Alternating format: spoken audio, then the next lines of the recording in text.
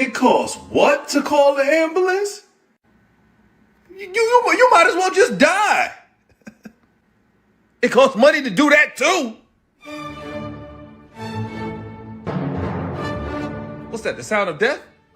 You got a job, but you still homeless.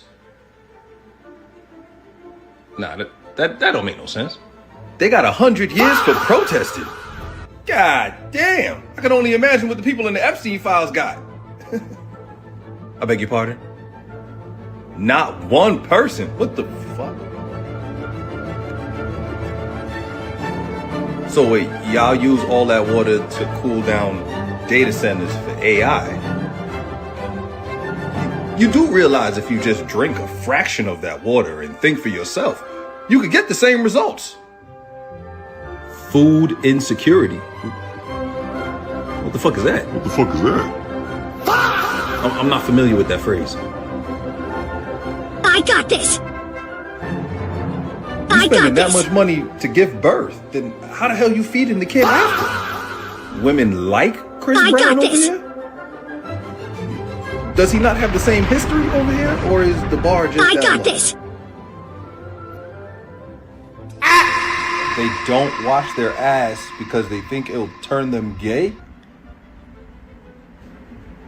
No, that's not a thing where I come from. I got this. Y'all on social media trying to get money for cancer treatment. What's your government doing about that? What's your government doing about that? What's your government? I got this. They're in line financially with pharmaceuticals. Okay. Why don't you just throw them in the volcano? Why don't you just throw them I got in this. the volcano? You guys have those I got here, this. right? I got this. Oh, don't touch me. So the I got Supreme this. Court said that he's guilty of sexual assault. Guilty of sexual assault. And he's still your president right now? Do you guys need me to draw you a picture of what a volcano looks like? Because, what the fuck? Nah, that don't make no sense. Nah, that don't make no sense. Nah, get me out of here. Get me out of here. Get me out of here!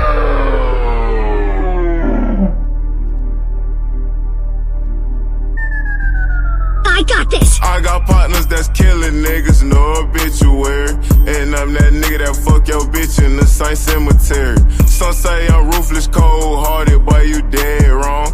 Keep on talking, I bent your bitch over your head, start her head gone. Chop that off the top like I just want the roof. Touchdown at the V, Snow Bunny, stowing me keys to the coupe. Might just do the dash, got the bank with me, rolling up the gas. Gave my partner life, make sure he gone for you, take off the mask. Been about a bag, ain't matter of fact, I been about a sack. Before the rapping, I was rushing edges, 𝘾𝐼𝙎𝙃. Hey, 52 nights, making play, finna take flight. She threw it back, I catch and attack, hit her with my long on 𝘾𝐼𝙎𝙗. Hey, big black nigga, with some black cats, dripping flavor on them. Why you splash that?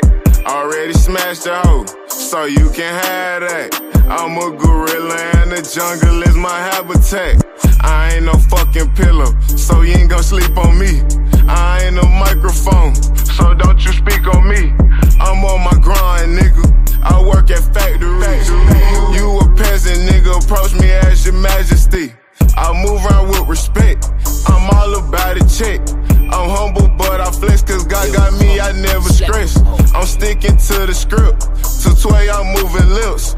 I got your bitch, lips on my extended clip. Been about a bag, ain't matter of fact, I been about a sack. Before the rapping, I was rushing edges, 𝘾𝐼𝙎𝙗. Hey, 52 nights, making plays, finna take flight. She threw it back, I catch and attack, hit her with my long arm, 𝘾𝐼𝙎𝙗. Hit her with the long arm and you can't get her back. I hit the baddest bitches, you hit the scraps. All my shooters, they say I'm full attack. We just fucking, baby, don't get attached. I'm walking bang bone and I got all them racks. I run on the track and I run up the sack. Yo, bitch on her knees like she shooting the craps. I get on the beat and I fuck up the track. Fuck up the track with my young nigga Marco. We playing with racks like we work for Wells Fargo. We get them shits down in the trunk of the Tahoe. I fuck her tonight, you could have her tomorrow. I'm feeling myself, I might fuck me a model. I'm feeling myself, I might cop me a bottle. Quarter in the wood, we going for throttle. Place your order, you can get you a combo. Play with us, so you gon' fuck around and dotto. My nigga locks out here playing for keys. My nigga here get 20 P's in a week. Acting bad, I don't know why that they sleep. And this bitch tryna give me some groupies. And this bitch tryna make me a movie. Been had them bags, they been coming in fluent. Niggas in the dark, G moving. Been about a bag, ain't matter of fact. I been about a sack. Before the rapping, I was rushing edges, 𝘾𝐤𝙎𝙃 𝙼𝙋. Hey, 52 nights, making plays, finna take flight. She threw it back, I catch and attack. Hit her with my lungs on 𝘾𝐤𝙎𝙃. Hey, hey, hey, hey, hey, hey. You want me to show you tough?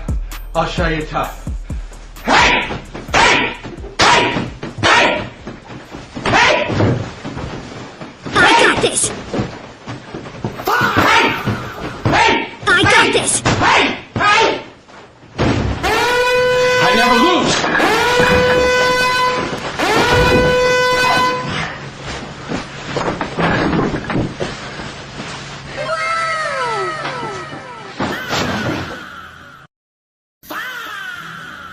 I hope you like pain. Keep my name out your mouth when you don't know what you're talking about.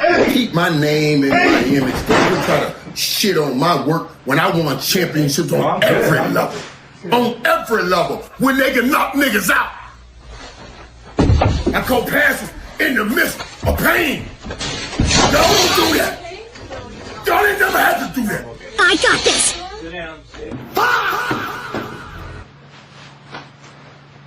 You guys gonna like this one?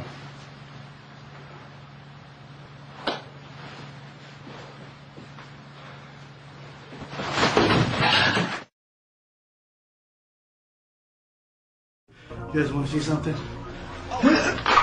it's gon' have flex on their ass, man. This Chicago, nigga! Another beat loaded, let me go and get my walk on. Pack loud, heavy metal rock song. Smoke it till it's all gone. I think I need a new lawn. Run up on me, then I gotta blast. Jimmy Neutron, lay his ass down.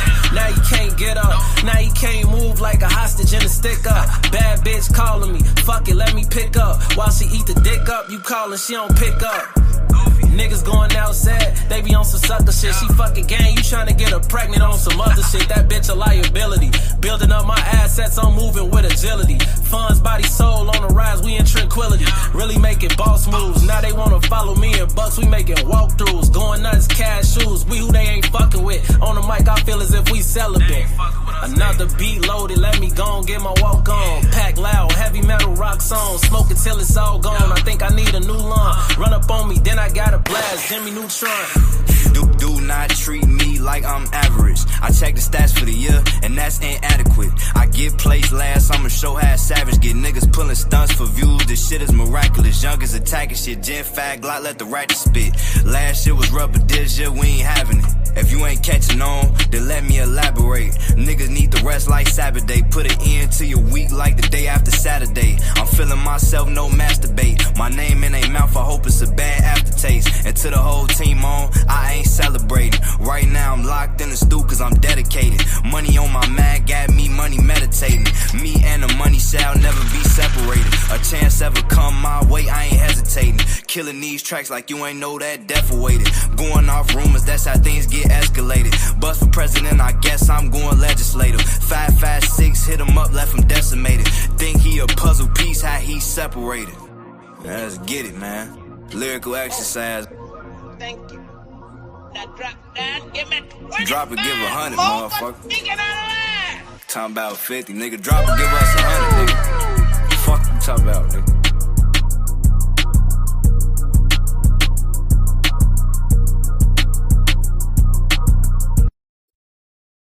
Police! Police! Help! Police! Help! Police! Help! Help! Police! Help!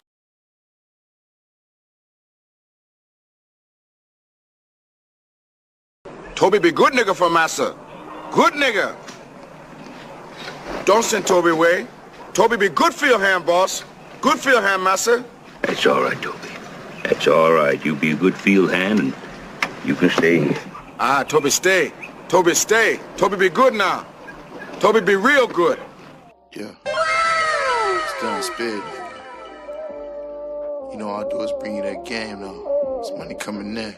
Let's go. You can catch me riding in the Benz and I drive like I stole it. Me and your bitch, we just friends, but you know I can poke it. We in the H, riding around, so you know we been smoking. Sipping crisps, hitting licks, that's why she called me the chosen. I'm on the ocean, wrist frozen, and I'm sipping the potion.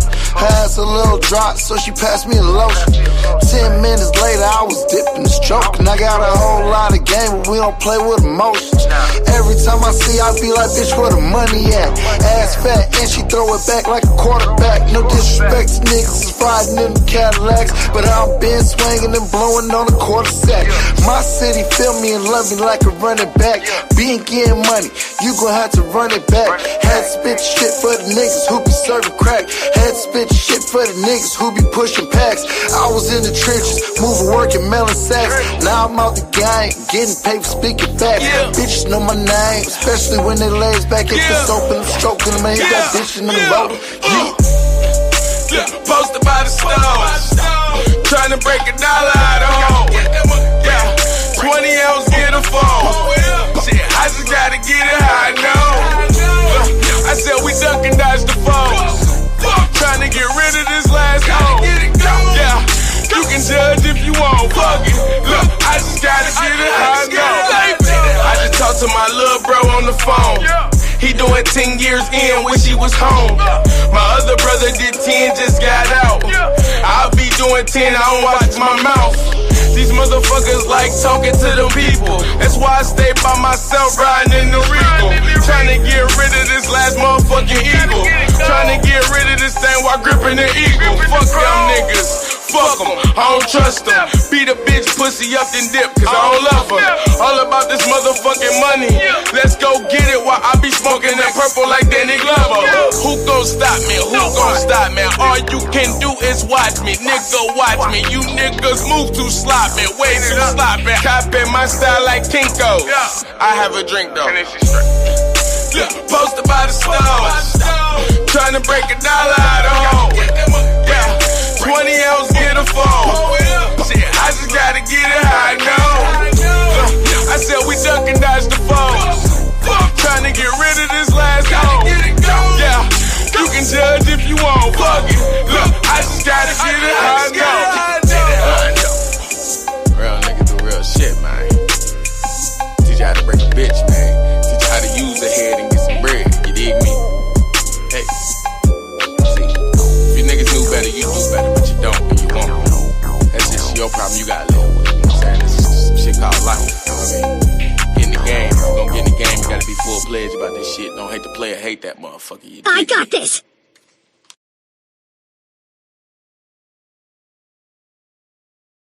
The Chicago nigga. Against all odds, I can't help it that I'm custom made. I can't help it that I look good, smell good, can't dance all night long. I can't help it that I'm the greatest alive today.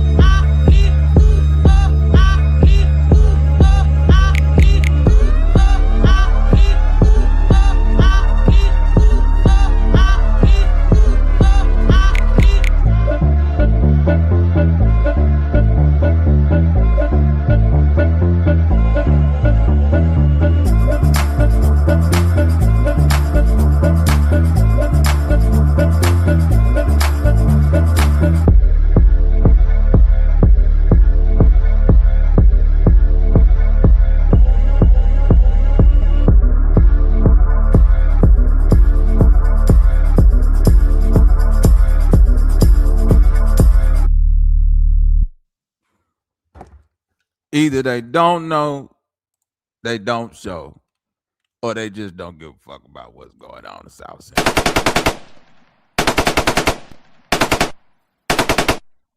Hallelujah.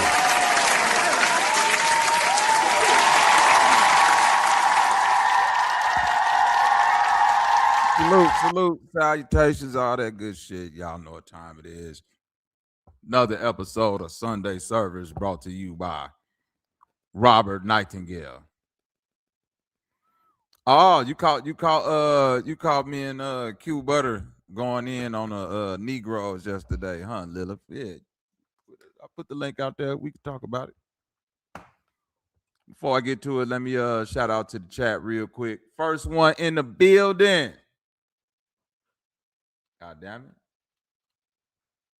What we got? Hold on. My sis Cajun Spicy. Salute.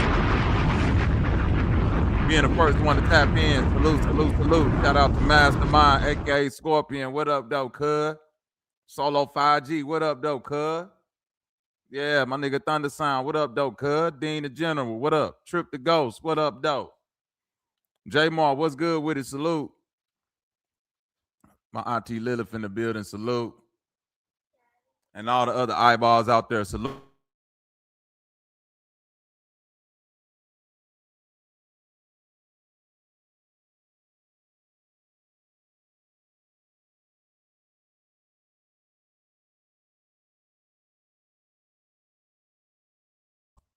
Salute. So, hold on one sec.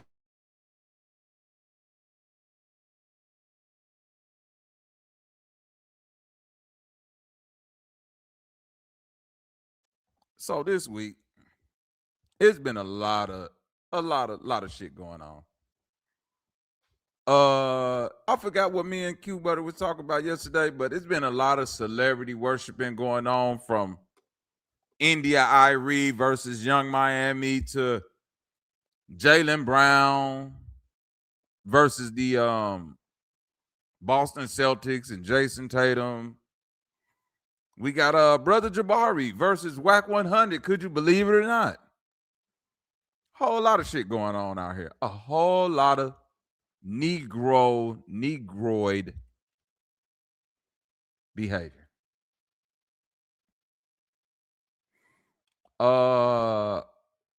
First things first, shout out to everybody. Really don't even know where to begin, because it is a whole lot of bullshit going on out here. So let me go ahead and start with I want to start with this nigga Jabari, because that shit. Anybody out there know about this Jabari situation? Anybody besides me know about this Jabari situation? Okay, so Jabari 𝘾𝐼𝙎𝙃 𝘾𝐼𝙎𝙃, you know what I'm saying? Anyway, Jabari went on 607 Unc. Oh shit, man. Let me say this, man. All you niggas that's going on 607 Unc thinking y'all doing some knowledge breakdown or whatever, some shit like that. Move your goof ass around, brother. Okay, man. Don't nobody give a fuck what you 607 Unc. None of that crackhead ass shit. Don't nobody care what the fuck y'all talking about. But we finna break it down all the way. Whack 100, Sarnetta, and Jabari. All I know is did a nigga tell Sarnetta, I'll kiss your old lady in the mouth right now and you won't do nothing? What the hell? Cajun, you got that video? Put it in the Discord for me if you can while I look for it. Goddamn, let's go. Nigga told a nigga, but if I kiss your woman in the mouth right now, right now. If I kiss her in the mouth right now, you won't do nothing. I'm trying to see. So let me share this video real quick. Get the likes up, get the shares up. Subscribe if you haven't subscribed. Shout out to the people that subscribe and unsubscribe as you go. I don't care how I get the subscription, god damn it. If you are that thirsty to where you got to comment, but you know I got the subscribers mode on and you got to subscribe to get your comment off, hey, bro, have to do what you got to do. I know who it is. It ain't nothing but a handful of people that do it with little miscellaneous accounts. I ain't mad at you. You're just as much a part of this experience as anybody else, god damn it. Let's see where we at.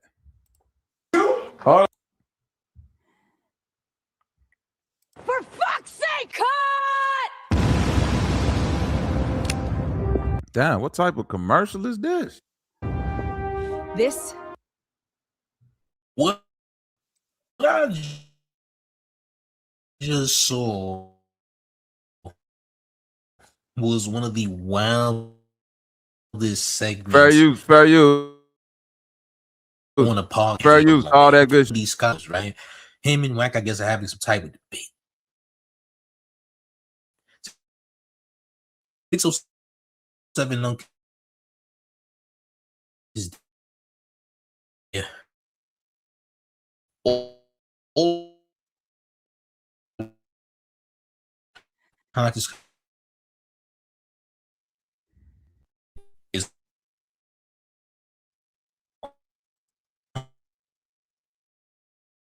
he got in little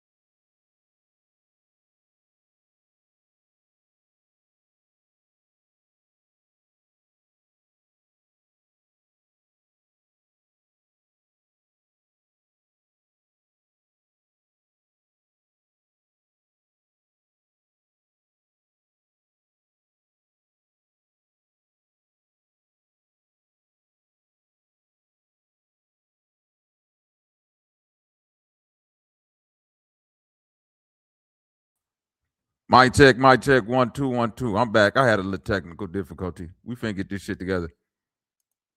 Appreciate you, Cation. I just got it. Hold on, let me pull this clip up real quick. Y'all go and share the video. Do something while I'm pulling this shit up. Goddamn it. Share the video. Do something while I'm pulling this shit. You know we niggas and we ain't always got the best equipment, but we do got the best intentions. God damn it. The intent is there. You know what I mean? And I don't want to see Auntie Lilith put nothing up in the chat because you know she be quick to try to point some bullshit out.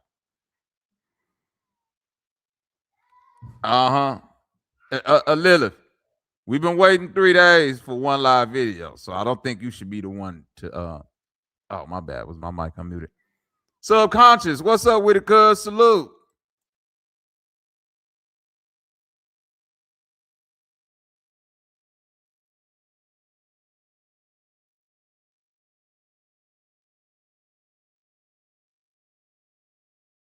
Talking right now. You shouldn't have. Who's talking?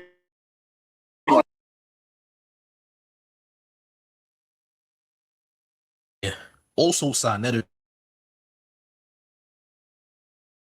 burst a blood vessel after this guy says whatever he says. Who's talking right now? Because you got Who's talking? Moderator? Moderator. You ain't more man than me. Loud. We're going to acknowledge you and compensate for what? Lack of what? You say it's. I already told him what it was a lack of. Explain me again. If you explain, I'm gonna find your chin again. You been warned. Right. Well, change the Straight up, subject. fuck your God, your religion, and everything about it. Explain me again. Gonna be South Power. I don't play play games. Brother. You gonna be you is, man. Explain me again. I'm telling you all what you is. Explain me. Should respect everyone at I the ain't saying it. And if you got a problem with what I'm saying, all you gotta do is me, and I'm gonna find your chin and chop it and knock your. This is what. Don't explain me, man. Fuck your God and your religion. Where I come from, we don't play like that. Be South Power rule, and you won't respect that. Now we can keep going. It's all you got to do is try it. I guarantee you, I'll knock your. I told you I was better than you. Explain me again. No. Hold on. Don't explain me again. Oh my God. You ain't nothing but a that's all you gonna do. You ain't nothing but a thug. That's all you are. Now, 𝘾𝙢 had to jump in the mix. All right, apparently 𝘾𝙢. You ain't nothing but a thug. That's all you gonna do. You ain't nothing. No. You say fix this shit or I'm leaving. I don't know. Pull up on the chat. Pull up if it's fucking up, goddammit. I'll put the link in the chat. You go watch it yourself. I'm trying to get content, nigga. Basically, Wack 100 checked the niggas. 𝘾𝙢 tried to jump in and protect his boyfriend or whatever. Bunch of whole shit back and forth. Even though I think Wack 100 is a goddamn lunatic. I'm about to drop the link, Moon, too. I got you. Even though I think he wrong, I don't think he wrong for doing the shit to these niggas. You want to know why? Because you can't be a nigga like Jabari. And this is what I'm saying, like the rooms we be in. We can't be niggas like Jabari and, you know what I'm saying? It's a slick way that they call niggas out being stupid, right? And one thing about street niggas and niggas from another cloth, even if y'all don't like the way Wack 100 go about things and all of that shit, he's clear on this the world I'm operating in, whether you like it or not, whether you think I'm a bitch or not, police or not, this the world I'm operating in. So to not deal with a nigga like me, all you have to do is stay out of my world, which is very easy if you're a person like Jabari or 𝘾𝙢. But if y'all niggas that's looking to expand your YouTube career, if y'all niggas that be talking black positivity and all this other spooked out space alien, Pharaoh monk, Amin-Ra Metu Netter ass shit, I don't want to see you around the Bloods and Crips. Because the minute you go around the Bloods and Crips and then you try to talk to one of them niggas like they dumb, like the way you talk to niggas on the panel, that's what's supposed to happen. All props to motherfucking Wack 100. Even though I don't fuck with the nigga in the way he be moving neither, but niggas like that gotta know, bro. Nigga, this ain't that. I don't give a fuck how smart you is. This ain't the. You ain't in the space where niggas give a fuck about your intelligence, Jabari. Them niggas is on there making content. And you come on there talking crazy to niggas who will duff you the fuck out. And what the fuck 𝘾𝙢 was finna do? Man, a nigga told you I'll kiss your old lady in the face in front of you, bitch. You ain't gonna do nothing, man. I'd have shot everything up in that bitch. Here we go. 𝘾𝙢 is a good friend of Jabari. And it out in Cali,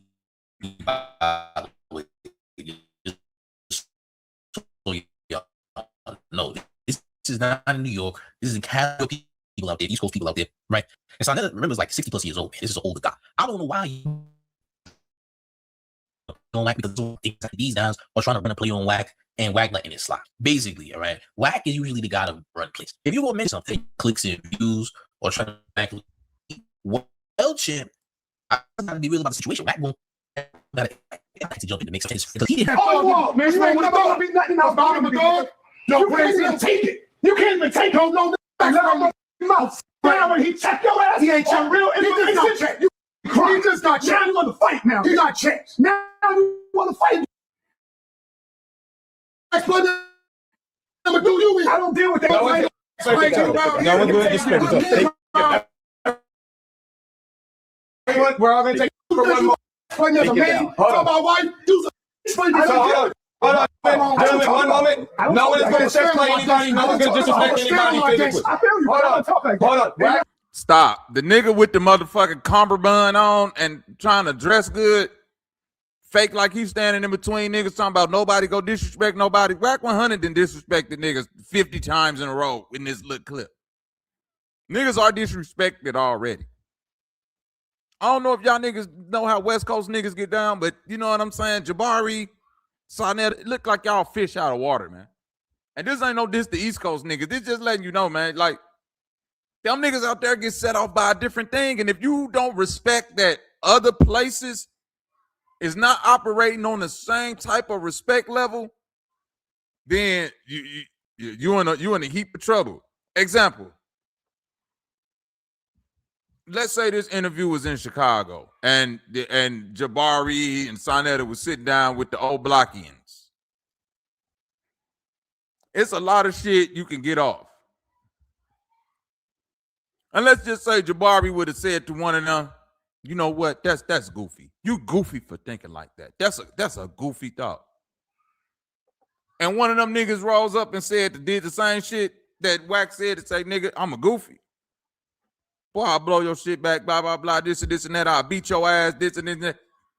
And Sarnetta it all. Oh, that's how y'all gonna act?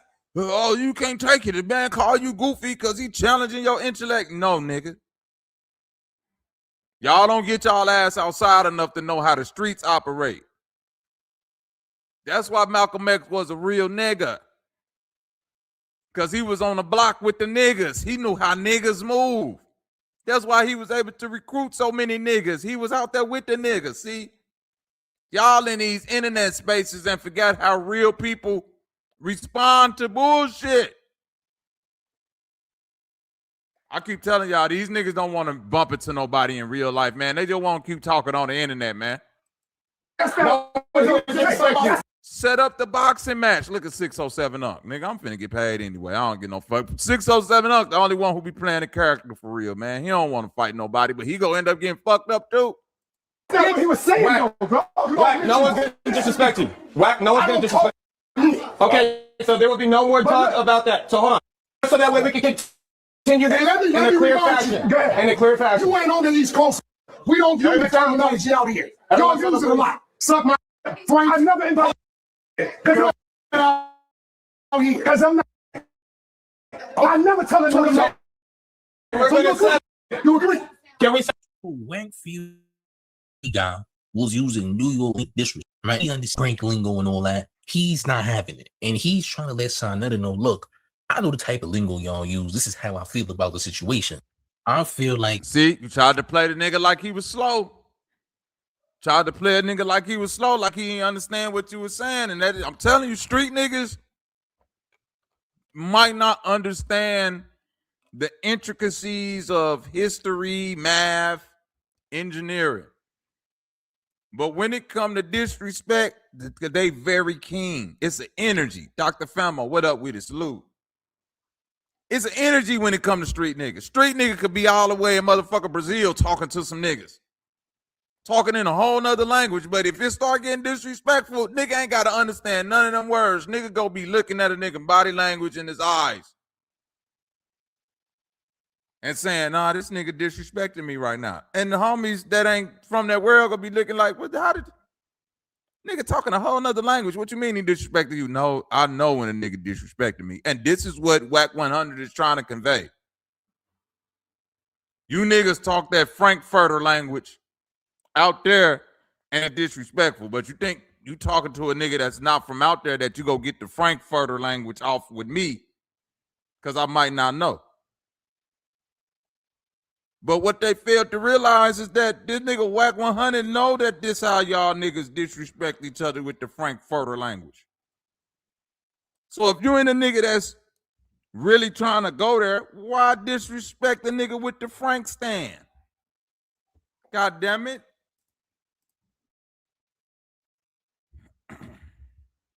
They should have just kept the same energy with Whack. I know that sounds crazy, but to me, your intentions were sway. I never do that. Correct. We're in agreement. We're in agreement. We're in agreement. That's not going to continue anymore in this conversation. You a real brother. You're not going to tell you? I told you I was better than you. Brother. I told you that. So what? You might have more money than me, but I'm a better man than you. I don't know how you feel because I taught millions of our people. I taught millions of black people about black knowledge.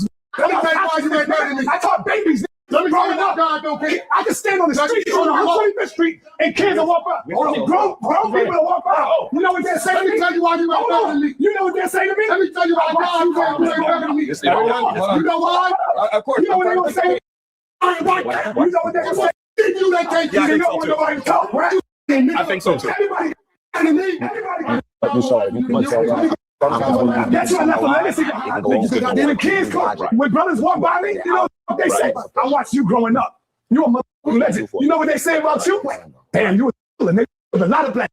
So that's what they. First and foremost, whoever this guy is in the butler outfit, listen, he just quit.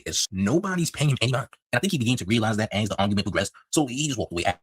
As he should, right? He should have did that, right? Listen, I don't know how much they're paying you, but apparently it's not enough, right? Go back to Whack and Sandella's back and forth. Okay, Sandella ends the conversation on that segment with what they say about me. They say I'm a legend. They know me on the streets of Harlem because he was out there, right? He even worked under 𝘾𝐼𝙎𝙃 at one point. Like he's really one of those ones. And he says when you think about Whack, you think of Whack being the leader, quote unquote, gangbang or whatever. But truth be told, nobody really thinks of gangbang when they think about Whack 100. Nobody thinks of any gang-related stuff outside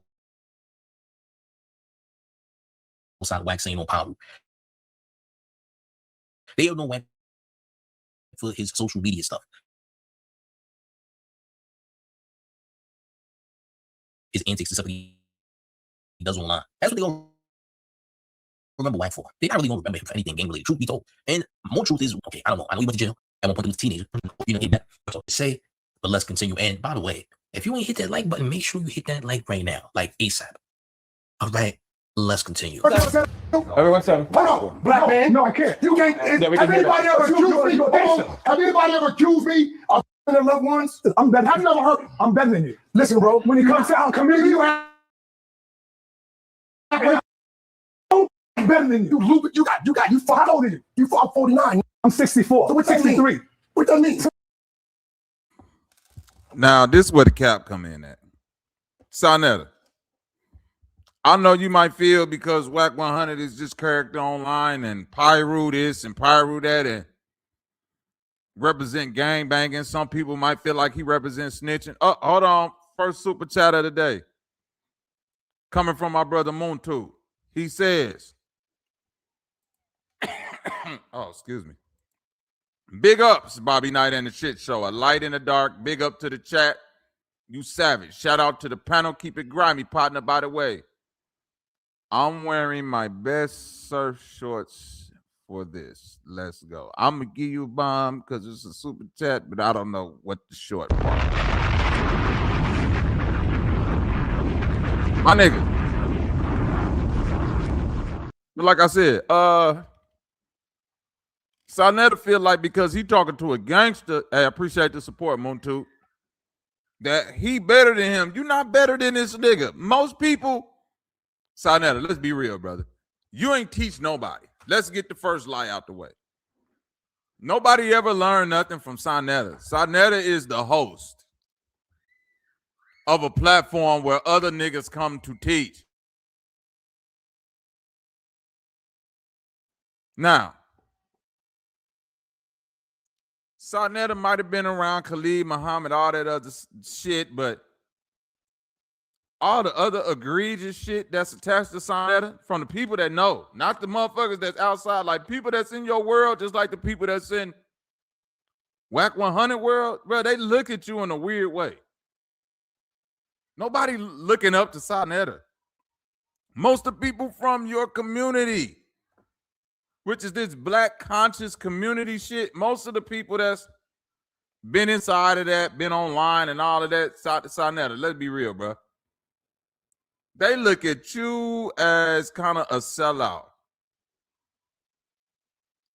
They kind of view you as somebody who grifted the cause for their own well-being, right?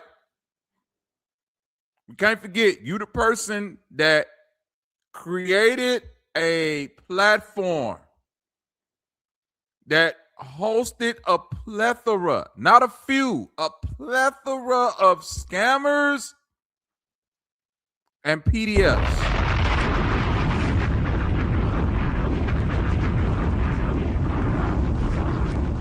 Okay? Regardless of how you might view yourself, oh nigga, you not that, 𝘾𝙗𝙙. So I don't respect it. And that's what make me kind of skeptical about this shit, because I hear you, Whack 100, but the way that nigga 𝘾𝙗𝙙 ran in there, you should have slapped that nigga off GP. Like, nigga, who the fuck you running up on all quick? Cousin? Brother? Who you running up on this quick? Talk about some, yo, ain't nobody gonna disrespect 𝘾𝙗𝙕. Nigga, it's already disrespectful. It's already that. But again, I don't know if this shit is a play or what, because 607 just sitting back looking like, I'm sick of this sucker, this character shit. This shit wild.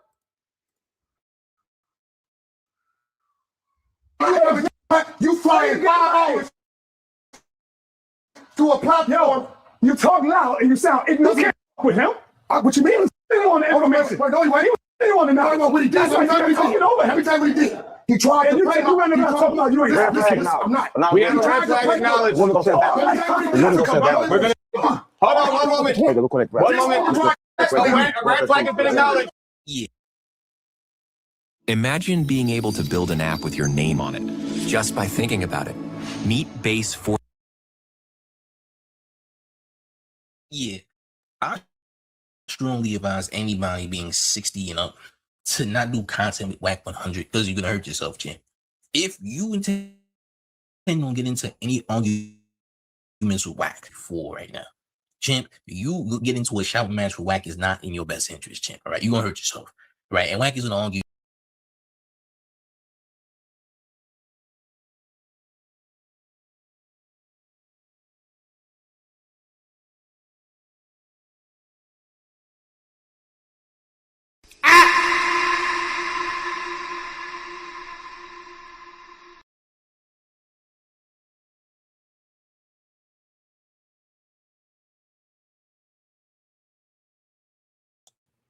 That's why I'm comfortable.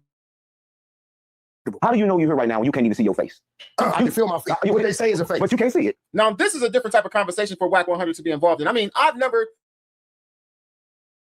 seen Whack sit in a situation where he's having a discussion about consciousness. I've overheard him have conversations with Captain 𝘾𝙗𝙙, they're used to this. This is what they do on their platforms day in and day out. Now, Whack 100 has had some debates, a lot of those being street debates or debates about the music industry or other things that's going on in the industry or online. I mean, I knew that it was only a matter of time before Whack 100 would actually threaten one of the other dudes on the other side of this panel, due to the fact that I know how 𝘾𝙗𝙙 and them play, and I know how Whack 100 get down as well, and it just wasn't going to be a good mix. So you're saying that we're not African. We're not American. He said we're African. I'm not fucking African. I'm not African. Okay, fine. That's for you. You can have whatever opinion you want, no matter how uninformed it is. No matter how uninformed it is. What do you mean uninformed? It's uninformed. You sit up there in your church and you beg for I don't go to a church. I don't go to a church. You beg for American offering, right? I'm not part of a church. Do you take offering? I'm not part of a church. Where you come from? Correct what you're saying, and then I'll answer. Offering. That's the question. What is that? I don't take offering, nigga. I don't take offering from nobody. Right, I do business. Do you take offering? I do. I have many business. Do you take offering? I have many business. Offering. Yeah, answer the question, Maury. Do you take offering? I run. We have a right flag acknowledging. I run. Exactly. Nigga don't want to answer that simple ass question. You take an offering. Shout out to my nigga Trip the Ghost for the $5 super chat. Wax showed they are not fit to lead. And they was not ready for the warrior spirit, so they brought in this Frank. Oh my goodness. Nasty work, goddammit. The nastiest of the work. And you ain't lying neither, Trip, because what Whack 100 exposes that them niggas sit up there and talk all that good conscious bullshit, but the minute that they get in front of a nigga that they can't break down and break through, they start hitting with the slick shots.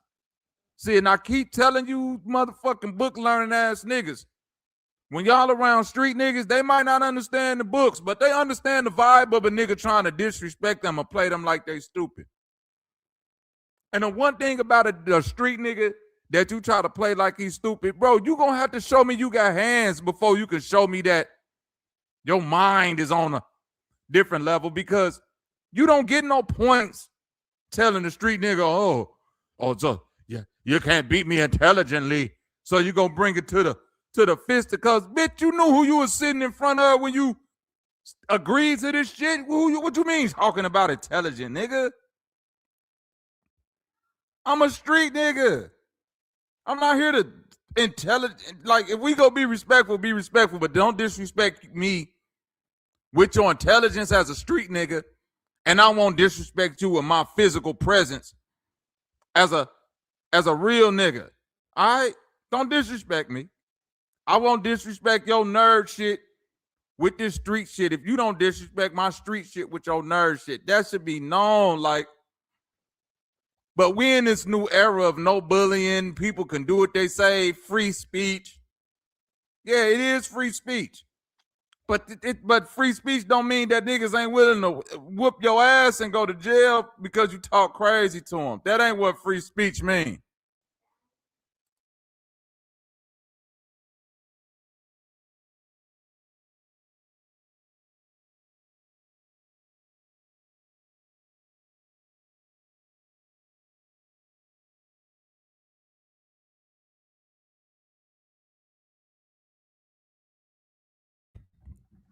Shit is ridiculous. Nah, you gotta ask yourself something, man. What in the fuck is Jabari getting out of being on this show with goddamn your boy Whack 100? Only thing he getting out of this shit is a little bit more fame from some niggas, right? He getting some fame from some niggas. All of that shit. He getting some a couple more people that probably didn't know about this goof ass nigga that know about him, but I don't think niggas understand I still be thinking, like, after all this time on the internet, it's people who've been doing this shit longer than me that still don't understand, like, all promotion ain't good promotion. Like, you cross promoting with a nigga who, even if you get people from his audience to view you, they not giving a fuck about the type of content you put out like that to stay engaged. So why in the fuck is nobody expressing to Jabari nerd ass, especially see, it worked for 𝘾𝑼𝙎 because what 𝘾𝑼𝙎 and the Hebrews bring outside of the knowledge and the Bible and all of that shit, what they bring is that warrior spirit. To the point of what my boy Trip was saying, what they bring is that level of, we'll still fuck somebody up. We still out here dressed like Sho'nuff from The Last Dragon. We'll still punch a nigga out. That's why the streets respect them. Why you think the streets respected the NOI and all of them niggas back in the day? Yeah, it was a level of knowledge, but it was because, nigga, them niggas would put the boots on a nigga. It took a long time for Martin to get his respect because he wasn't willing to put the boots on a nigga. Fontaine, what up, my nigga? Salute. What up with it? Miss Terry.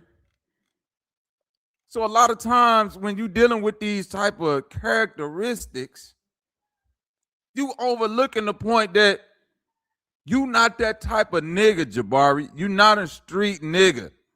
And you're not going to get the benefit of the doubt when you talk crazy to a street nigga that, oh, they can't keep themselves in line. They can't keep their energy alive. They can't stay intelligent. Bro, you're disrespecting with your intelligence. Now you want a nigga to step outside his strong suit. This is a street nigga.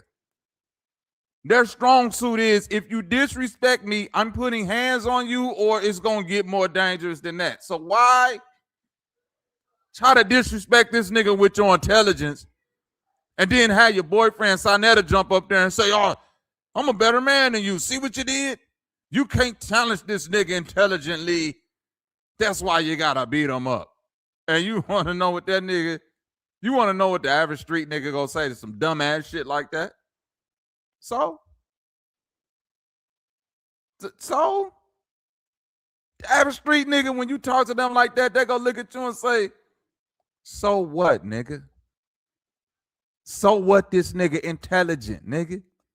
You lucky I don't put his brains all over this concrete so you could sift through them and find the parts that's the smartest. This is why these two type of people don't need to be in the same room. It need to be a buffer.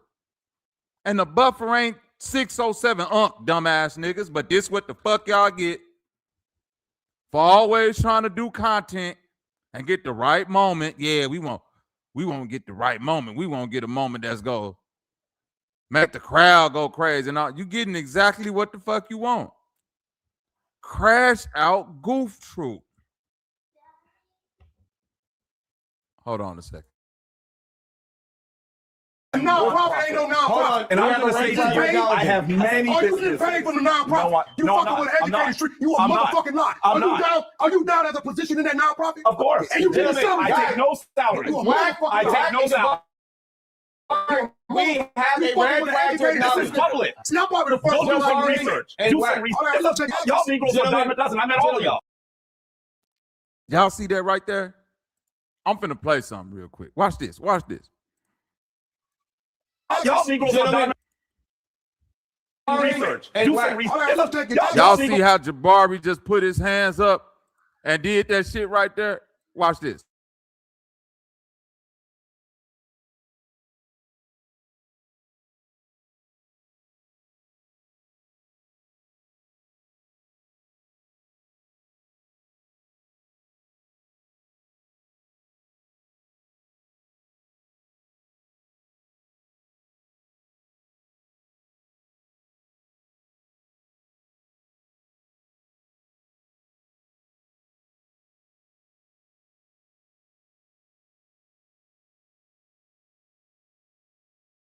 Real shit.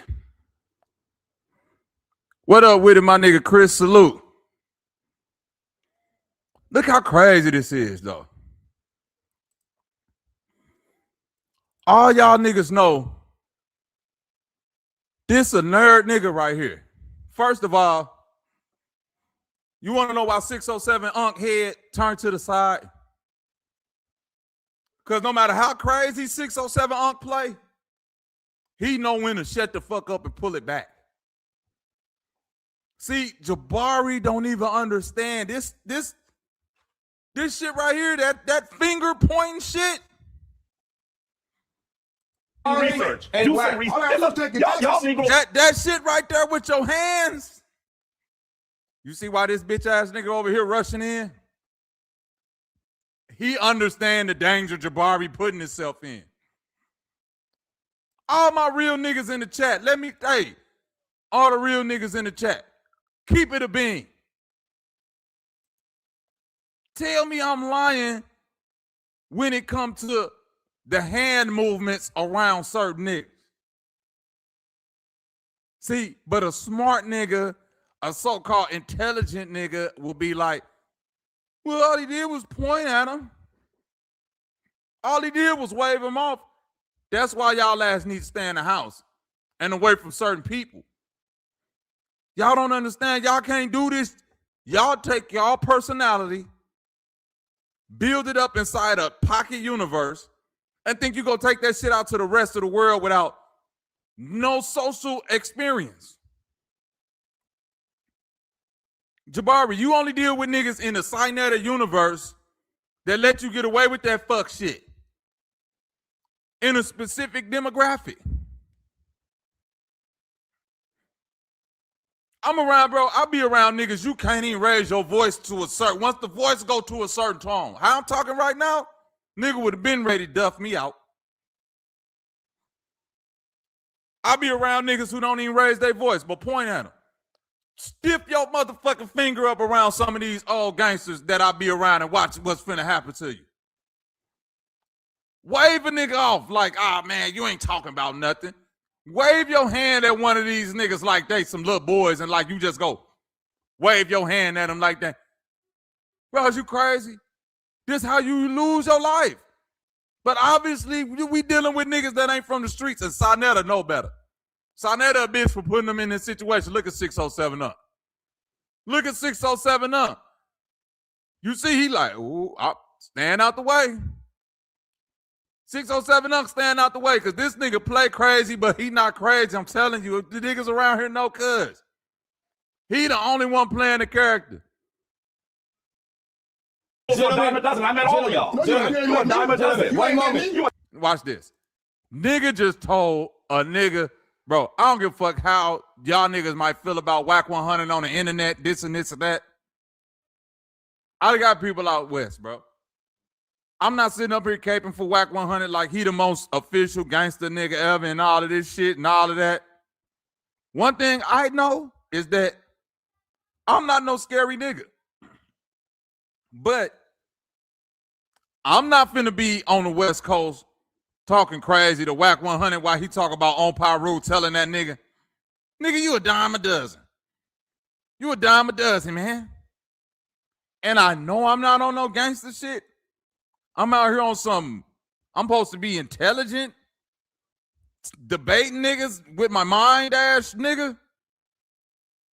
Well, you mean to tell me I'm supposed to be on some mind debate shit, but I'm looking at a nigga like Whack 100 telling him he a dime a dozen. And I'm expecting his response to be, let me prove to him that I'm an intelligent Negro. Let me prove to him that I'm the fuck up. Shout out to my nigga Waking in Minds. Jabari should have had his aunt in his motherfucking hand. He said, I'm gonna hit you, Whack, with this word of my eye. You fucking nutty ass nigga. Hit him with the word of my eye.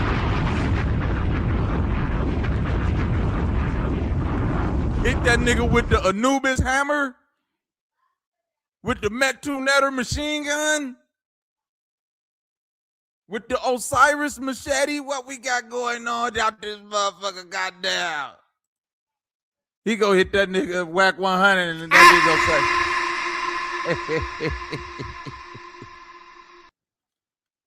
say, hey, bro, this is hilarious to me.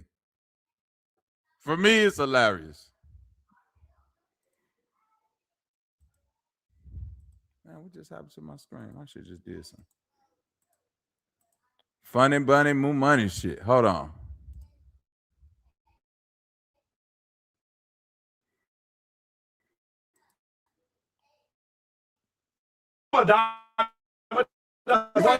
One moment, please. One moment. You ain't met me. We have made everybody like over there. Listen, in this situation, I'm sorry to say, I'm pro-Trump, but the white boy got to wait. You pro-Trump? I'm pro-Trump like a You mother. should just leave. You should just leave. What the fuck you mean? Trump is just me. I'm pro-Trump. Okay, I love Trump. Nigga, We'll talk about you. But you like Joe Biden, weak ass? Listen, I'm a New Yorker. I've known Trump for a long time. You don't know Trump. And actually, I asked. Shout out Nabi Poor Salute. I'm going to tell you. Because I'm a racist. He just tried to take away your citizenship. He just tried to take your citizenship. That's a red flag. He never tried to take my citizenship. Really? I'm from here.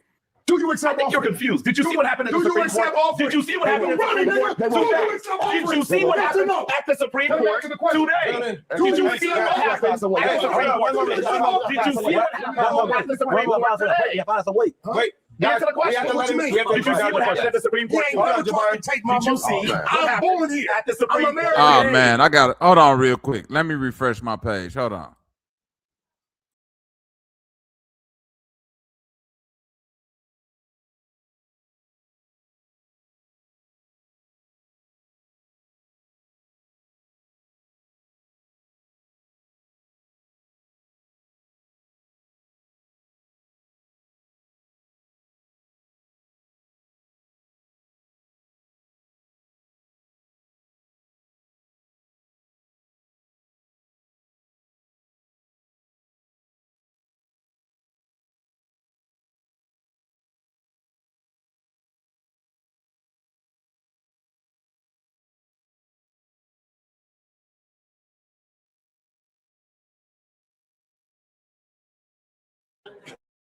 We're going to citizenship. We're going to cut away. No, no, 607.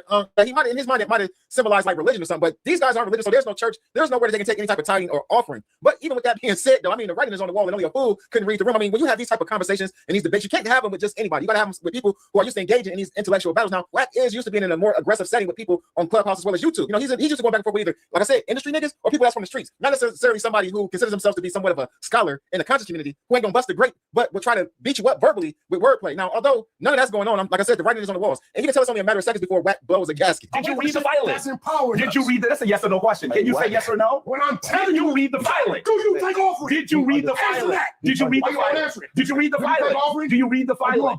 Jabari, can you answer the question? Do you take offering or not? I want to be really clear. I've answered it several. Go ahead, please. I have several nonprofits. One of them is spiritual. I take no salary from any of them. I take no salary. That's a manipulation of our people. And I'm a college professor. That's a manipulation of our people. Do you have a follow-up question for Wack? Yes. My question is, Wacky, answer the question. Did he read the Supreme Court filing put forth by the Trump administration? My question to you is, I just has he revoked citizenship? That's your question. Did you notice he can't answer the question? To read it because the reality is he speaks about something he does not know. Was it a change? You are the most loud person. Was it a change? And you don't know anything. Was it a change? The Supreme Court overruled him. So shut your dumb ass up. The Supreme Court overruled him. Why talk about something? You said so. Both questions have been answered. Birthright citizenship. Why talk about something? Both questions have been answered. You're ridiculous. Jabari, your question has been answered. Read your question.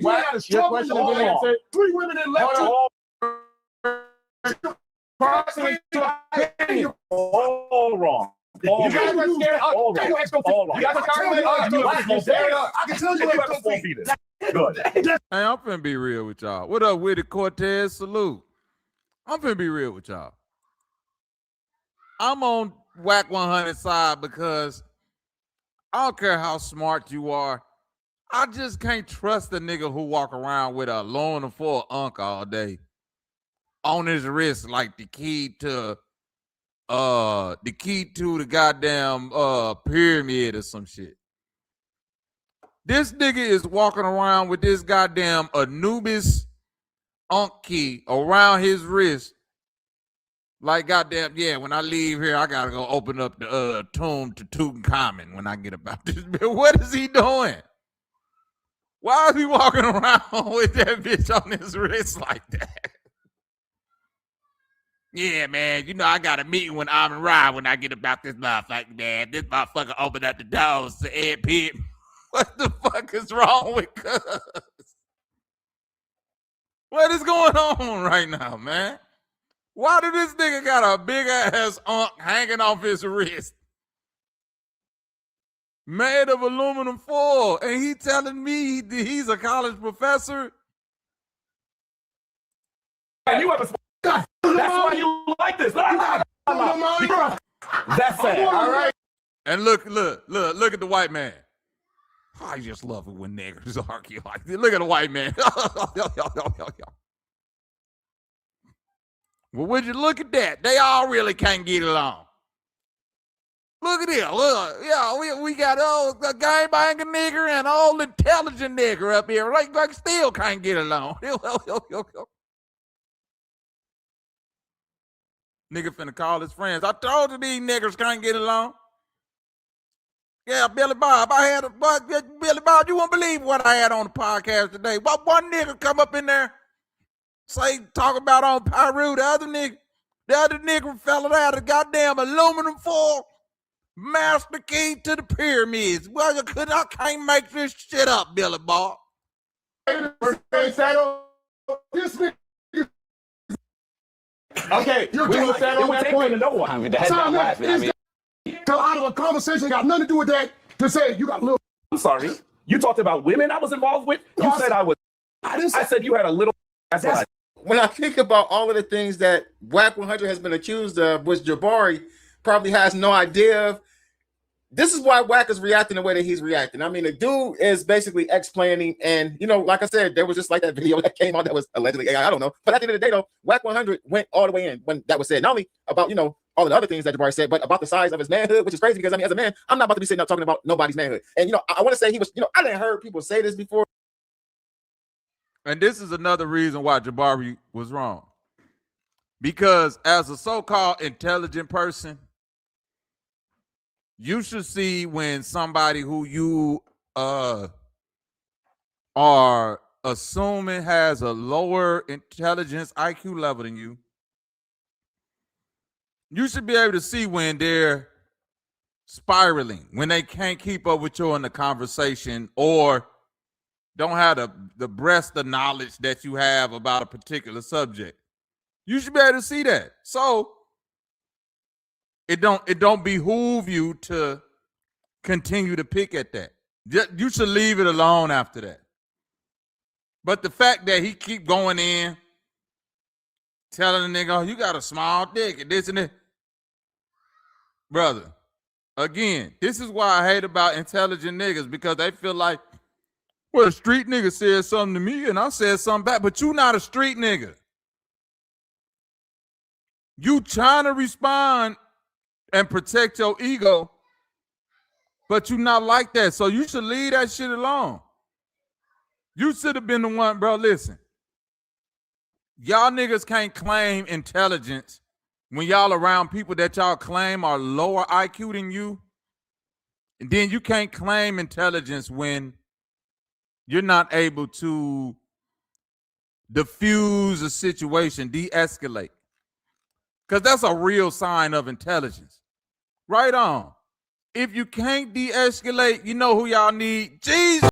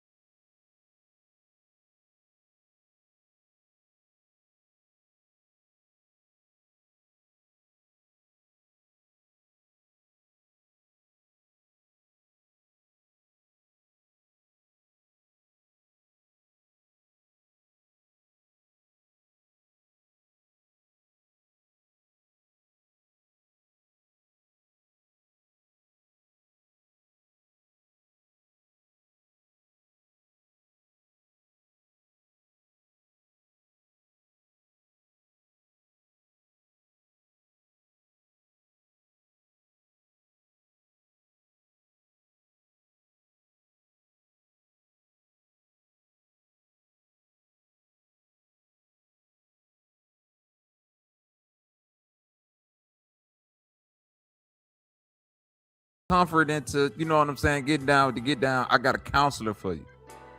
And your counselor walk in looking like one of the extras out of Mario Van Peebles posse.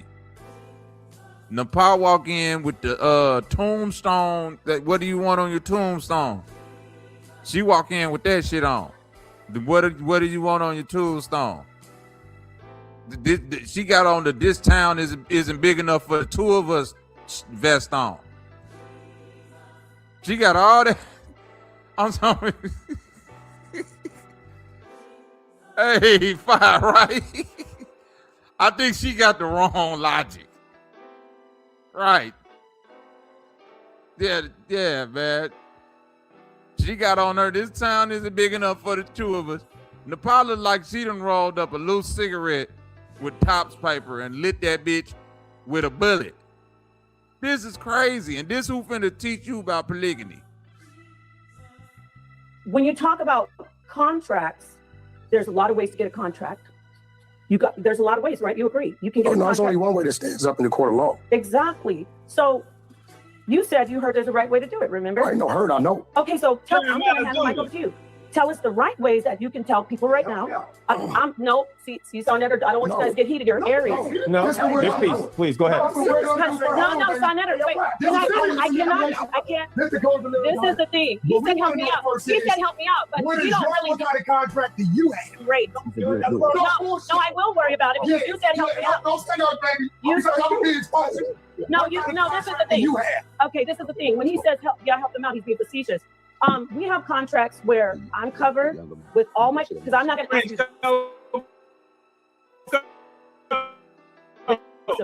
you your situation with your wife. Sonetter, you can either, this is the problem. If you notice, I got 10. You mad? I got 10. I got 10. You mad? I'm 63. I got 10. And I got 3 watches. Can we stay the relevance? We're going to stay the relevance of the conversation. Hebrew Israelite? I'm none of that. I'm not going to. So one moment, we're going to allow you to finish your point. Okay. I don't need all of them. We're going to allow you to finish your point. Go ahead, please. Yeah. Sonetter, please, one moment. We're going to allow you to finish your point. This is the thing. I sit on a panel with him, and this kind of stuff happens regularly. It's just that it's not face-to-face, so it could have gotten physical. And I'm going to say it again. I am so happy that your husband and Jabari did not. You keep going back to the fight. Because I want to. Can I speak?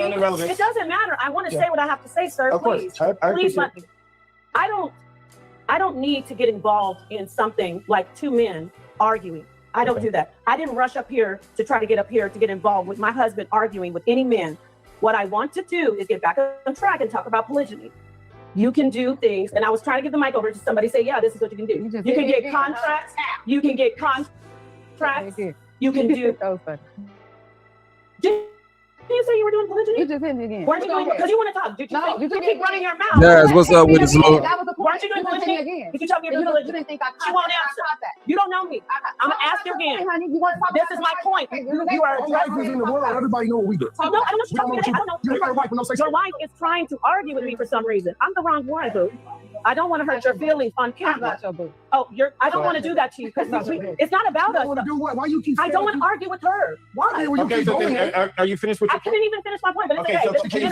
So we heard your points about contracts. We heard your points about polygamy. Are you done with your point? Or no, I'm not done with my point. So please go ahead. My point is, I don't do arguments that men already have gone. Yes, my husband and but you kept going back to it though. You want to argue? Do you want to debate me? You kept going back to it. You're saying what you don't do. Sonetter, don't get involved. I don't need you to do that because you're going to escalate it. Do you want to debate me? You said you debate. You're saying what you don't do and you're still doing it. Do you want to debate? No, I debate women. We have a red flag that's been acknowledged. No, go ahead. I debate women. Tell me to sit up here. I don't have a red flag anymore. Do you want to debate me? I'm the gentleman next to you. Do you want to debate me? I'm asking you one more time. Here we go. Now you don't have anything to fucking say. Like, share, and subscribe. She can't touch what? No. That's why I don't fight with women. Let me tell you something for the camera. Wait, hold on.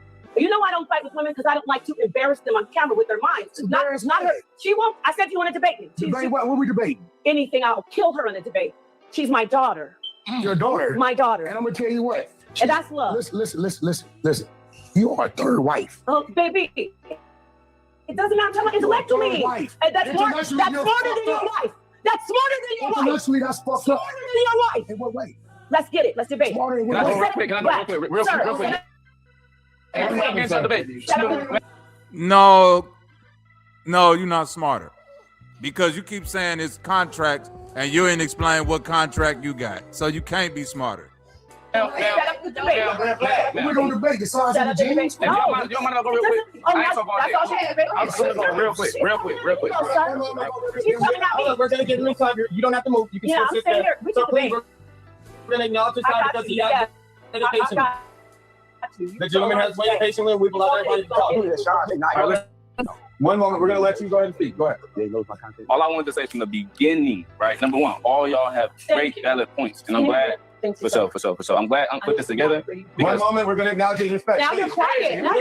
We're going to respect his time. Hey, I'm not real quick. There's no interruptions. Real quick. You ain't saying shit since you been on. I love you guys. You the only one spoke. Go ahead and speak. Sir. All right, all I wanted to say at the points in their own way. Just observing every talk I'm in that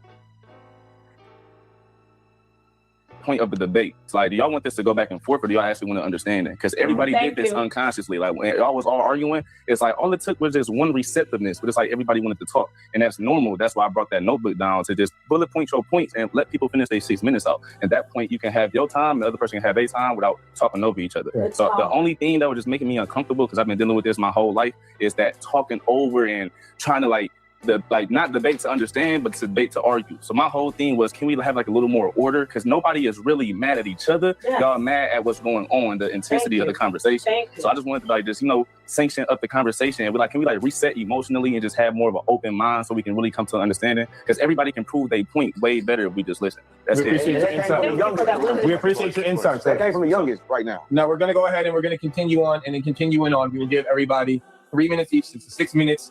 Was never respectful. Do y'all mind putting down the points down and shit? Can we put the points down to stop all the over talk? Do y'all want to over talk? Of course. No, we have points that are already set in play. So give him 6 minutes so we can start. Let's be fair. Of course. We're going to allow him. Yes, sir. You hate me, don't you? I'm agreeing with you. You came to interrupt me to bring me. I'm interrupting the agreement. You want to do another whack right now? No, I do not. I do not, sir. I'd like us to go ahead and have a civilized conversation with each other. I respect you guys. Everyone is. So I gotta say, I gotta do that to get respect around here. I gotta be a gang member. No, sir, you do not have to be a gang member for respect. We're going to respect everybody. I'm just making sure. So we're going to go ahead and proceed on. Do we have that agreement with everyone in this room that we're going to allow everybody their allotted amount of time? The red flag individual will have 6 minutes. Every other individual will have 3 minutes to respond. Okay? You ready? Yes, sir. Please go ahead and ask your questions. So we thank you again for your insight and for bringing clarity. Of course. That was just my main point for the most part, was just to sync everything up. But is it right now? You're going to start talking. You're going to get the first one. There you go. There you go. Thank you so much. I appreciate you ready? Young niggas. How are you able to show trust to a woman that shows signs of being in a situation that she depends on financial stability from you? Ask that one more time. How do you establish trust with a woman that shows signs that she only wants financial stability from you? If she only wants you for your money, how do you trust her? Hey, y'all, we missing the lights. Get the lights up. Get the lights up. Honestly, yeah, I feel like you don't. Because it's already starting from a foundation of material things and what's on tangible things. And I feel like you can only trust a woman if it's coming from love, because that exists. Things that can go away, and I feel like that's what brings trust. I feel like you attach to something that's tangible. You already care about me, or you already put me. So I feel like she would be a dick. If you with somebody or just a relationship, as a friendship in general, then you don't care about me. You would do anything. You're in survival mode. You'll do anything to get what you want. So I don't think that should be opposed to any logical person. Of course. So that's why the same can be said for men that are only after sex. So how should each partner respect each other and trust?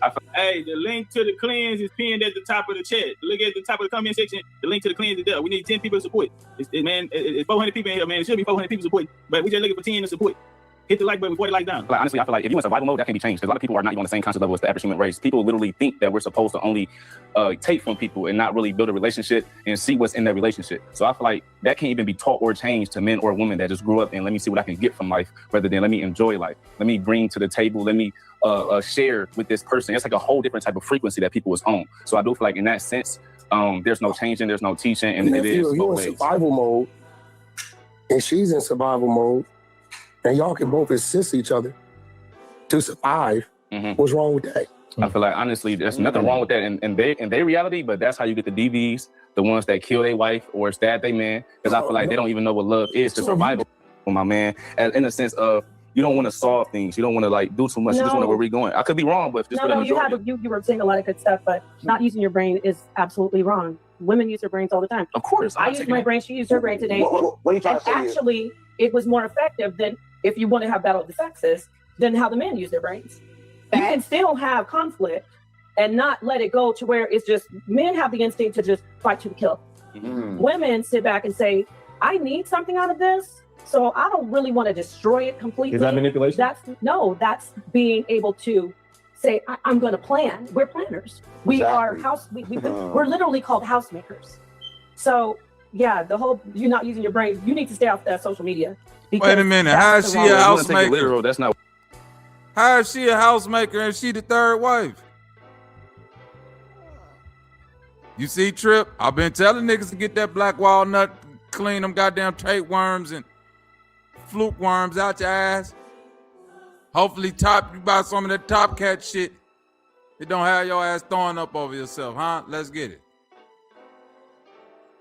What I meant as in not using your brain all the time. I'm just saying in the sense of flowing. Like when you're flowing, you're not thinking. You're not using your brain when you just flow through life. And I feel like in order to flow, real quick, I'm not saying that you is. I'm saying for the majority of the time, I'm pretty sure, like, would you want to just be guided? No. That's cool, but I know a lot of women the right guided, like a right leader, exactly. But in the meantime, if there's some interim where you don't have the right leader, so you got to be able to make your own decisions in between. And there's more in between time than there is when you find that right guy, right leader. Okay, are we so speaking in? Okay, are we speaking in certain scenarios or in general that the average woman don't want to really think? Better to differentiate. Are we speaking for a single woman or the woman in a committed relationship? In a committed relationship, she doesn't want to do all the work and the thinking. Sometimes she do. The type of woman probably does, and I'm pretty sure we can all agree the average woman doesn't want to do all the thinking. She just wants to. The average nigga that's sitting on a goddamn podcast with a goddamn tank top on need to shut the hell up.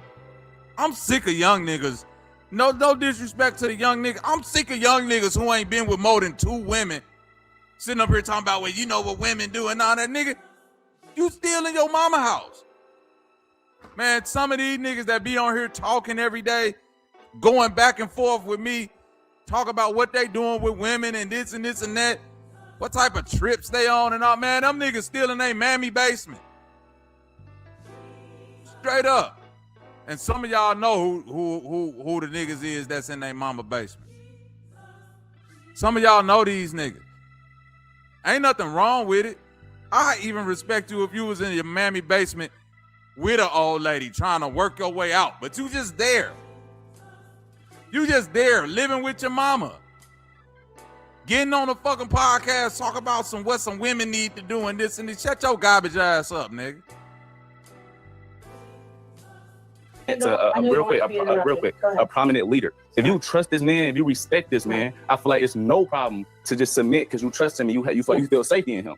A lot of egoic men don't even have the talents, the structure, and the ability to lead, but they want submission. And I feel like that's what y'all are resisting. Y'all think like, no, we don't want to resist to that energy, but I'm pretty sure y'all do want to resist to the proper masculine energy. I think that is a point that was also made by Wack earlier when he talked about submitting to a man in regards to submitting to a boy. Mm-hmm. And I think that is another. I want to say this, and I think he described one thing. See, it's 2 sides of the brain, right? It's a masculine and feminine side of the brain, right? So I was just men. So like we're a lot stronger because we put up with a lot. We put up with what she was talking about, polygamy, and we sit there and we watch our men be with other women, but on the inside, it's kind of like, wait a minute. There's a lot of things we don't really speak about. You know what I'm saying? But a man will expect a woman to just be and not give her the same freedom to say, yeah, to accept it, and just be in that and not say, okay, well, you can have that same freedom too. Men ain't gonna do that. Men cannot accept. Why is that?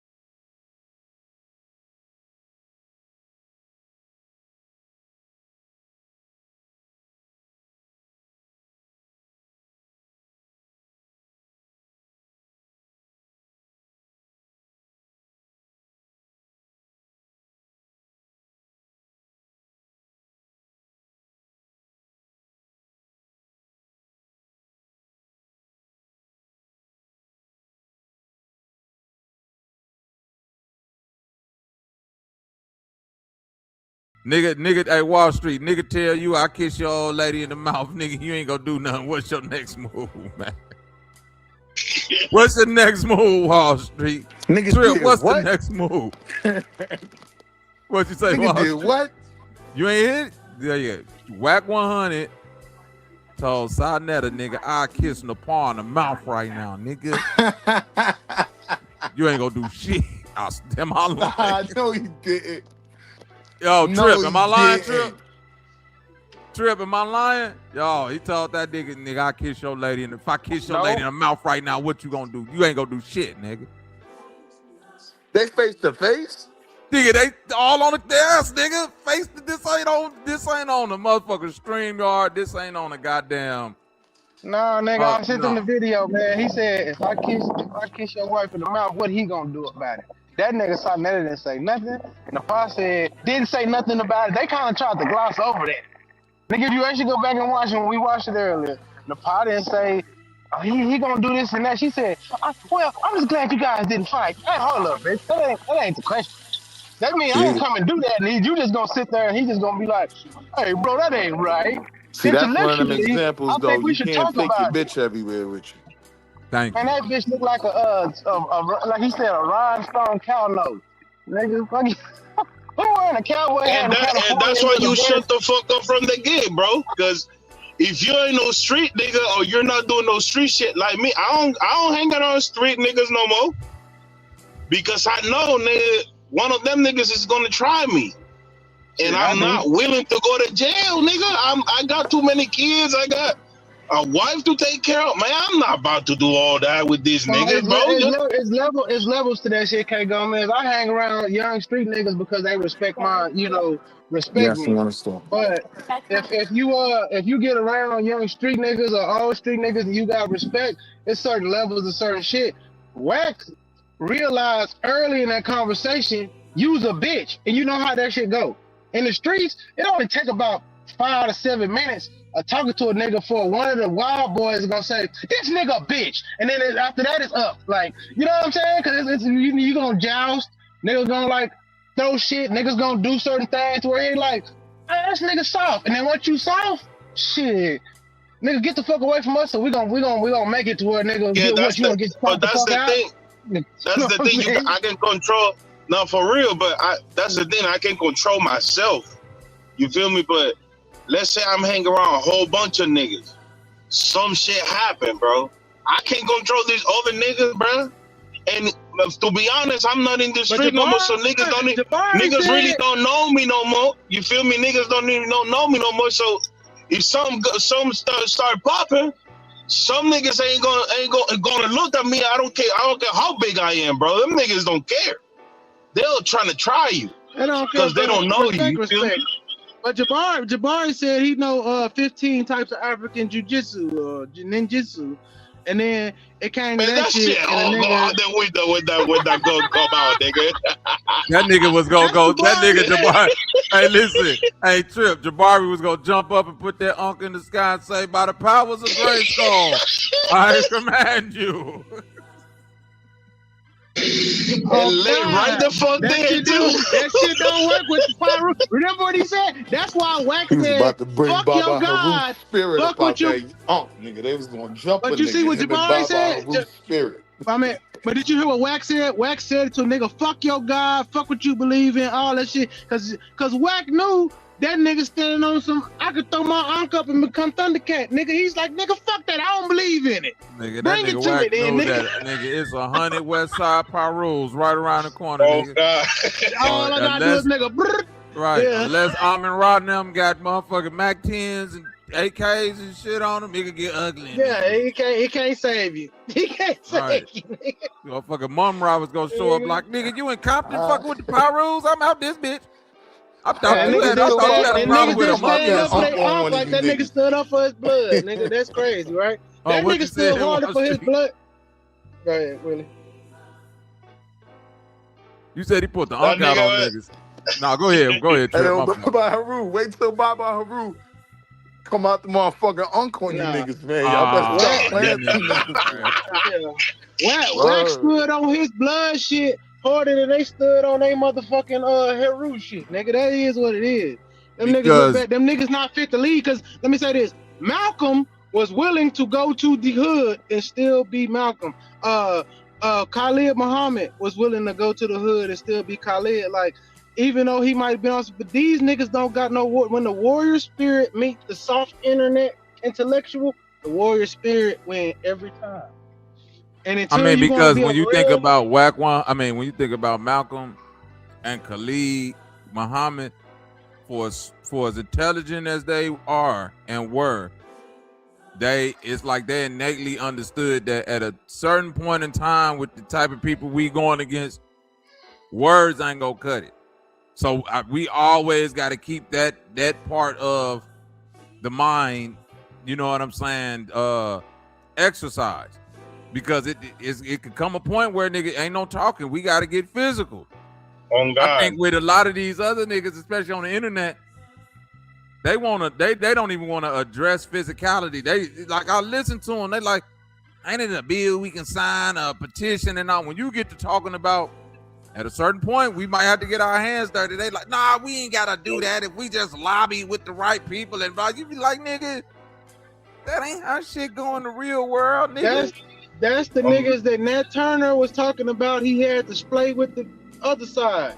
Nat Turner said there was a bunch of niggas on the plantation that was like, no, we don't gotta do it that way. He said it's the only way, nigga. It's the only way.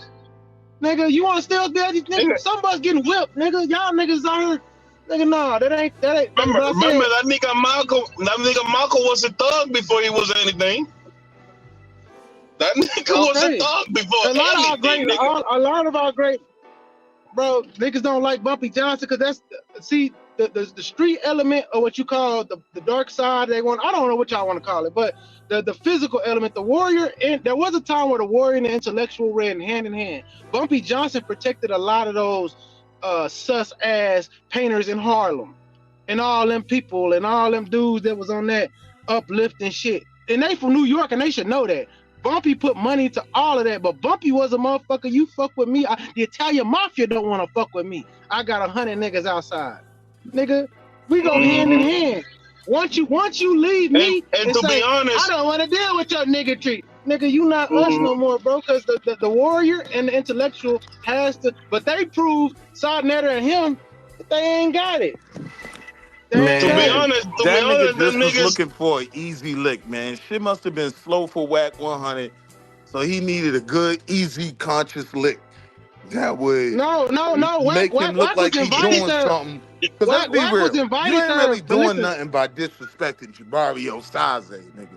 He came in here with an unk and a dashiki. Wack was invited there.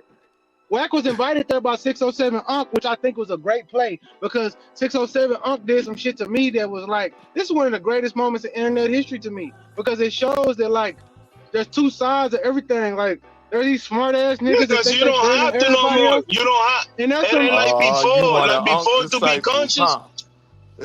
No, because you don't have to. My man Unk be like, you see it's bad, but it's good. Swear to God on my mama. Like, yeah, you want to Unk disciples, my nigga. And that's what he did. No, I'm not one of Unk disciples. I just realized what he did. He told them 3 hours while they was in the hotel, hey man, I'm gonna have Wack 100 come through. But I get what he did. Yeah, Wack ain't as dumb as you niggas think. Wack is actually a businessman. They don't put but listen, in that interview, Wack said, I have 10 guys on a bus on a tour that all come from different sets, and I make them be around each other for 30 days so that they can get to know each other so we can stop all this gang violence shit and realize we all men, we all black, let's get out of that. That's real work. Them niggas talk about work, but a nigga, that's not a cap. Blueface is on tour with a GD, a motherfucking Hoover, a Blood, a Pop Room. No, must be so you're not listening to what I'm saying. Shit must be slow for this nigga Wack 100. So he made a play on the conscious community, right? I'ma disrespect Wack the nigga that has the conscious community hate anyway, right? Well, hold on, Willie. I will say this though. It's saying everything you saying seem like it's right, but the opposite way. I think what I've been seeing more is the conscious community making the play into those type of spaces because that too. That's what I'm saying. I'm seeing that more because They went to 607. You see what I'm saying? Like you, Sinetta and Jabari went to 607. Now wait, that don't look good at all, bro. Bobby, hold on. Let's stay there for just a second, Bobby. What I'm saying is, I agree with that 100%, and I'm saying the play for WAC 100. All right, you conscious niggas trying to come over here and live off a 607 Unk wave. When now I'm gonna pick the perfect victim out of one of you niggas. He wouldn't have did that shit to. No, nigga, that's not what happened. No, hold on. You capping, but you capping. Before 𝘾𝐼𝑎𝑎𝑗 get here, 𝘶𝑒𝑒𝑟iak 6'5" and might slap the shit out you. I'm just saying I could give him next, right? So that nigga, so WAC 100 was on Sinetta. He ain't. Listen to what I'm saying. No. He was on 607. Sinetta now was on 607. And you know what? All right, I'm just now tapping in. WAC 100. WAC 100. Hold on, real quick. What point I was making, Bobby? Hold on, Walter. Hold on, Hold on. Hey, what was actually was talking about though? Like, what was the content? I'm finna explain it to my homie Bank real quick so you get the quick one. All right, so yeah, Jabari and Sinetta and Sinetta wife went to 607 to talk about whatever conscious shit they was talking about. Jabari, the African nigga? Yeah. WAC 100 got invited. And in the midst of Jabari and WAC 100 having whatever conversation, in the midst of pain, Jabari started getting kind of, you know what I'm saying? Whatever, the conversation got a little bit too heated. And WAC basically told the nigga, like, nigga, you keep talking like this, I'm going to knock you the fuck out. Because you not like this. Be who you are. Don't act like you the gangster, because nigga, now you in the room with niggas that put their hands on you. And from there, you know what I mean? It went left. And now I'm wait, on the Bobby, side of WAC 100 because nigga, you stay now wait, Bobby, let's add something, right? Mind you, before Jabari and Sinetta go over there, who was just over there for a few streams, right? Captain 𝘶𝑒𝑒𝑟iak, right? He brings 𝘶𝑒𝑒𝑟iak be on what's the name too? 607 up. That's what I'm saying. He be on what's the name too? The white boy shit too. So listen to what I'm saying. The play was for your man WAC. Oh, bet you conscious niggas gonna come over here. Because WAC got invited there. I'm gonna make some content off you niggas too. But I'm gonna pick the right one, and he picked the softest niggas in the content room. He wouldn't have tried 𝘶𝑒𝑒𝑟iak like that. He did. That's what I'm trying to tell you. Hold on, listen. Hold on, Trip. 𝘶𝑒𝑒𝑟iak and 𝘶𝑒𝑒𝑟iak was on 𝘶𝑒𝑒𝑟iak and WAC been together multiple times. Yeah, they done did shit already. And WAC and 𝘶𝑒𝑒𝑟iak actually talked to each other. And WAC and 𝘶𝑒𝑒𝑟iak ain't never went each other. And they had arguments, but WAC and 𝘶𝑒𝑒𝑟iak worked that shit out like real niggas. They didn't have to go to that. Even though it got heated at certain points, they talked about it. This is literally my point. But listen to me, Wall Street. The difference between a 𝘶𝑒𝑒𝑟iak and a Jabari is them niggas that's a part of that Hebrew shit ain't afraid to fucking fight. No. And wait. And whether you want to believe it or not, you go look this up. WAC 100 done already told 𝘶𝑒𝑒𝑟iak nigga, I don't give a fuck about none of that Hebrew shit, nigga. This Pyru. Same way he was talking to Jabari. Nigga, I put my hands on one of you Hebrew niggas. And niggas back down. Told my nigga cross the line. And niggas back down. So I'm saying that WAC, he ain't say that to WAC. He ain't say that to WAC. Hold on. This is all I'm saying. He didn't say that to WAC, but this is all I'm saying, Wall Street. If it was these street niggas coming into conscious spaces, I would agree more with you. I would say, hey, like y'all niggas need something. Y'all coming into these niggas spaces with this street shit, and these niggas ain't on that. But these is conscious niggas going into no jumper and 607 Let's be honest. You already see how they get down. Let me say this though, cuz. Go ahead, Walking Bank. Go ahead, Bank. All right. On some demographical research shit, just keeping it simple. Majority of them conscious niggas be ex-street niggas anyway, because that shit come from jail. Oh, no, them Hebrew Israelites. That's true. That's true. That's true. So they really be bitched up for real. Like, them niggas click up and hide behind that religious shit because they some hoes. But you could tell this nigga here is an old academic ass nigga. Like, It's certain niggas you don't even go that route with because you know yes, you you being a do. bully, man. The nigga No. It's not being a bully if you're listen. It's not being a bully. This is what I don't like.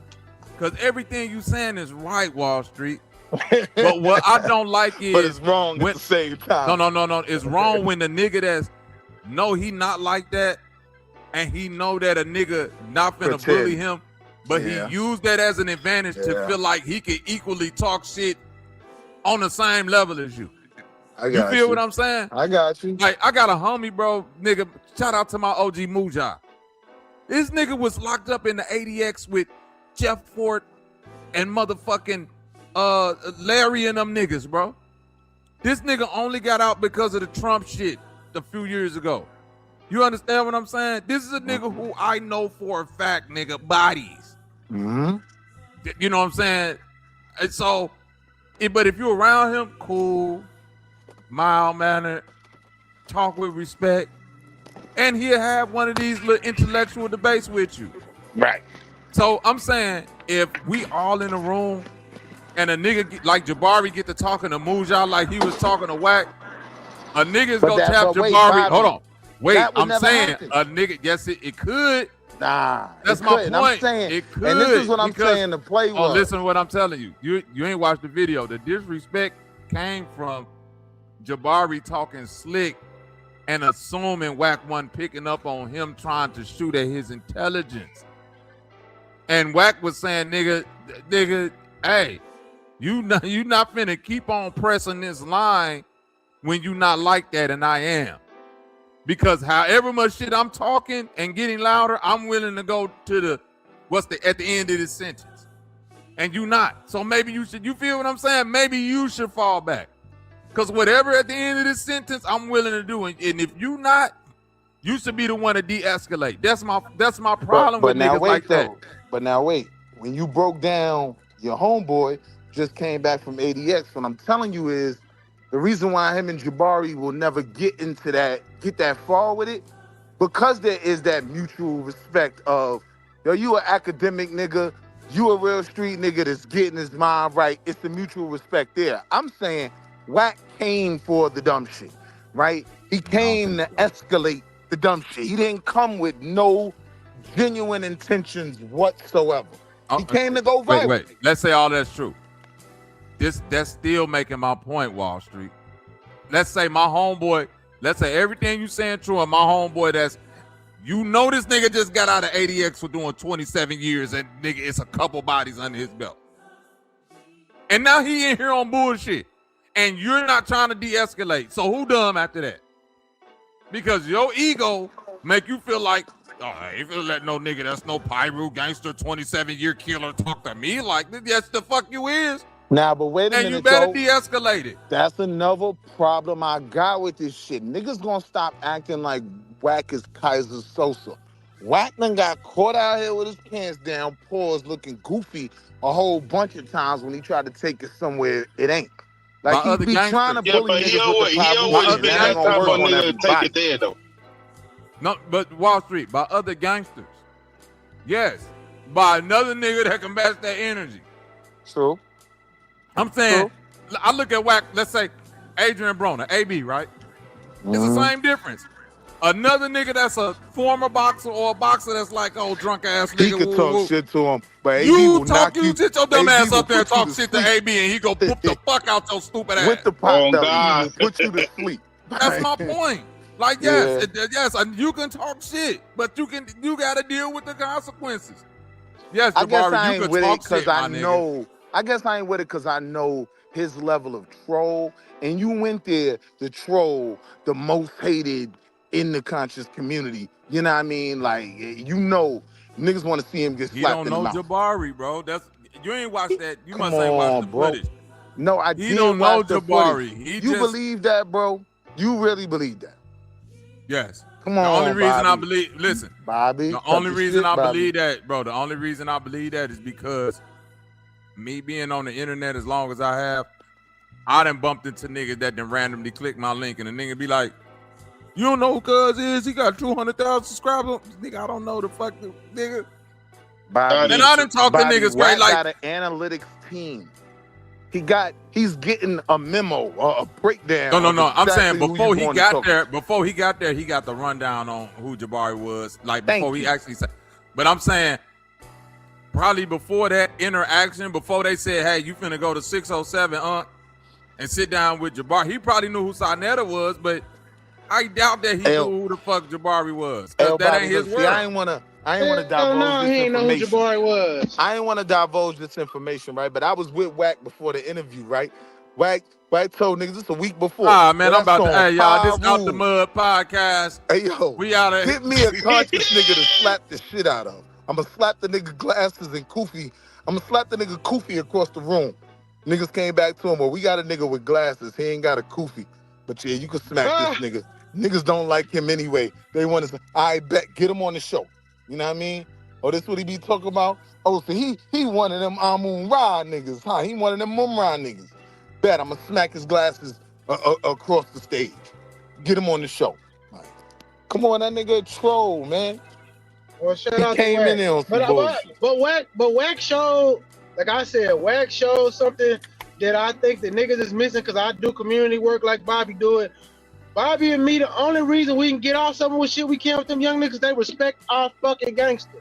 Like, at the end of the day, if you gonna be a super non-confrontational, a hands-off ass nigga, you not gonna make no change around this bitch because your warriors need to know you can lead as a general, and a general sometimes gotta get his hands dirty. That's a part of the game. Wait. The only thing I'm gonna disagree with you on right there, Trip. You can make change, but you can't make change in the way that a nigga like me and you make change, Trip. That's all the thing I'm saying. I agree. So yes, you can still make change, but like I can even still bring you on the block, but when you don't get the same respect that me and Trip might get, because like you say, they might respect our gangster a little more, whatever, that might be your time to show your intellectual de-escalation skills or your emotional intelligence and all. Yeah. This ain't the time for you to start talking back shit to Wack 100. Now, I will say that about Jabari. That's all I'm I've seen saying. him take refuge in the fact that I'm a nigga that wear glasses and you not gonna smack the shit out of me. So I can talk a little tough. I can act tough because I know, nah, you ain't gonna be the nigga to smack my unk out my hand. Like, he does do that. I admit that. He got 100 niggas. It's like that MC Hammer story shit. He got 100 niggas, I got 100 niggas. You know what happened? A stalemate. Because most of my niggas and them niggas you bringing ain't cool. No, I'm saying ain't no stalemate. Like, niggas know Jabari butt. You know what I mean? So sometimes when niggas start taking the conversation there, sometimes when niggas start taking the conversation, that caused a stalemate to where we can actually talk now. Like, nigga, fuck all that tough Tony shit, nigga. I'm like you. So let's really work out some shit. Jabari ain't got nothing, That's what I'm saying. That's what I'm saying. That what 100 will they not. don't got warriors. All they got is internet troll niggas. And them niggas not finna bust a grape. Wack say, I can bring the streets in this bitch. I can bring the warrior class to this motherfucker tonight. You know what I'm saying? Yeah, that's a different that's what I'm energy. saying. And Wack actually doing work that I think that Jabari and Sarnetta could never. He can't get multiple different gang members together, put them on a goddamn tour bus, have them niggas on tour learning each other so they can go back to the gang and say, man, cuz all right, a blood all right. Like we need, you know what? We might be tripping. All right. Them so niggas look, ain't as bad I as hear what what we you're thought they saying, was. right? Wack done got us I hear together what and, you're like, saying, right? showed us So that, let's like we gotta keep it move though. different. That's Let's real give black our power little when you, gangsters, because our though. gangs ain't the worst thing in our community. It's only bad because the feds perpetuate that shit. If we Let's can get give all our them little young gang gangsters members and some old gang credit. members together and have them realize y'all just a warrior class, let us do the talking, y'all do the walking. Nigga, we got a real they got a real See, problem now this on the their hands. problem with But that though. Jabari Let's give like our I saw little that I'm real better than you. gangsters Nigga, you some not credit. better than Hold me. on, bro. Fuck you Hold on. talking Let's give about, our nigga. little gangsters some moral credit, right? King Von is never gonna get in a conversation with a nigga like Jabari to the point where he gonna disrespect him, right? Even when he don't agree, he just go, Why you say that? Oh, Why word. you feel like that? All right. Yeah. What up? King What up? Von What will up, rub Bobby? that nigga, What up, bro. Bobby? Cage, what's up? Right, that's what I'm saying. Why you feel like Put me King full Von? screen. Let me answer. Wait for it top. Let me answer. Let who Because talk? I know how real G's move, right? It's some things even our wildest little niggas got respect for, right? So they not gonna push the issue to have no type of real confrontation with somebody that they know ain't another gangster, right? That's my Whack my point. like 16 years old. They not gonna push the issue because the person that's talking to them is gonna overly respect that this nigga that I'm talking to. No. Come on, bro, wait, bro.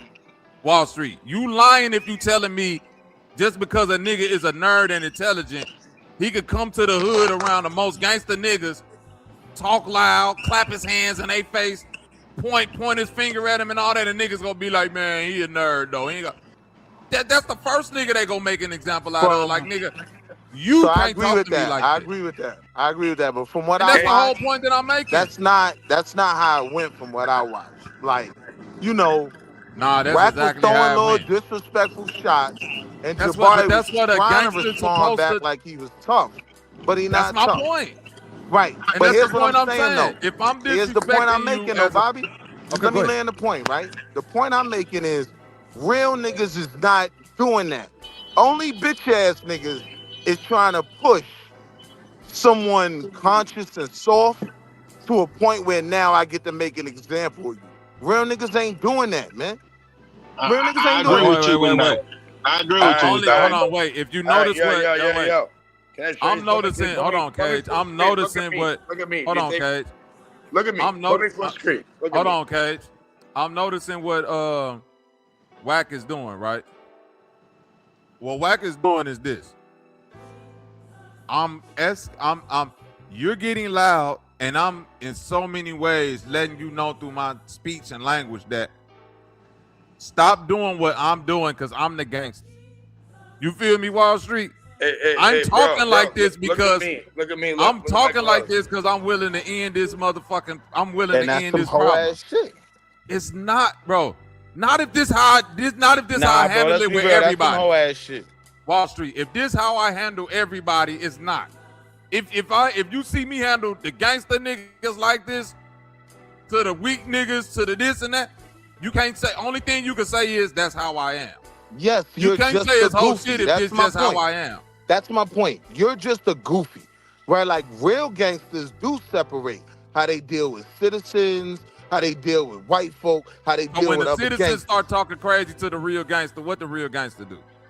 The real Just let gangster, them talk 9 crazy? times out of 10, the real gangster gonna check the nigga and be like, all right, you need to tone it down. And if a nigga don't tone it down, all right, let me leave this alone before I gotta slap this nigga glasses That's a lie. off. That's a lie. I'm I don't saying know. Wack, I don't man, know that's no what I'm- real man. gangster niggas that move like that. Wall Street. Nah, bro. Real gangster Nah, nigga bro. is gonna slap the head off a nerd nigga for Oh, even God. thinking they could talk They to will him slap like the that. dog shit out you. Yeah, I'm gonna slap Oh, your God. eyeballs out your face just for you even thinking you could speak to me like this.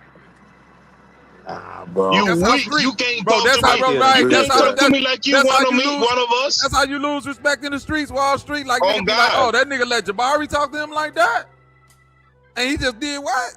I thought he was a real gangster. That's what they gonna tell you. I thought he was a real gangster. Nah, man, I can't talk to him Real like that niggas because is you know gonna say- Jabari just cool.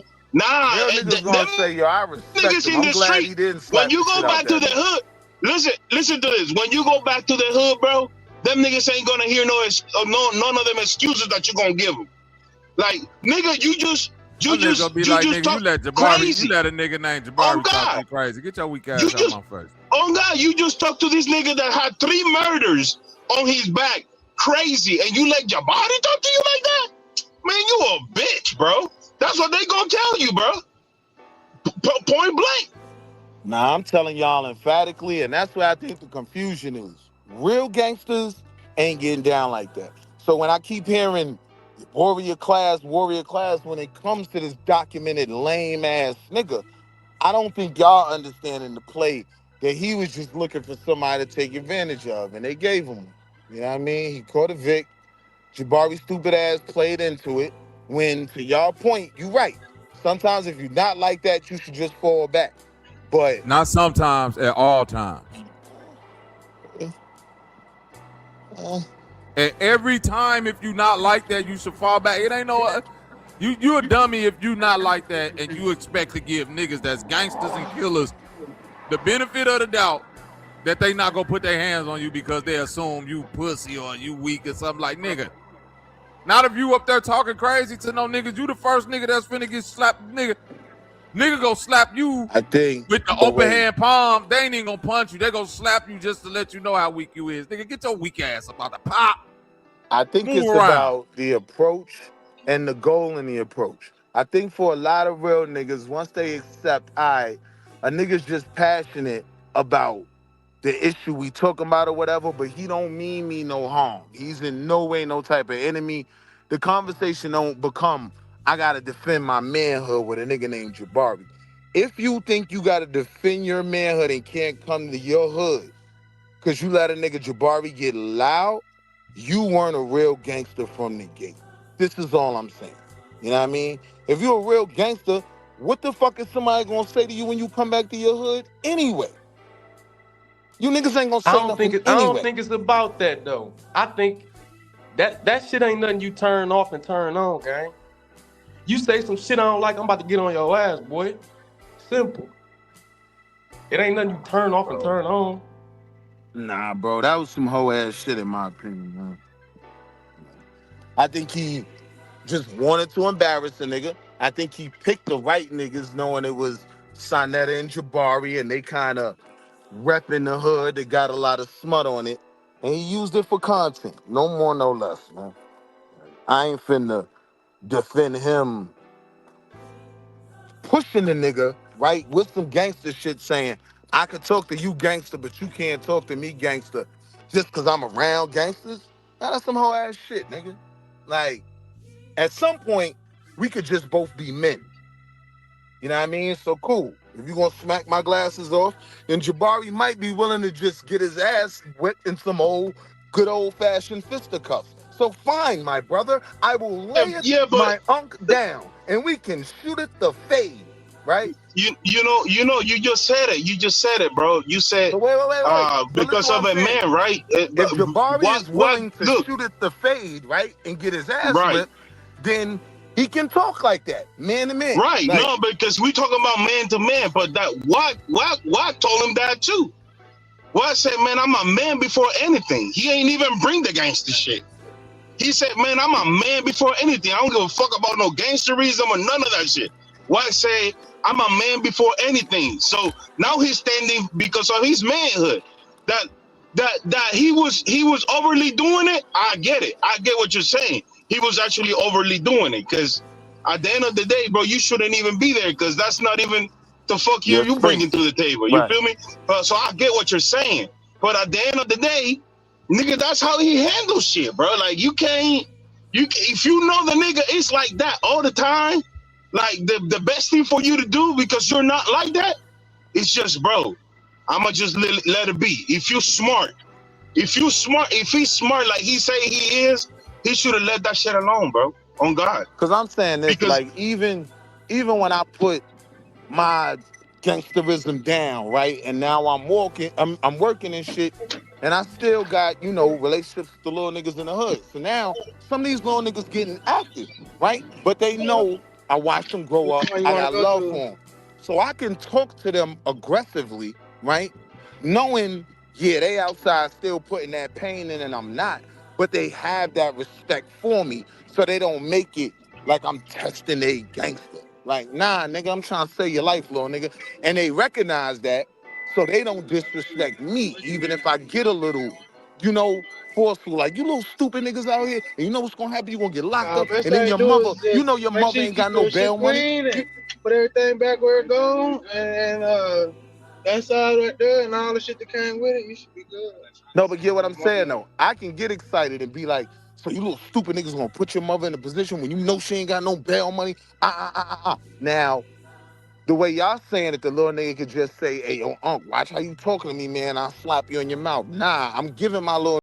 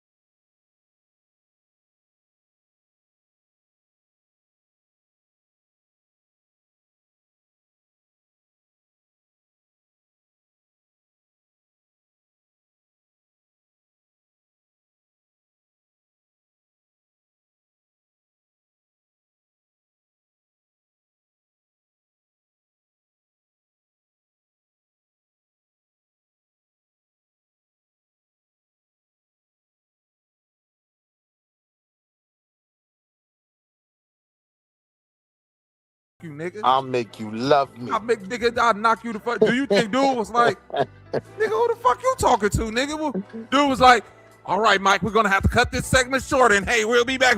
That nigga knew with it all. Let me get the fuck up out of here. I don't know what set this nigga off. The reason why I was pushing the fact that Wack came in there with the goal of escalating it is to deal with how the conversation played out. It's not like Jabari came in there just trying to be a gangster.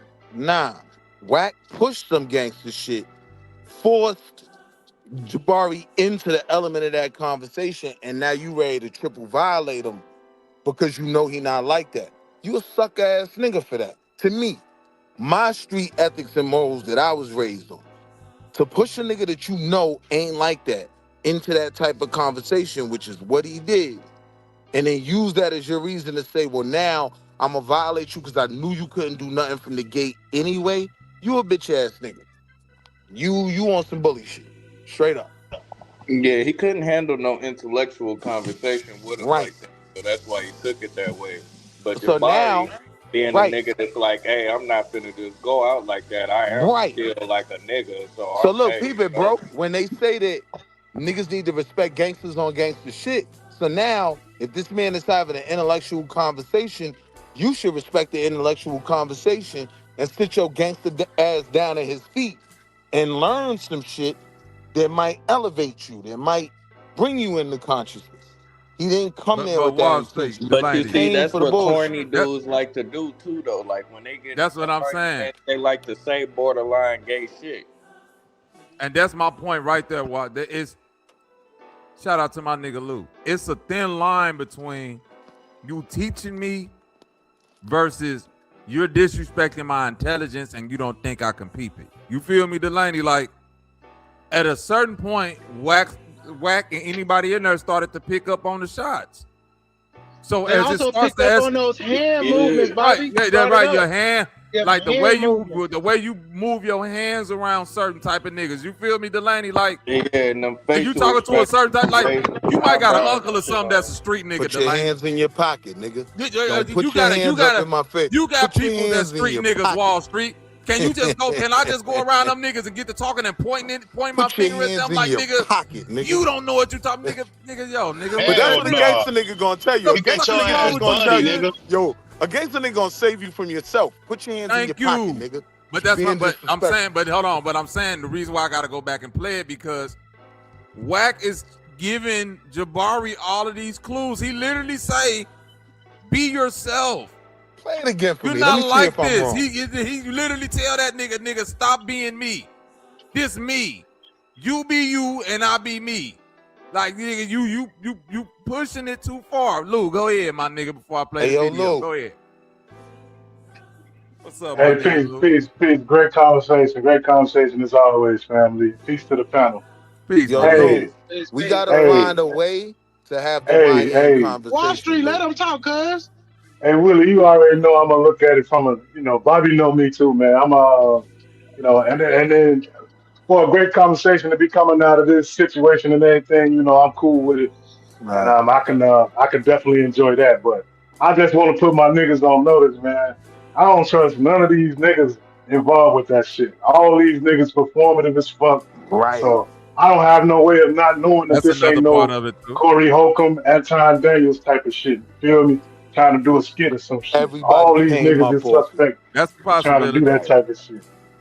You feel me? But keep the conversation though. It is a situation to have this conversation. So I'm all for that. I agree. It's just art imitate life. It is art imitate life, brother. I'm trying to figure out. It does. And I'm not taking that off the table. And I could be wrong myself, you know what I'm saying? But it's just all these cats, all three of them, you feel me? I gotta have that level of suspicion dealing with these motherfuckers. I mean, I keep that in my mind, but what I got from it, OG, is just I like seeing that happen because it let these so-called I'm smarter than the average fucking frog niggas understand that, like, Wack in that interview brought up his family's history on the plantation, his Indian roots, all that shit on Jabari, where Jabari and debated niggas on these same topics. And Wack with the genealogy in that interview where it proved like, nigga, I ain't as dumb as you think I am, but you playing me like I'm stupid. But one thing I do got on you, I have 100 bloods outside this motherfucker. That's some sucker shit though. Nah, but what that nigga proved to me, what D proved to me though, there has to be a balance on both sides, my bro. Let me say this real quick. What that nigga Wack proved to me though was that at the end of the day, when it comes to the nitty gritty and the survival, nigga being street smart is way better than being book smart, bro. But how can you prove that? But hold on, how can you prove that against a nigga that's not street? How do you even establish? Because he book smart, but he ain't street smart though. How have you even proven that you're street smart when you're going up against a duck, right? Because you're not proving you're street smart. Like yes, my nigga Lou, hold on, like my nigga Lou just said, right? And this is where I landed.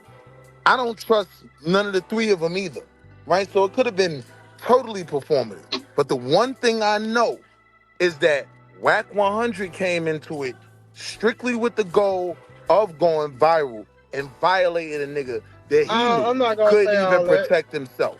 That shit is corny. No, what I'm saying is, what's this corny not? It's art imitating life.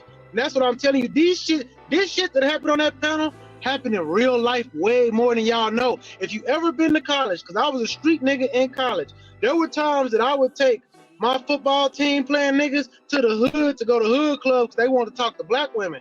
Them niggas used to get packed out in that bitch for being disrespectful in ways that street niggas is like, man, your boy's being disrespectful. It's certain shit that we don't do. Them niggas don't know because they come from affluent neighborhoods and shit. Right. And I would warn them, don't come over here with that bullshit or these niggas gonna fuck you up. And they will get fucked up. Real quick, family, can I give y'all an example?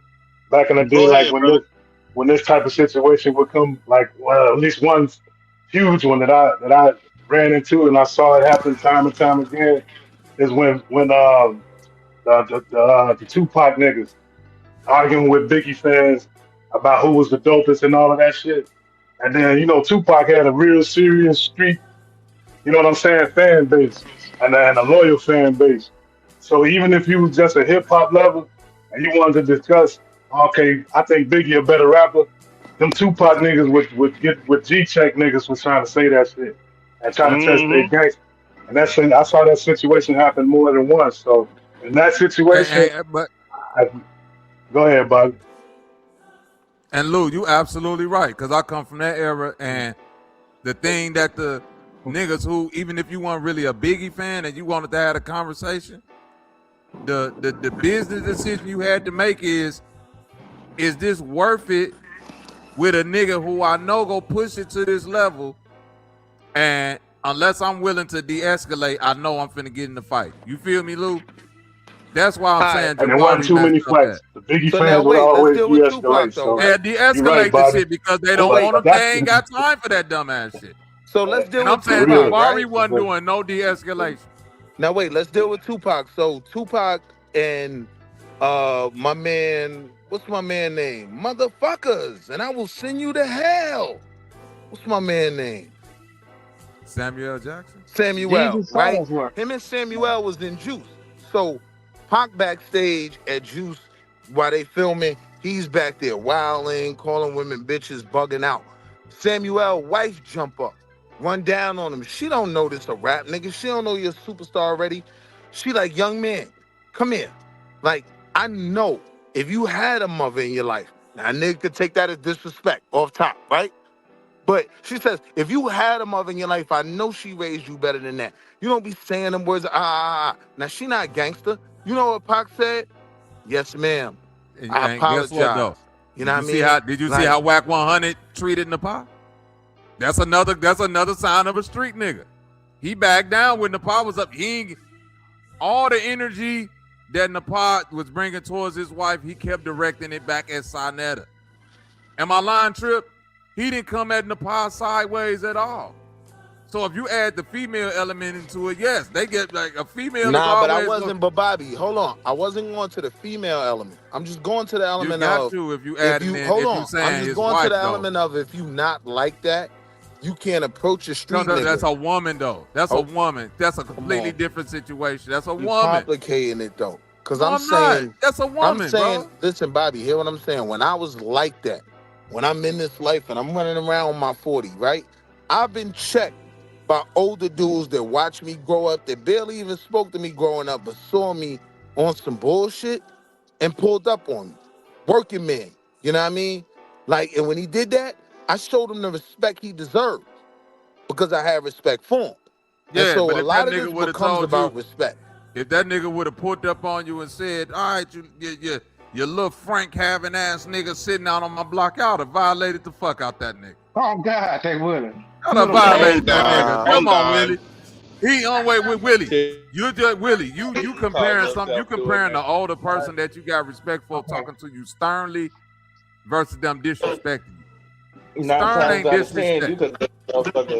you could have been in the What Big I'm Brother saying is, program with a in my motherfucker. He'll response, still do your ass in my dirty. Nah, baby. response to that person checking me, I'm not taking it to no type of gangster shit out of Hold respect. up, Willie. I'm You saying talking to a whack. I'm nigga saying, and he hold on. said, Hold on. I'm let saying me give you whack. the scenario though. Hold on. I'm saying whack lack that respect from the beginning, right there. If we're now gonna have a real conversation about how much of a bitch ass nigga this nigga whack is and how much black on black crime he instigated, yeah, Jabari your OG. He out here trying to get niggas in museums and do shit with kids and In shit a like that, museum to right? do Hold what? on. Hold on. Awakening your Hold mic. Hold on on. real quick. Hold Awakening. on. Hold on real quick. I see you backstage Awakening. It still say your device trying to connect. So you might want to drop down and try coming back up. I see you Awakening. Willie, So this hold nigga ain't on. getting So hold nobody in no on. Hold motherfucking on. Because the museum. thing is, bro, Can I you finish from the LA? point? Yeah, go ahead, bro. My bad. I'm saying, like, with me, you know what I mean? This nigga's a working class nigga. I'm getting all the money in the world. Like, I don't have to listen to him. I don't have to show him respect. You know what I mean? To a certain degree, Jabari did deserve a level of respect from Wack that Wack don't give nobody because he's a goofy. Understand, it's the same nigga instigating black crime to the best of No, his he not. ability every other motherfucking stream. No, he not. How He much said beef this nigga done started? How much on that paperwork? stream. Hold on. Okay. How much paperwork this nigga done read? How much shit he done Yeah. instigated? Wack and Coon, we can agree on that. Wack Come and Coon on, ass. man. No, but Wack Yeah, we can also agree said on that that. he got a bus full of niggas on tour from You get different what I'm sets that saying, they bro. enemies. And I get what you're saying, but a nigga, I don't know, man. If a nigga is a gang member, he got opposing gang members the thing on a is, tour. I But don't hold on, know. let me finish, K-Go, man. Yeah, go ahead. He said that, and I know it's true because I know niggas. You caught up, bro. I'm talking about two men, right? And I'm saying, knowing who Wack is, let's stop playing like he didn't go there for a viral moment. You understand what I'm saying? So if we saying that all this street shit should be respected by conscious individuals who are actually trying to give something to the community, then how do we take away from Wack's obligation to not make the conversation gangster at all? Wack, if he wanted to, could have very simply said, yo, listen, man, like, I'm really like that, and, you know what I mean, people don't talk to me a certain way. So all that Frank Stan talk, listen, don't do. Wack wanted to take it to another level. Let's not deny that. We know his character. You know what I mean? So I agree with Lou that everybody could have been involved in the play. I don't disagree with that either. But once we start defending Wack like he had the right to just violate a soft nigga because he knew he couldn't do nothing, nah, I'm telling y'all, that's not gangster. That's not You what keep real saying violating a real soft gangsters nigga because do. he couldn't do nothing. No. You got violated because you stepped into my world and you didn't want to, and you thought you was on my level of gangsters. Why you keep missing that part of it? I get Bobby, Willie where on you his New saying York that You you're shit, stepped dog. into my criticism. Willie world. on his East Coast shit, Bobby. That's what he doing right now. That's what I'm saying. Hey, I don't think his he. criticism is I Luke. don't know how. I don't know how West Coast His niggas. criticism I don't know how is, West Coast niggas is, bro. So that's like. his criticism It's the difference, is, bro. you know this nigga's a gangster, right? Hey, Wall So Street. why Can I say feed something to into you? it, right? Hold on. Can you hear me? Luke, hold on. Luke criticism is, you know he a gangster, so why feed into it, right? All right, hold up. I gotta explain something to you though. You said earlier. Hold on, bro. And Well, I'm saying you- I can. Go ahead, man. All right, I gotta say this to you. If you saying you're an intellectual and you don't want to understand the street side of our people or any people, because every people other than us coincides with their street culture to bring gain to them. I don't care if it's Indians, whites, or anything. That means you're not intellectual. You have to know the codes of the streets before you go in intellectually, so you can teach, so True. you can bring That it to is life. true. That goes hand in hand to being an educator or a person of change. Both of these in the warrior class and the intellectual class go hand in hand. You cannot say your warriors are all bad because they're warriors. No, they're doing the job they have been obtained to do by the greater presence, brother. That we all go hand in hand. So if you can't know how to maneuver around your warriors, you are not fit to lead. But brother, like to be fair to the conversation, bro, it ain't no all on one side or the other. You got some warrior niggas that's book smart too, and vice versa. So it's like, no, I agree. You know what I mean? Like so I don't like to like in the warrior class. There's hierarchies. There's hierarchies in the warrior class. There's some of us. It always is, man. Yeah. I just don't want. I don't want to. There ain't no hierarchy. The hierarchy I just in the don't want. intellectual world is. I went to college. I just In don't the want warrior the people class- listening. Go ahead, my bad. I just don't want the people that's listening to think we saying that if you a thug or a warrior or whatever, you can't be no intellectual or vice versa. No. I So didn't like mean it that that. way. I hope I didn't come off like Okay. that. What I'm saying is Yeah. I'm an intellectual thug. I used to. I'm reformed, but I still got a side of me that I go crazy. You know what I'm saying? But what I'm saying is that there's code and ethics that I don't ignore. Using my hands while talking to certain people. Come on. And then talking to people crazy, bringing up Frank stats. There's certain things that I won't do because I know when I'm talking to a crowd of wild boys, I know how to speak to them. That makes me the true intellectual. That makes Bobby, that makes you, that makes Wall Street Willie the true intellectual because we can break down these concepts in a way they can understand. But when you come to me, I'm super smart and you's a dumb nigga and I can say whatever I want to you. No, we're not having that because I got something that you don't got. All you got is your brain. I got my brain and my brawn. How about Yeah, that? but see, here's the thing though, right? What I'm saying is, it's certain niggas that all with like community empowerment and all of that, and all from the streets, that wouldn't have handled that like that. First one I thought of off the top of my head, my song, right? My song got a lot of people from the streets that travel around with him, that he helped get a couple dollars in their pocket when they He a came home and Democrat all shield that, though, right? man. Like They'll crash out for him. But it wouldn't have my never son become got a video of him whack. smacking a nigga for less. Bro. On the internet, my son got a video of him smacking a nigga for less. This is what, bro. Let me see. Let me see. I'm just trying to finish one. Hold on, real My quick. son slapped a nigga Hold on, for less. Trip. You right, Trip, but just let everybody get that because I want to hear the end because y'all keep cutting each other off. Just let him finish his thought. Y'all, you know what I'm saying? Y'all be kind of quick with the statements too because it's run on sentences. But y'all, this is a great conversation. Keep going. I'm gonna keep it short. Like I'm saying, that conversation would have never gotten that there with certain niggas that is like that, right? I'm saying we are denying the fact that we know this is Wax method. He came there for a BS conversation, baited him into it. And so when you saying, yeah, proving that you from the streets gives you some leverage, so now he's responding in a way where he's trying to show him, nah, I am from the street to a certain degree, right? I'm not a gangbanger like you, but I do stand on certain things too. It's like, yeah, they both fell for something stupid. I agree you shouldn't have responded to him in the same way, but I'm not gonna deny, Wack, I know you came up here for some bullshit. That's it. So I can't defend that. The thing, I just want you to understand something, bro, real quick, and this is a bar. I'm gonna drop a bar real quick, see if you can understand with this. This nigga from out west. This nigga said on one of his freestyle, flocking at your physical is bigger than a punchline or trying to sound lyrical. These niggas don't give a fuck about no nothing out west, bro. They don't give a fuck, bro. Like, for real. You feel me? So I get what you're coming from, but it's like I don't think you kind of understanding where I'm coming from, because he from out west. Like, them niggas is different, bro.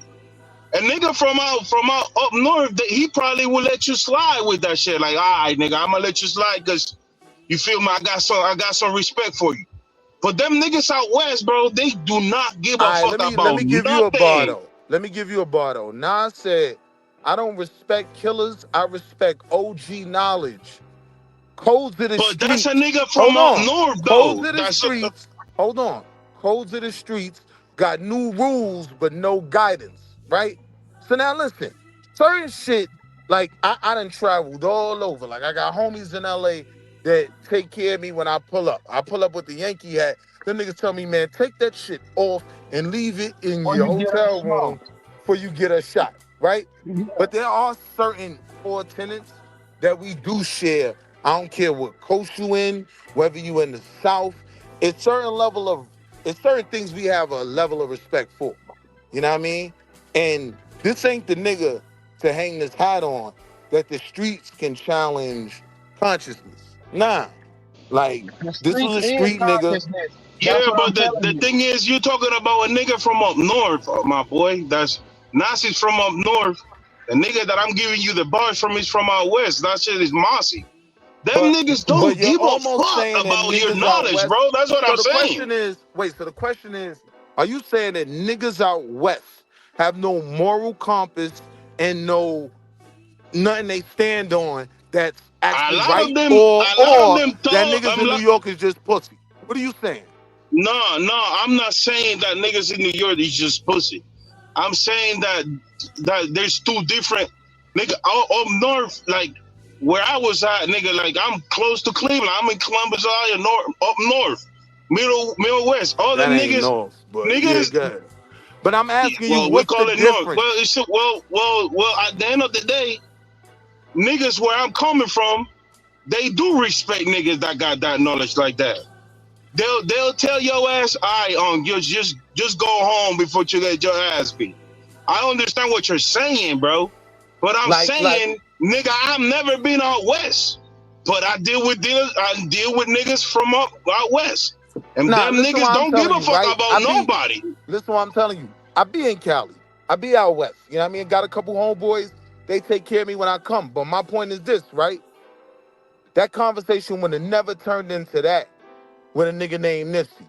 And Nipsey's the nigga that was really like that, right? But he did have a certain moral code that he lived by where he's not going to disrespect certain elders, right? And we almost making an argument against that. Like, if you a gangster, you just get to go just because you that. Like, nah, Yeah, shut your but bitch ass up and let that I man know. talk. Yeah, nah, but I know what you're saying, but at the end of the day, like I tell you before, bro, that shit turned into what it turns into because the nigga really didn't try to be gangster against that nigga. The nigga said, I'm a man before a gangster. So that automatically take the gangster away from him.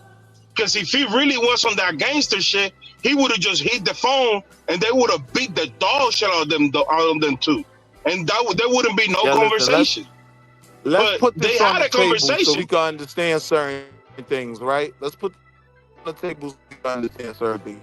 Wack is probably one of the biggest scumbags from entertainment in the West, which probably does well on the internet, right?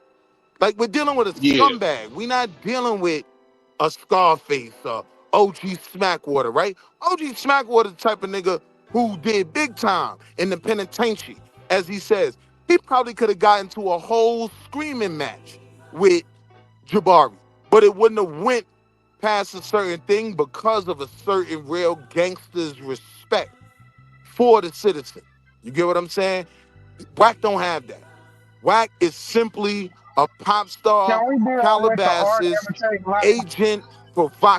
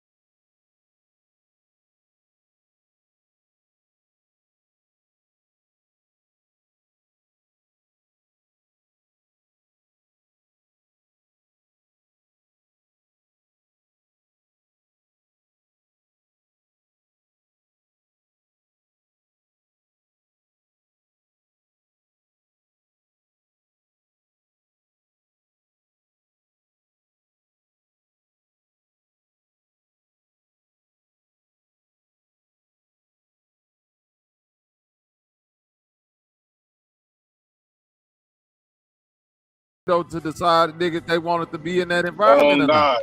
Oh God, I would have bounced. Well, it the ain't like fuck they out walked in. Like you getting it. That's why I say you need to watch it from the beginning. They didn't walk in and was like, "Oh, whack here." It was, "Hey, by the way, before y'all show up, I'm gonna have whack 100, the nigga that's damn near always around me, the person that I be on 20 no jumper with, right? That person, a whack 100 that you see with 𝘾𝙢𝙢 and all that, yeah, he's gonna be here when y'all show up in 2 hours." Now stop right there, right? If a nigga telling them 2 hours before the interview, niggas didn't tell them that before they traveled and showed up to the set. That is what I mean by ambush that's still journalism. enough, though. That's still enough. Netta and Wack was talking behind the scenes. Yeah, I was just gonna say they all talked already. Netta talks to Wack because they got a relationship through 𝘾𝙢𝙢. So none of these people are unfamiliar. Hold on. The only person that's unfamiliar is Jabari. 2 hours is more than enough time to give you heads up that another person is gonna be in a podcast. Correct. Now, so now, that's Bobby, when Wack. Now, after I've taken a whole flight to this city for this video, right? You're saying I should have just backed out the interview, and you're right. If you felt that he should have just left. He should have just left in those 2 hours. But what I'm saying to you is that is typical ambush journalism, right? And niggas get caught up in themselves and they don't just leave. The whole 𝘾𝙎𝙎 𝘾𝙤𝙎 thing on that means you're not smart. I look at 𝘾𝙎𝙎 𝘾𝙎𝙎 as another nigga that's not smart. Right. Listen, so you get the your point I'm IQ. making. Your IQ has nothing to do with your emotional intelligence to me. So niggas like Jabari and 𝘾𝙎𝙎 𝘾𝙎𝙎, I don't give a fuck how much books they talk. When it come down to your ego being pressed, you turn into a whack 100 nigga that's trying to defend your ego, your emotional intelligence, and all that shit go out the window. So I don't want to hear about you being a weakling and all this shit if you don't know how to de-escalate or back down from a situation. The only difference with this and 𝘾𝙎𝙎 𝘾𝙎𝙎 is on a video call. So he already in his crib. It's easy to cancel everything. These niggas done traveled to this city already. After they've arrived to do this video, they find out 2 hours before the video, oh yeah, this nigga gonna be here.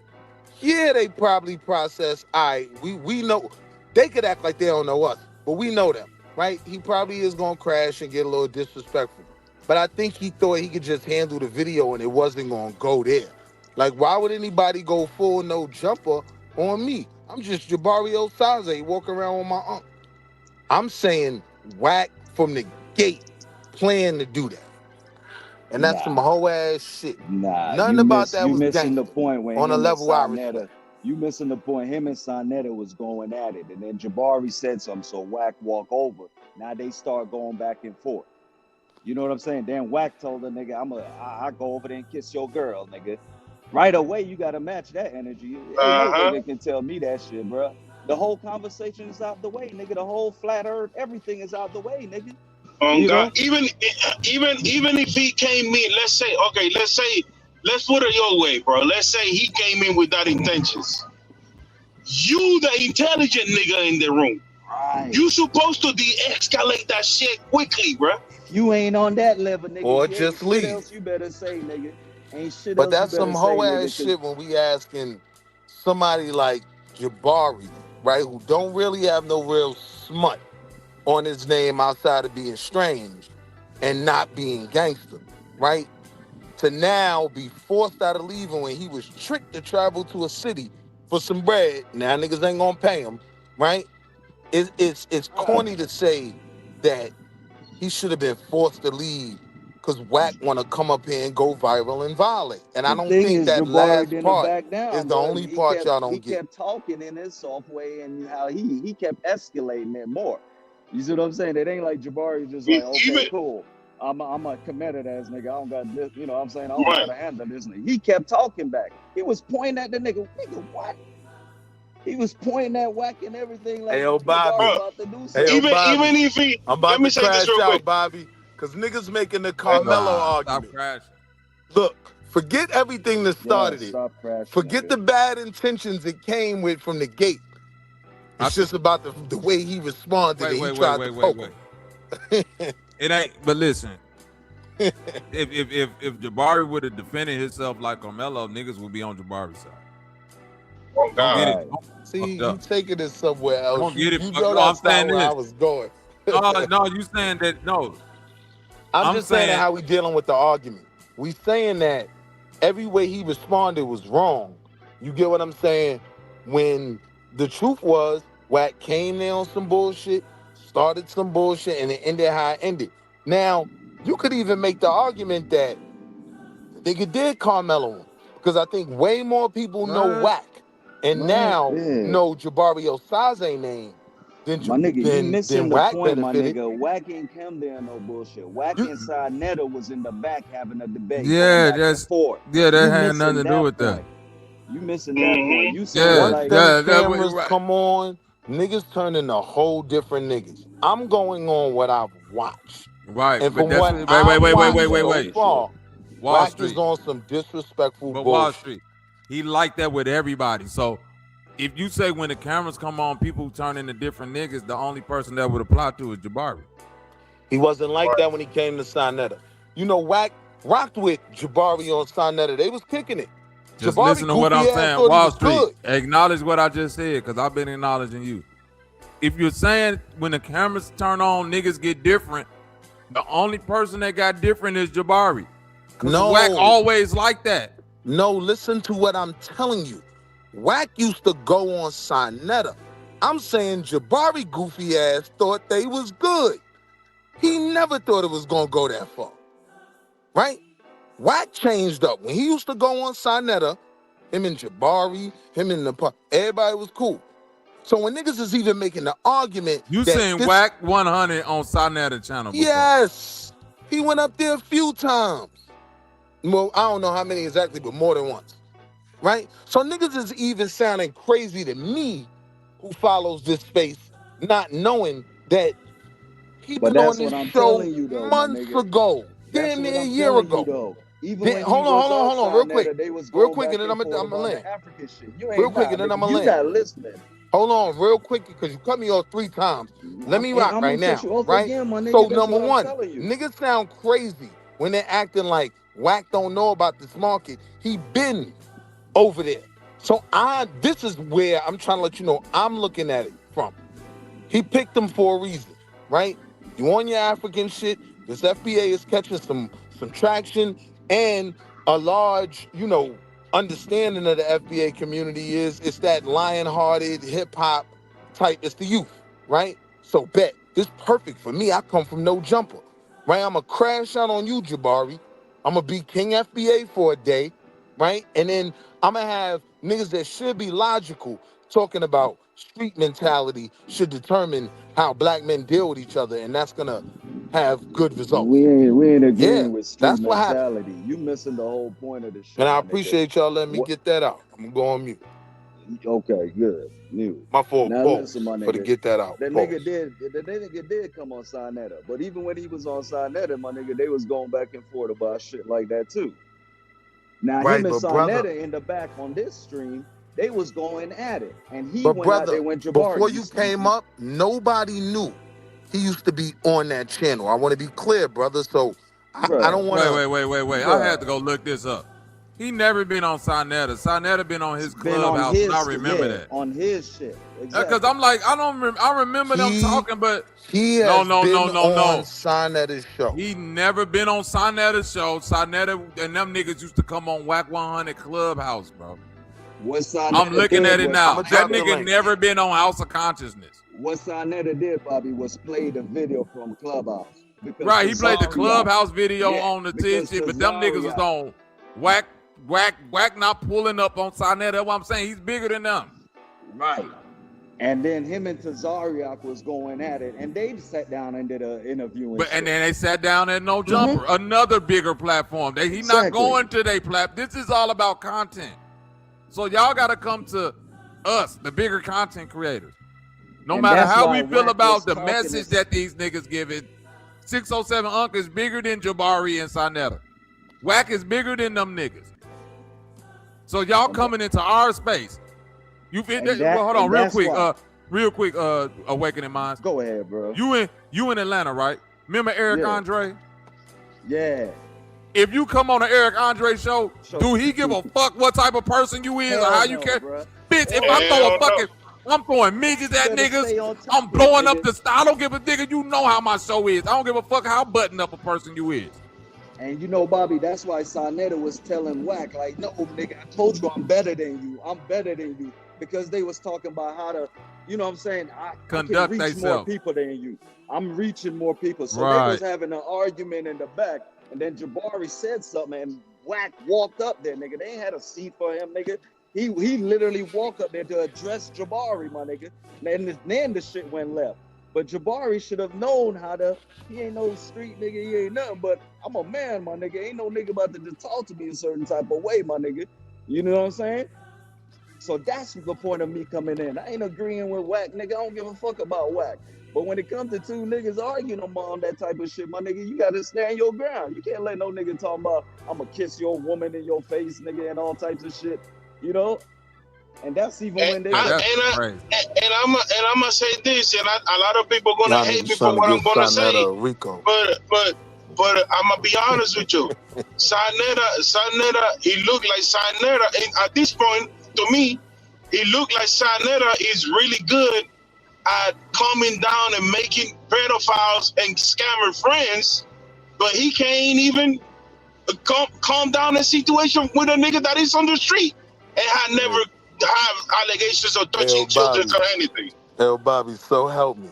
If y'all have Shaka almost up there looking like Lil Durk in his mugshot picture, I'ma lose my mind. If y'all get Sarnetta and Rico, because they got to crash out, Bobby, I'ma lose my mind, man. I'm telling you. They should get Sarnetta locked up just for having Shaka almost on his channel.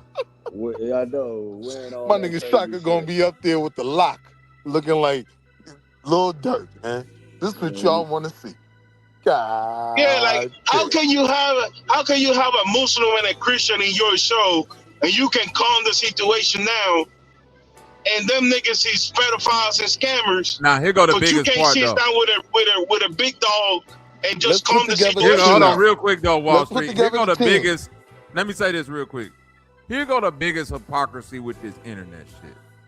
Right? Now watch this, Awakening. Let's say I agree with you, Wall Street, and Wack 100 is familiar with Sarnetta and the platform and how motherfuckers get down and how motherfuckers talk to each other when it get heated. Mm-hmm. Why then are we, because if we really being honest, based on the type of shit I've seen on Sarnetta, Wack 100 probably was at a 5. Right? Mm-hmm. Because them niggas ain't no different than any other niggas from the conscious community who, if the shit get too far, they say whatever the fuck they say whatever the fuck they want to say to each other.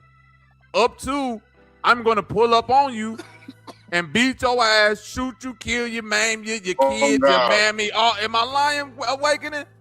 No, so even to your point, hold on, even to your point, if Wack 100 is listening to the type of shit y'all got going on, he assume like, oh, y'all with the shit then. Look, Bobby. Y'all with this shit. Don't act different now, nigga, because I watch your content. Y'all niggas talk like this to each other. And I'm in your face. You know like, we got to get Draco and Brother Reggie in. You know what I mean? We got to get, what's the red pill and the pillars? We got to get them back. No, them niggas will knock you out. Nah. Don't play with red and blue pill like that. Even though I don't agree with them niggas will duff you out, bro. They'll duff you out for real. Could be the Vaughn of the conscious community. Like, I think he'll be the one to crash all the way out and put some numbers on Shaka Amos and Young Pharaoh might duff you out too, but that's what I'm saying. On God, Young Pharaoh will knock your ass out. You send a mixed message when you keep all of these characteristics around your platform, but then you come around the gangsters and say, well, you see, you're acting like a thug. Nigga, I'm acting like Young Pharaoh. I'm acting like Shaka Amos. I'm acting like shit y'all talk about too. Right. I'm acting like what's the light skinned nigga that used to from Detroit that used to always be on there. Nah, come on, don't do that. The nigga was like, yo, I'm catching bodies, man. I'm standing over niggas while they unconscious. He was owning his Like, come on, just leave it there. That ain't. That's another thing. That's another thing. I don't think Wack would have talked crazy like that to Young Pharaoh though.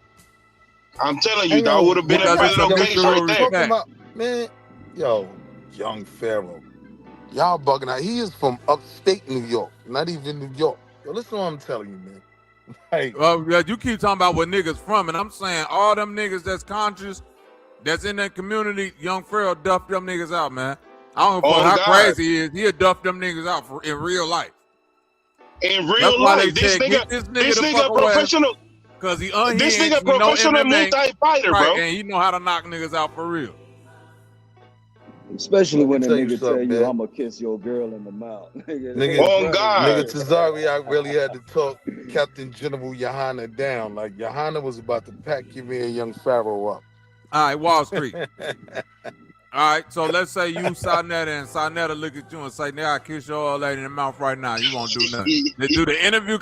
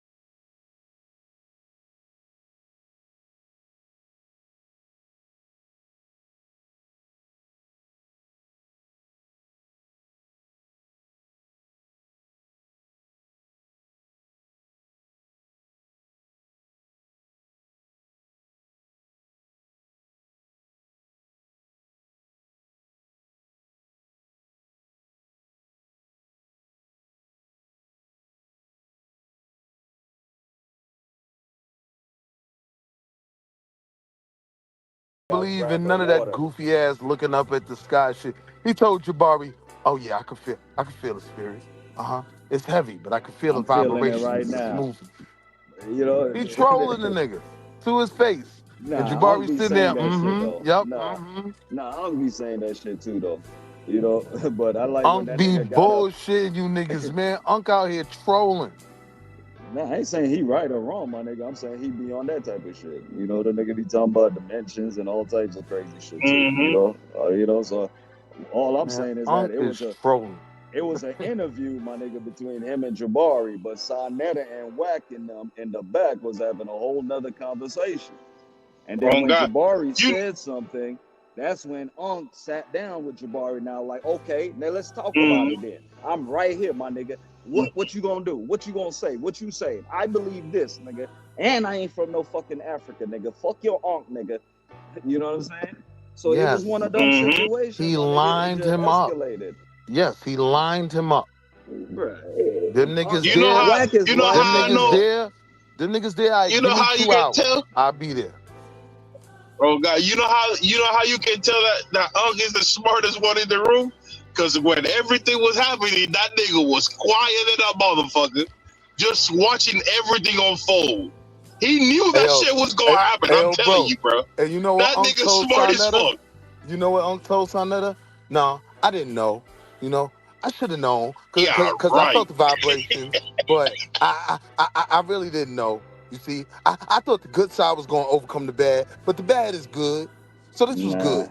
This was good. All that shit get thrown out the window, nigga. You gotta know, nigga. A nigga talking like that, you know, towards you and shit, nigga. Fuck all that. That nigga told 𝘲𝑁𝑒𝑡𝑎, but bad is good. Shit, bad is good. So it's gonna be good for your algorithm.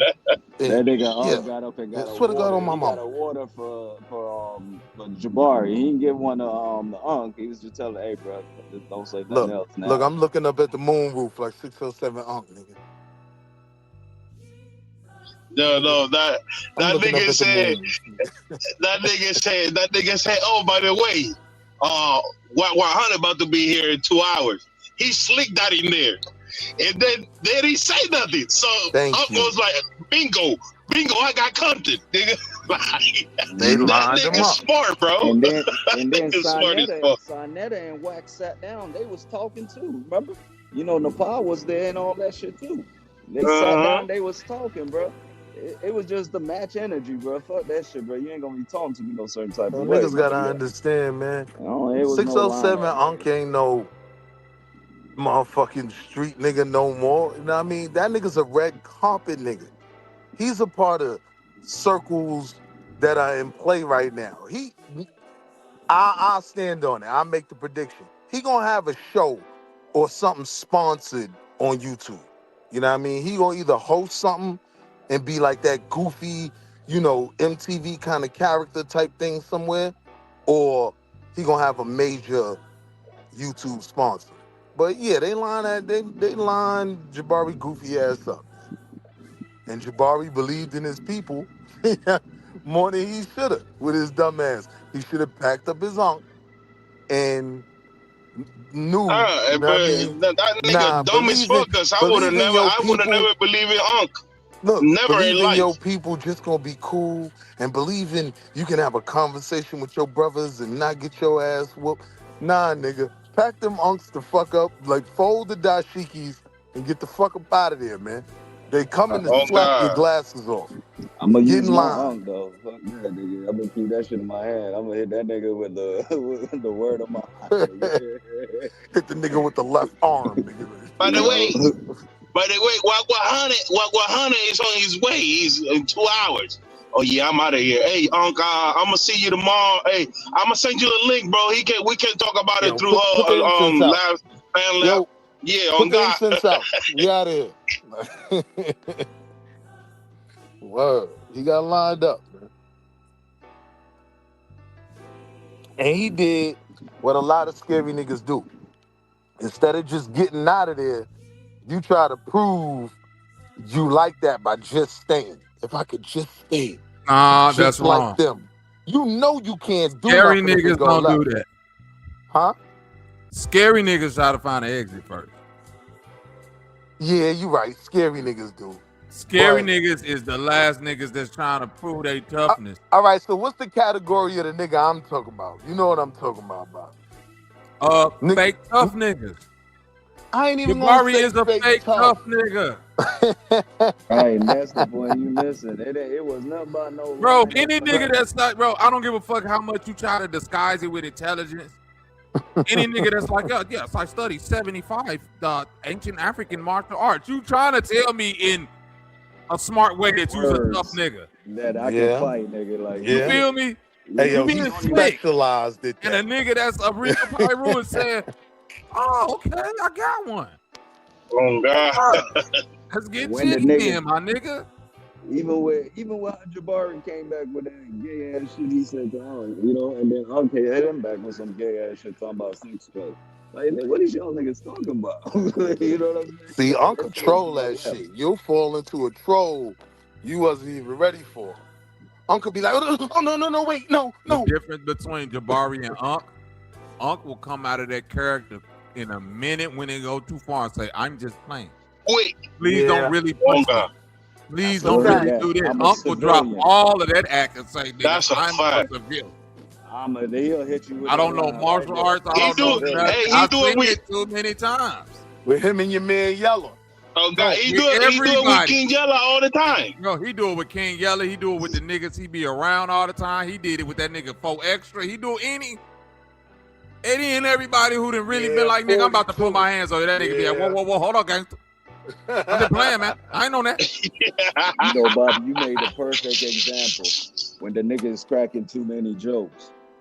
You know what I'm saying? That was the perfect example. It was nothing else needed to be said. The facts. You know, that was it. That summed up the whole interview, the whole back and forth, the whole altercation. When the nigga is making too many jokes, and you know it's time to stop making jokes. You know what I'm saying? That's how Wack you was keep talking going. to that nigga. Yeah. You know, and you keep going, nigga. Now you pointing fingers. Them arms is moving a little too much. You know what I'm saying? It wasn't like they was on some intellectual shit, my nigga. Wack ain't come there to. They came to just talk, my nigga. You know, and then it just went left. Him and Sonetta was in the back arguing, my nigga. So the shit started going left. Then they calmed down and sat down, and that shit went left. Man, they line that nigga, man. Nah, bro. They line that goofy nigga, man. And he thought his dashikis was gonna keep him safe. And in reality, niggas was really willing to slap your glasses off. Don't get it twisted. You know what I mean? You on your African shit, bet FBA gonna love this. Let's get some of that Tariq money. Let's get some of Man, that it Tariq didn't even money, matter what right? Jabari said, my nigga. Think Jabari could have about it. said, Even Jabari could have watching the said, review, which we could Jabari, go my back nigga, to, is at that Chief point, Shoe on. At that point, Jabari could have said he like blue. Wacker's gonna say he like red, nigga. Right. You see what I'm saying? Right. It wasn't no lineup. It was just what's been going on the whole time. No, that's a lineup, man. My nigga. It didn't matter at that point, my nigga. I could have told you I'm a Democrat, nigga, and you know you gonna say I'm a Republican at that point, nigga. You just because I gotta just know. want beef. I'm lining you up. I just want to Who fight, Wack nigga. is, bro. It ain't even like that, Ain't no agreements. Ain't no things we can see like I want to fight, nigga. Everything you're saying I'm disagreeing with. You're being lined. I think you missing the point too, though, man. Bobby, you remember when you was talking about basketball and shit? Niggas can talk about Jordan or LeBron all day long, nigga, until I go get the basketball. You see what I'm saying?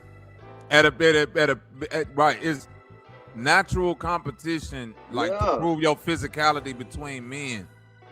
It's just a natural thing, right? And you should know when you in varying degrees of expertise. Like when I'm around the niggas that's street experts, I know it's a point we can go with any conversation where I gotta shut it off because their emotional intelligence ain't the same as mine.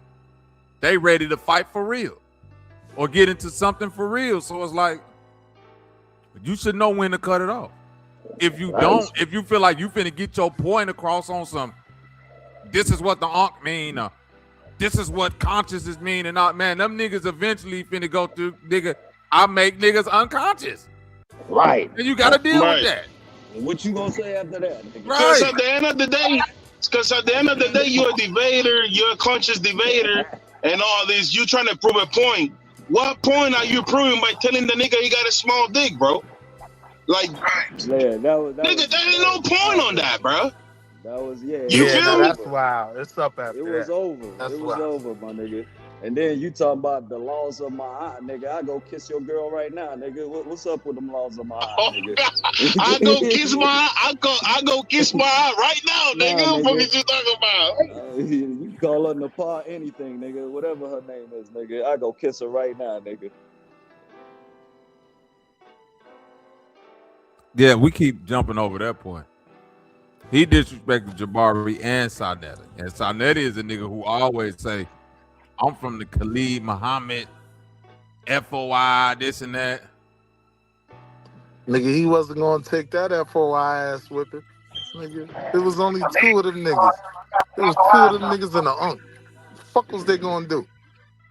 But that's why to claiming, me, that's I like righteousness shit, though. That's what he was trying to tell him. I want to make it clear with y'all, right? I agree on, and we agree on everything y'all saying, except the fact that he wasn't lying, right? Like, your man Wack didn't do this very intently. And so, on that one factor we don't agree on is why shit becomes so different, because that was, to me, some whole ass shit. You know what I mean? Like, he set the nigga up.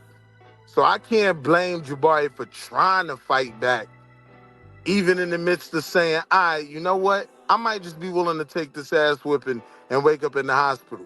But if they don't beat my ass, fuck it. At least it looked like I stood my ground. I can't be mad at him for that. It's stupid. I wouldn't necessarily do it. I'm getting the fuck up out of here, nigga. I done seen people die. Like, for real. I'm getting out of here. But if you Jabari and you this intelligent person and you a professor, wouldn't it hinder you more not only being in this space, but carrying that type of energy? I think it's situational, and hear me out, right? Because if you're going into it with the belief, all right, you know what? These niggas might have me eating soup through the wire for a month. But boy, I'll end up looking like the comedic man that wasn't afraid to face the gangs. And that's on Paru, right? And I'm saying, but to who though? To his now crowd, his new following. The people that No, go I'm saying, what new following will he get? Because you're going into a space where Them niggas. So now we get into a good part of the conversation. Whack right? side. So now we get into a good part of the conversation. The criticism you and I both have, right, of going over to 607 Unc in the first place if you're supposed to be conscious. Why they doing that? To get more traction, to get their page Googled, and you know, now when they do go live, they get more hits. It's all marketing.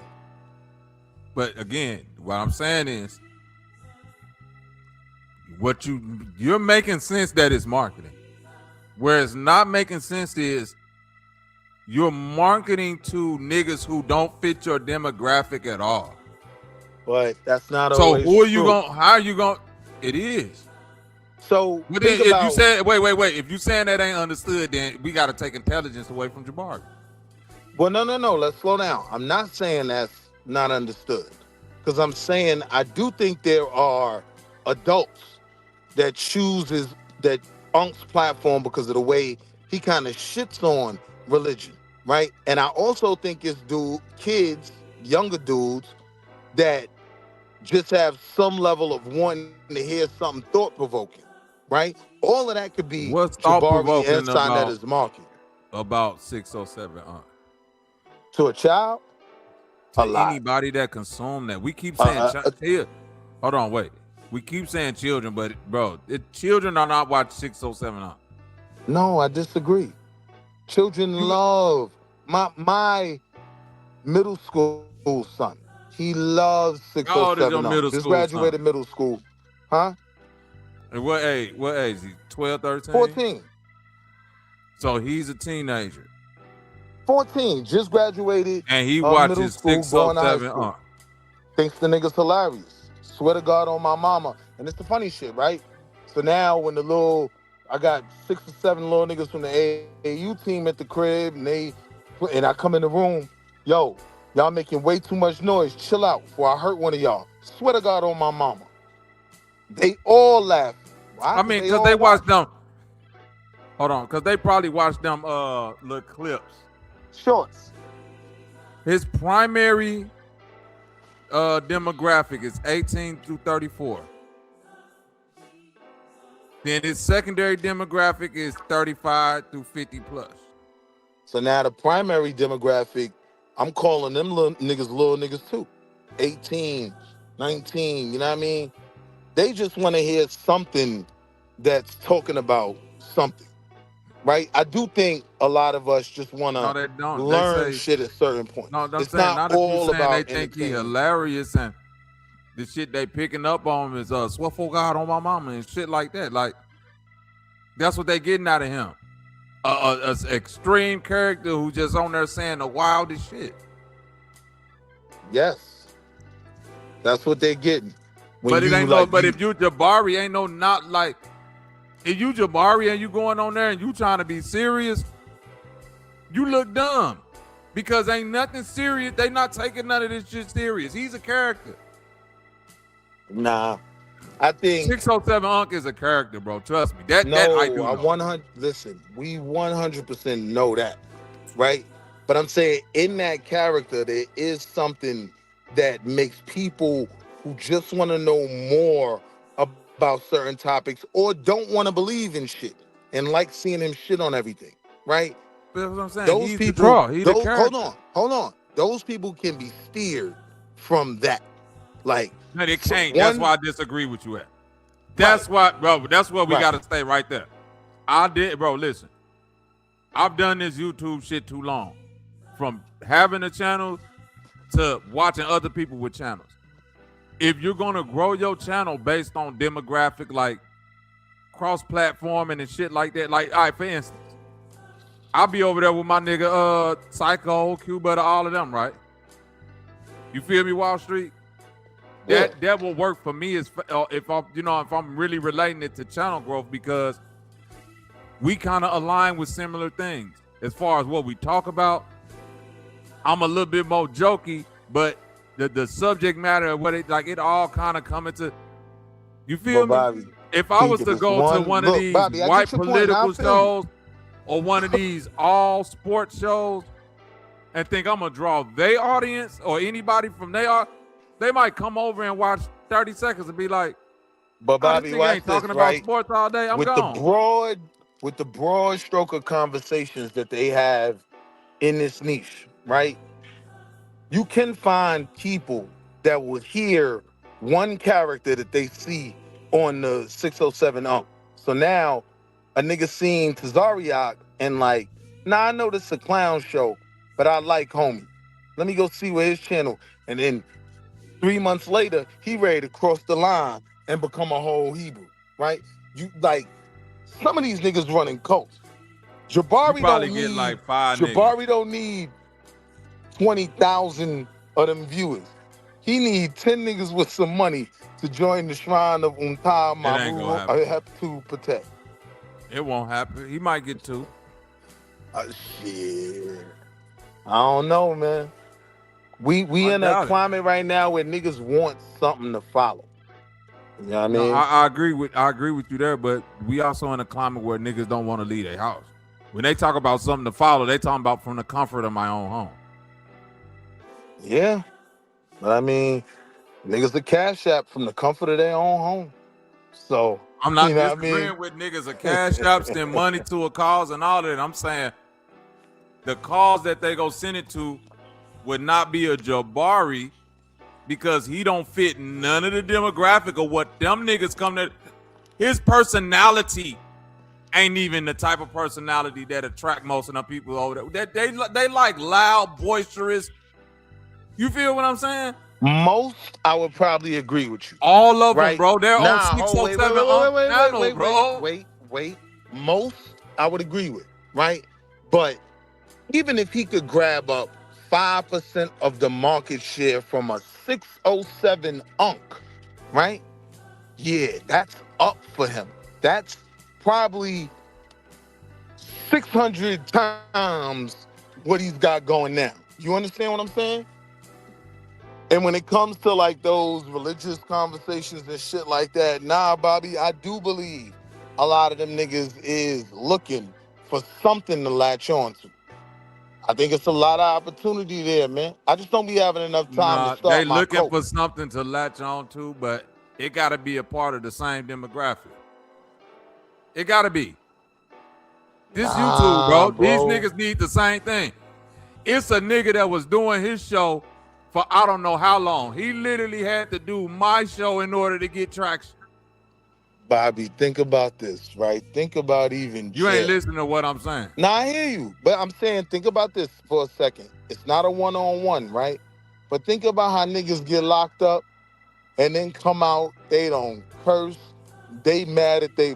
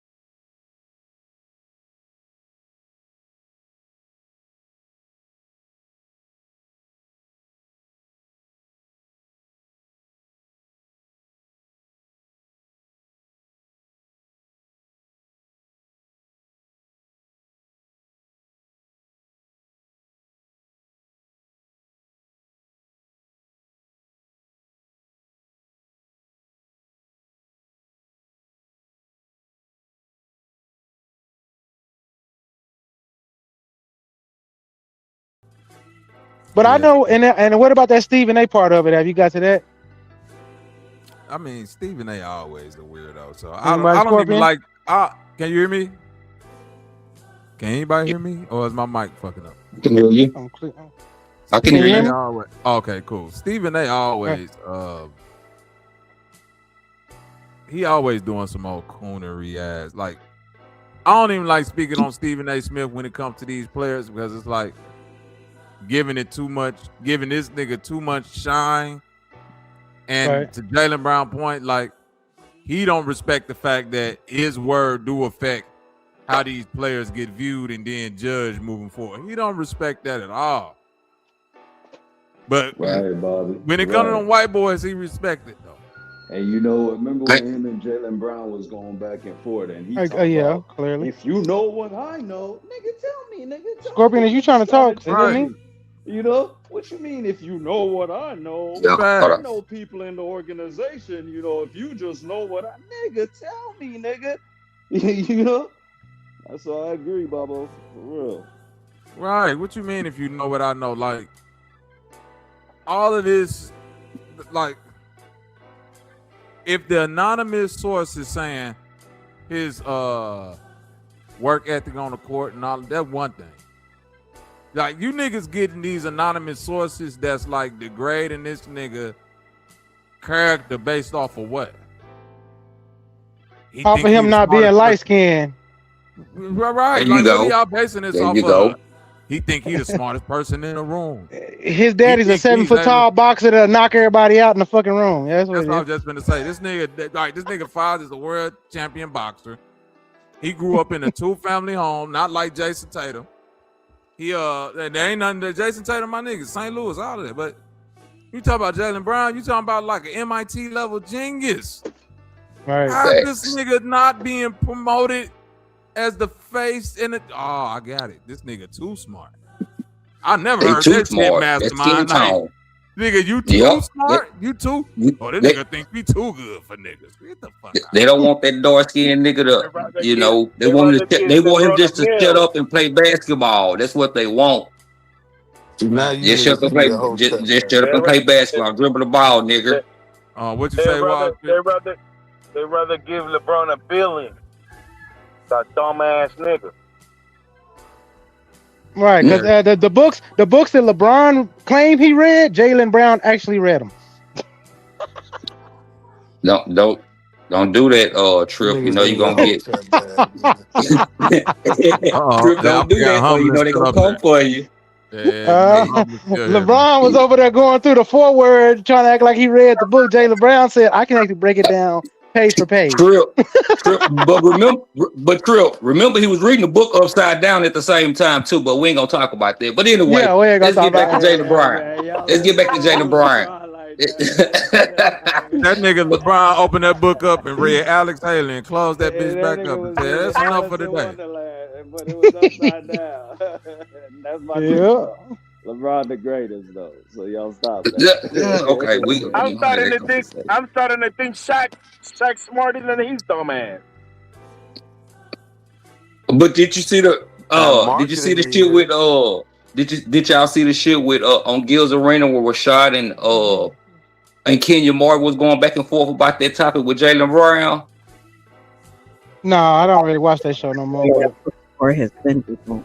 Y'all have to look at. Yeah, you have to. I watch it when it comes to different. I don't watch as much as I used to, but like what I do, I catch the little shorts in it now.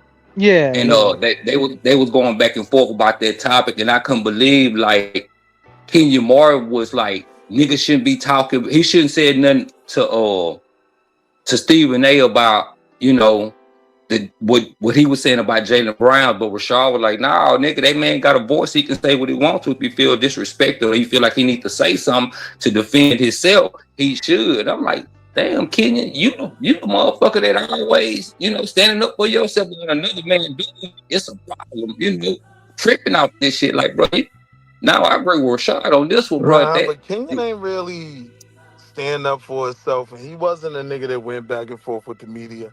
Cause that nigga. No, I'm not talking about I'm not. But no, no, I'm talking about with the coaches and stuff. If you know the stories with George Karl Oh yeah, and he some went of at the it with other the coach. coaches.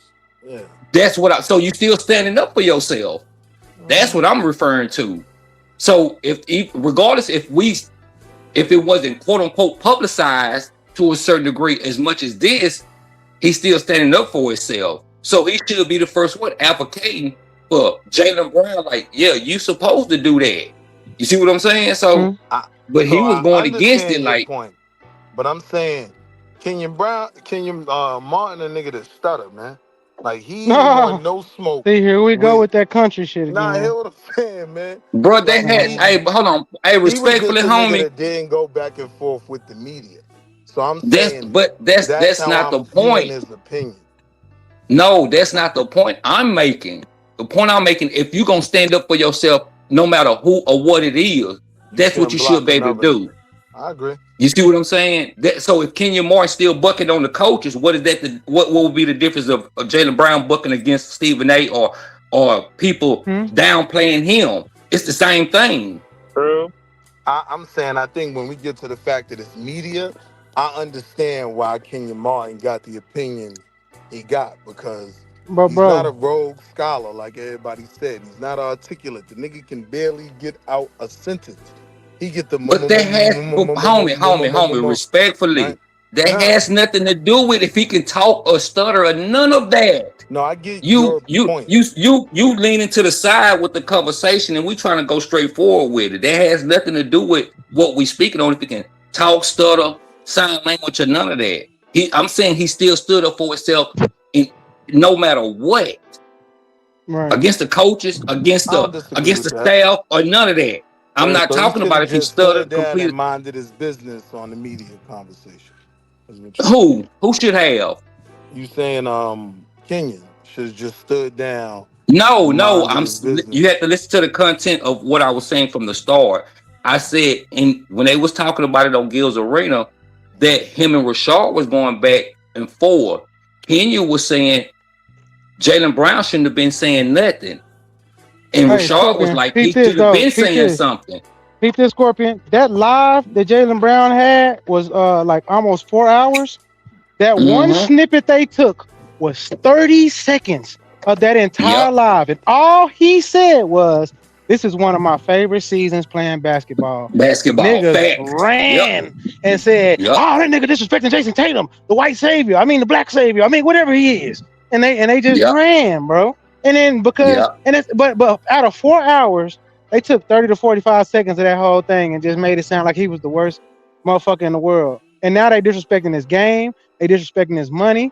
They disrespecting him as a player, even though he got the MVP over Tatum, all that shit, and done dragged that team multiple times. How you gonna disrespect a nigga that got paid more than Tatum, nigga?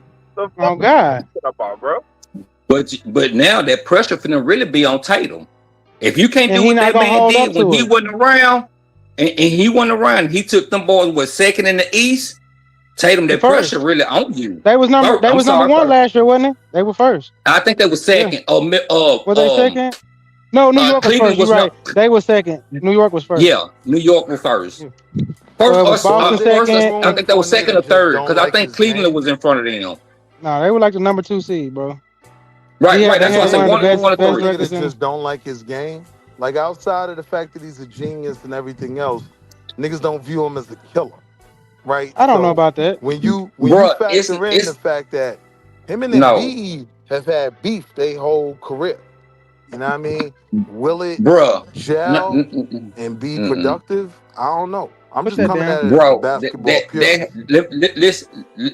that has nothing to do with it. They trying to smother his character. I mean, smear his character. They know the dude can ball. Cause trust me, they had them like 9th or 10th in the East last year. And when he started doing what he doing, it's like, wow, damn, he got them second. They said when Jason Tatum got hurt that they wasn't even gonna make the playoffs.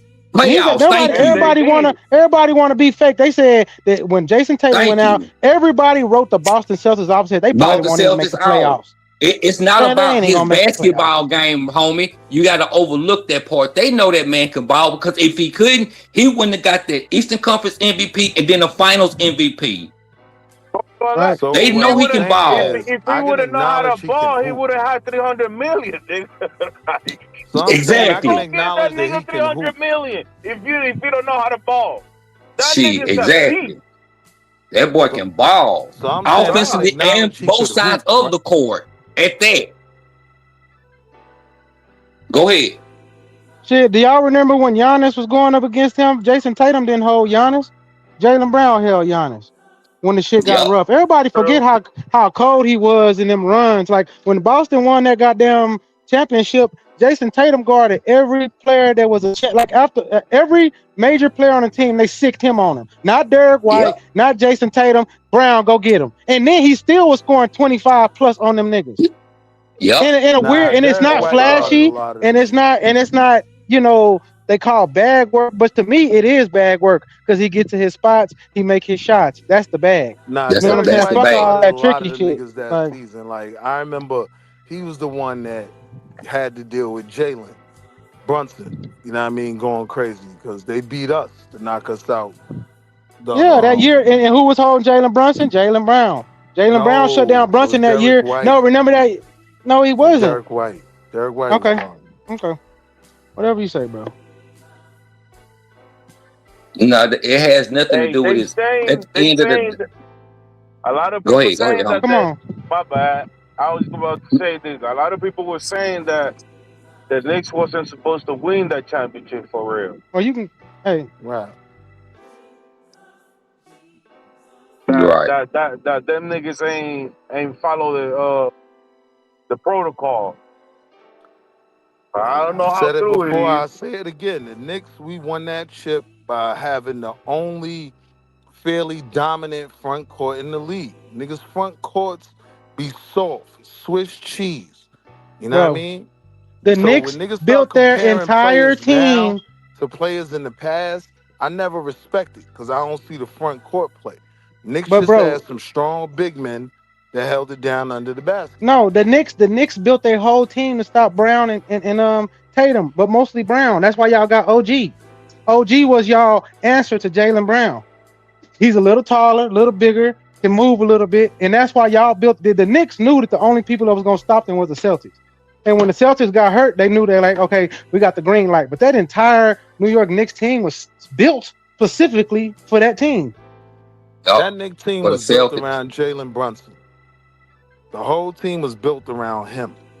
Right? Cat You're was the not listening to missing what I'm piece. saying, man. Cat You was the can't have a missing. small guard. I heard what you're saying. You just wrong. I'm a Knicks fan. I heard No, what you everybody said. said that before. Okay, so the Knicks admitted it, and I'm wrong. Dolan admitted it that the whole team they built with Cat, Brunson, and all that shit was to compete with the Celtics. 2 years With the ago, 3 years ago, Celtics. they said that. So James Dolan and me wrong, right? The nigga who signed the players and me. Yes. That's all I'm asking. Oh, okay. Say less. Because the nigga that put the team together was the president, not James Dolan. The nigga that built that team was the president, not James Dolan. I can't think of homie name, but it was the president of the Knicks, not James Dolan. He didn't put that team Scorpion, together. you can't talk to no nigga like this, bro. You can't talk to no nigga like He was the that, bro. president of the Knicks. I can't remember his That name. nigga crazy as hell. The nigga who signed the checks and tell niggas what to do. Oh, he wrong. He don't know what he looking for. Hey, hey, you gotta let it be, No, man. I'm saying he didn't That's a build real the Nick team. fan for you. That's a That real He nigga Nick said didn't fan build for the no. you, bro. team. That's all I'm saying. No. You I'm not wrong saying and he he didn't wrong. sign the checks. I'm not saying he wasn't in control. He didn't build He that just team. he repeated what the builder of the team told him he had to do, and the builder of the team don't talk on the media. James Dolan was asked when he got Brunson and Cat and all that shit. He said, "Well, what's the point of this team?" Because people didn't understand it. He said, "We have to beat the Celtics. This team is built to compete." He didn't even say win a championship at first. He said we have to compete with the Celtics The because they had Celtics. just came off That's them a fact. going to the finals like every year for like four. Everybody forget they Rose. went to the finals like 4 years That's in a his row. name. Leon Rose is the nigga You that ain't that, and we don't built even know what that nigga sound like. But we know. So you gonna tell me we Leon gotta? Rose. I never heard him talk. Yeah, this is what I'm saying. I'm a Knicks fan, bro. Like, yeah, I hear Leon Rose But speak you can all be the a time. fan, More but you so, still can. Leon Rose, But hold on, actually speaks more than James Dolan, right? He built that team around Jalen Brunson.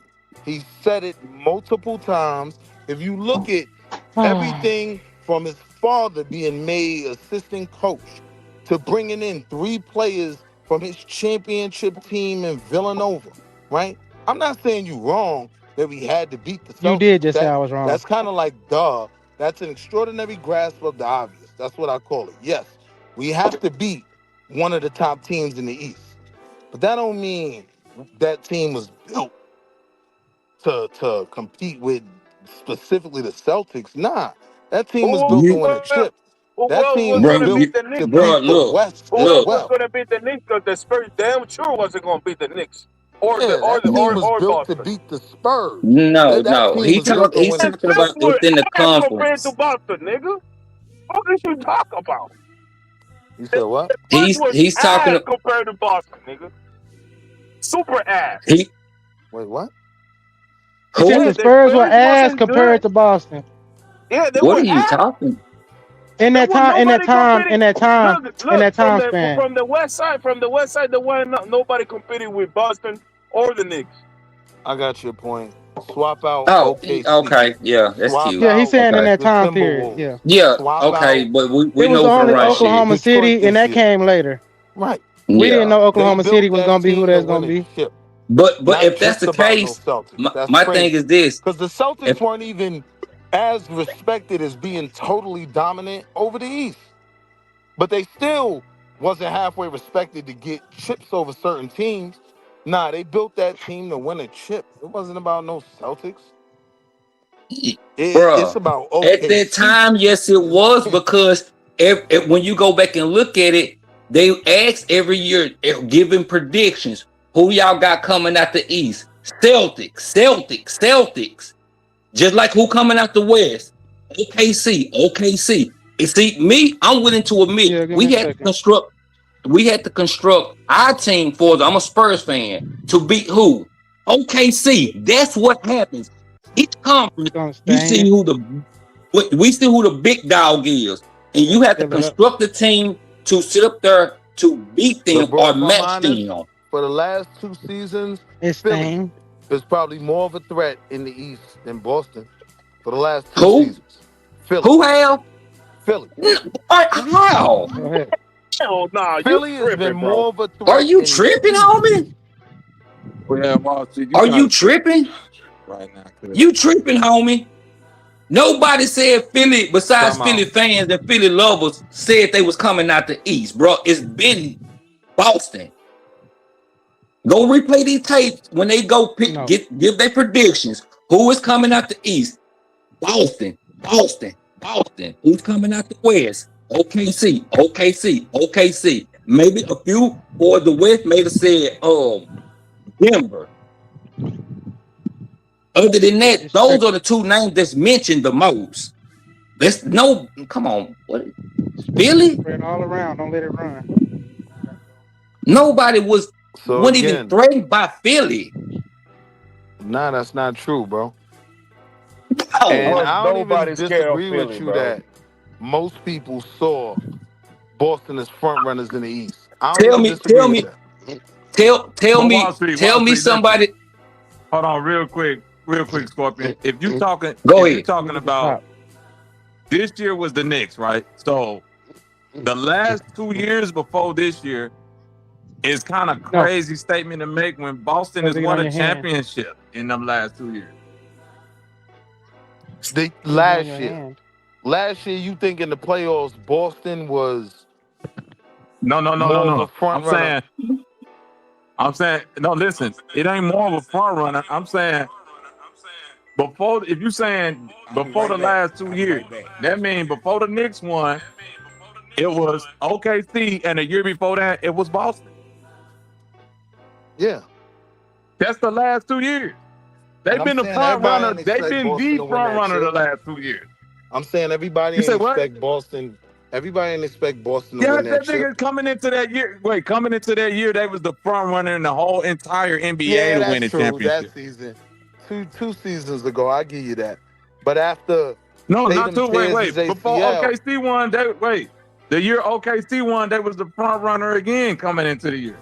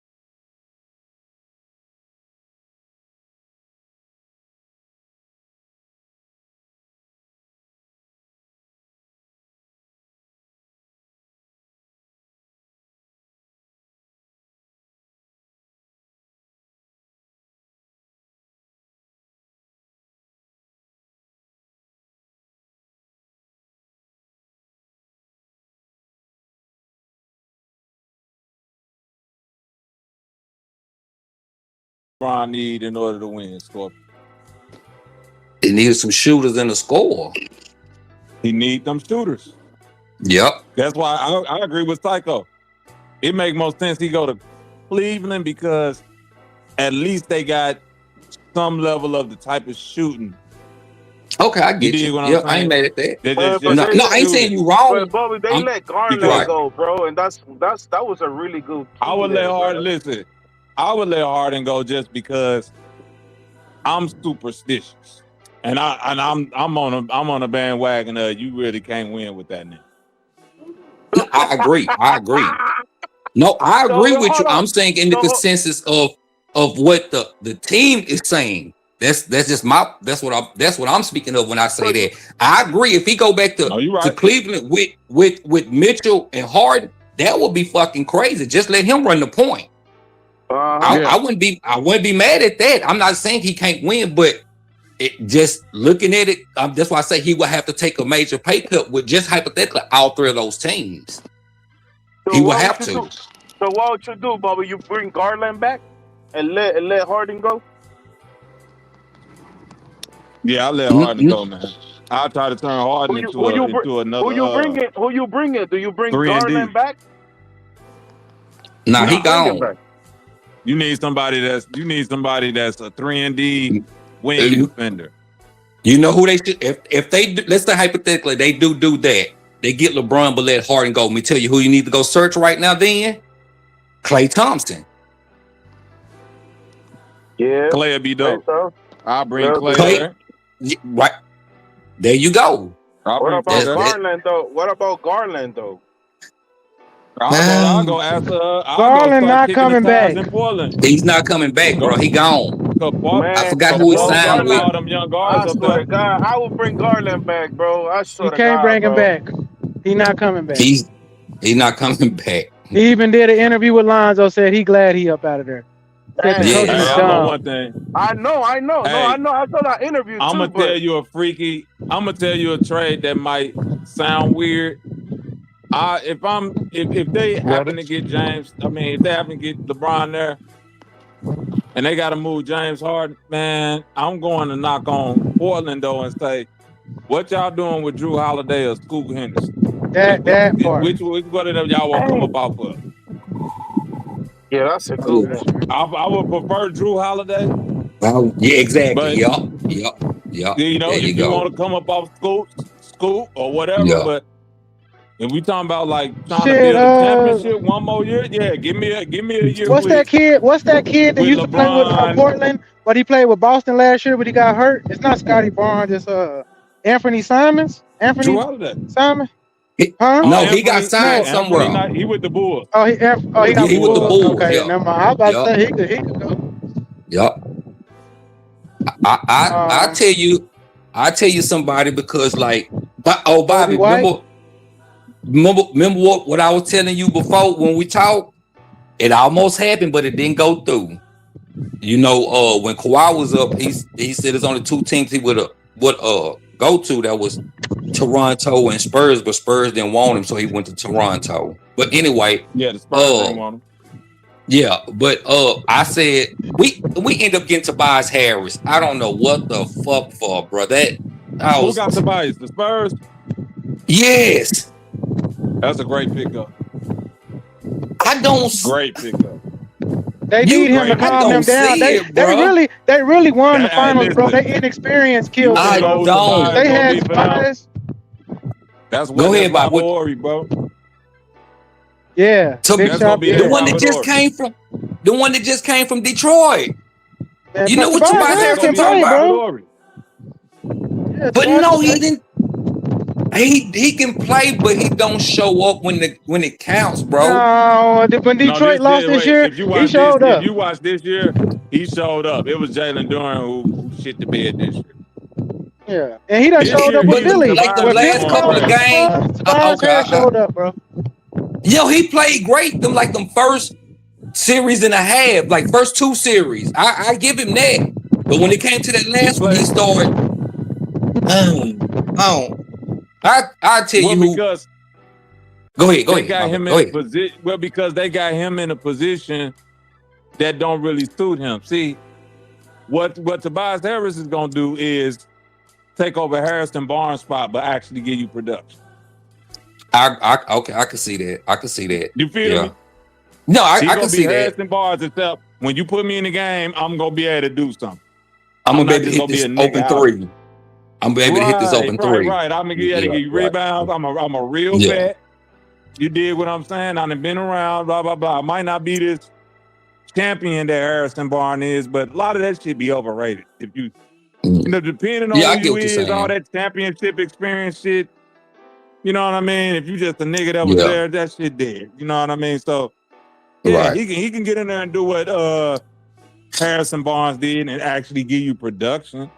That's why I say that's a great pickup. You know what I mean? You got a real vet that could still get out there and do something. They ain't need a lot. They just needed somebody to actually, when they get that veteran leadership, they can actually go out there and show you what they mean versus just talk your ear off like a Harrison Barnes or something like that. Yeah, that shit. Right. I get you. I didn't see it, but I'm like, yeah, because I was thinking like, okay, we didn't get Kawhi, but I was thinking the next person, hey, go knock on Indiana though. Let's get Siakam. I like that dude. I ain't saying he the best, but I think he. I think I'm saying the way he play, he fits the Spurs perfectly. Yeah, oh God. You see what I'm saying? That's why I would have been like, hey, Indiana, hey. Because the reason why I'm saying is because for the next 3, maybe 4 years, we ain't fucked up by no picks because we got our young core. So if y'all want 2 or 3 first-round picks from him, y'all can have them. Let's just get this dude right now. We can have a nice run with him. You see what I'm saying? Because like the picks right now, we shouldn't be fucked up about. Because we got our young core. So we ain't looking for no first-round draft pick. We can just add little pieces here and there. You can do that. You could say that the Spurs picked up in the draft what you asking for. You might not know who these players are. They picked up some cold motherfuckers. Them first 2 picks, them niggas ballers, bro. Ooh, they mostly like defensive players, bro. Yeah, that big man, was it from Kentucky? Is it from Kentucky? Yeah. Ooh. Yeah, I like that one. Bro. I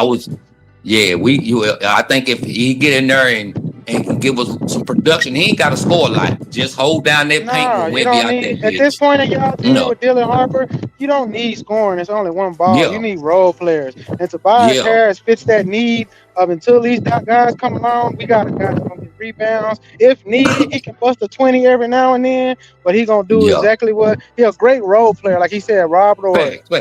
You know what I'm saying? Yeah, I see it, but I just like, I was kind of down on dude, like, man, like, damn, bro, I would have rather, since we didn't get Kawhi, we got, I was like, let's go get Siakam. Fuck all that, bro. But I get, but I see it, but I know once he get over there, he gon' fit the mold. Cause he can, I know he can ball and shit, but at the same time, it's like, it seems like when he get to them playoffs and when he get, you know, the rubber beats the road, like he don't show up sometime, but it's kind of, he get over there, he'll be all right.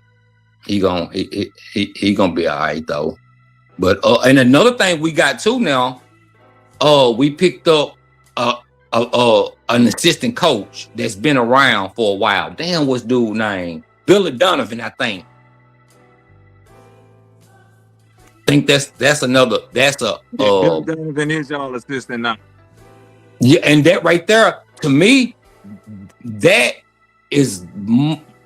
that's real important right now because that young coach he missed a lot in this past playoffs. So that right there will help us out tremendously. So I'm not mad at that pickup. I think that's gonna be the most underrated pickup that we got. Not including on the court, but just adding to that team that we needed is gonna make that team go. So I liked that pickup. So I wasn't mad at that. I'm like, yeah, he is assistant coach right now. So yeah, we needed that. He can give Johnson some pointers. This year might be the most parity that the NBA had. This year might be the most parity that the NBA had ever. Because I couldn't even tell you based off of preseason and I can't tell you who's gonna be the best team. Right. And on top of that, it's one of them years where the teams that was like, at the bottom of each conference, they even got better. So you don't even know who's gonna really be in the playoffs no more. Yeah. You know what I'm saying? Outside of like the top, maybe 4 teams in each conference. 14, yeah. Everything else is up to grade. Like, nigga, Utah can fuck around and be number 5 in the West next year. Yeah. The Wizards can be number 7. Like, this how much niggas just stepped it up. Facts. They made some moves this offseason. Yeah, I like a lot of these moves that they made. I'm like, damn, they actually trying. But you know why? They can't do that tanking no more because, you know, next season, you can't really be trying to tank and sit your players down. You're going to get your ass finding draft picks. So it's like, shit, man, we really got to go. You know what I'm saying? Yeah, that shit over with. So he made it to where motherfuckers, y'all really going to have to fucking compete. We ain't no more trying to sit your best players out and trying to tank. Now, you might can find to do it in another quote-unquote sneaky little way. You know what I'm saying? But ain't no more of that shit. You just gonna have to get out here and but you have to put you together a good team and go out here and compete and try to win. I do have a question. I saw this on a video the other day, and people were talking about what you just mentioned, Scorpion, with some of the players sitting out strategically throughout the year, and things like that. And some agree, some disagree. I can see it both ways. But in that video, they made a point that back in the day, many of them were on the S word. And yes, ma'am. You can say steroids, I think. Okay, it's not okay. I don't want the words to be an issue. And I never even made the connection, but it makes sense when you think about it for those who did admit it after their season or rather career was over, that they were heavy on them because they only tested once a year. Well, most of them were on cocaine, but you know steroids, cocaine, same thing. Same thing. Same thing. You want to know what it is, Humbling? They knew it. It was players that was on steroids back then, right, Humbling? That is true. True. Mm-hmm. But the majority of players weren't on steroids. What it was is 2-a-days. Right. Yeah. Extra work. The work. Different. It's a different type of, like, when I was on the basketball team, Humbling, I can remember practices where it wasn't nothing but running. 60 suicides. Nigga, 100 you ain't suicides. dribble a basketball. You ain't like we running nothing. Line we to ain't doing line. nothing but laps and suicides, Humbling. Move. That's You remember that, Bobby? Move left side. Move right side. Move. Right, all of that shit. Like you running up, you gotta touch the backboard, you gotta run back down, touch the other backboard, do all that. Like I can remember literally. So it's like I saw somebody saying it the other day. Like when you do them 2-a-days and different type of training that they took away because they said I was too harsh in this. It add a certain callus to your body and get you in a certain shape that 82 game season don't even seem like. We used to run so much, Humbling, like by the time we got to the game, that shit was like, oh, cool. I can pace myself in this shit. This ain't like practice. Practice is harder than the actual game on purpose. Yeah. Yep. Nowadays, practice is just like 60%. That's by the time they get in the game, they not even ready to hoop. They gotta wait like 10, 15 games to get in the season before they in hooping shape because you don't even practice at that pace. Yep. Great. Hey, we used to do suicide because somebody was saying was smacking their lips. Like, All right, no, I brought that up in football to my young boys. They was like, well, how do you child stay not getting hurt? I said them 2-a-days in football because football is like boxing. To get ready for a boxing match, you basically have to kill yourself to build yourself back up. And I said that's what 2-a-days in basketball and football was. We would destroy ourselves. And it also made us closer because if one of us mess up, we got more running. And it could be something simple. God. It was team building, and it was so tough that when we got to the season, we didn't give a fuck. We was prepared. Now, these dudes are working out with personal trainers. They can say, I'm tired. And the personal trainer say, well, take 5 minutes. No, we couldn't drink water until break periods. we had to run. And if you said anything like that, we're going to hit 20 laps. Yeah. Until I feel tired. A coach will tell you, when I get tired, y'all can stop running. Y'all ever had a coach say that? Run till I get tired. Run till I get tired. Let a nigga smack their lip. Let a nigga smack their lips while we finish the suicide, and he say again because we did it too slow. See what happened? We'll be there until 9 p.m., nigga. Oh God, running. You go home holding each other's shoulders trying to get to the house. Like, God damn, Coach tore us up. But up by the time that season comes, we can run all game. But that's black press teams. I mean, most of us that grew up in that. I ain't gonna lie. A lot of female parents. A lot of female parents who used to get mad. I remember that shit good. A lot of us, you know, they only have, you know what I mean, our mom or our dad. But, you know, sometimes they just got their mom and they just be on the coach ass because the coach trying to teach them discipline. You feel me? So it's like, bro, you can't get mad at the nigga that's trying to discipline your kid, bro. Hey, Gomez, listen, today these kids smack their lips. They fucking throw fits on the field, all kind of shit. Our coach would have said, fine, you want to do that? The whole team hit 10. And every time you do it, and you know why he did that? He gonna say, I'm gonna close this locker room door and y'all handle y'all business. When I come out, y'all better come to a resolution about that. And he gonna close that door and we gonna bang your ass out. You know what I'm saying? Like, we'll pack you out. Nigga, pause. Yep. You know what I'm saying? Because the coach sometimes be like, oh, y'all got bad attitudes? Cool. I'll turn this entire team against you. And I'll let y'all handle it as young men.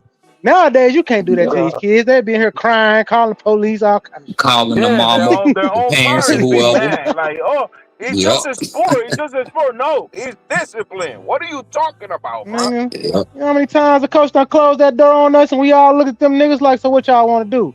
Y'all gonna act right or we finna just get, and then some of them try to get rough because they think they're gangster. All right, when 10 niggas against 2, you gonna change your tone or get off the team because we tired of running. Bro, we been here till 9 o'clock every night for the last 2 weeks because of you. You got me fucked up.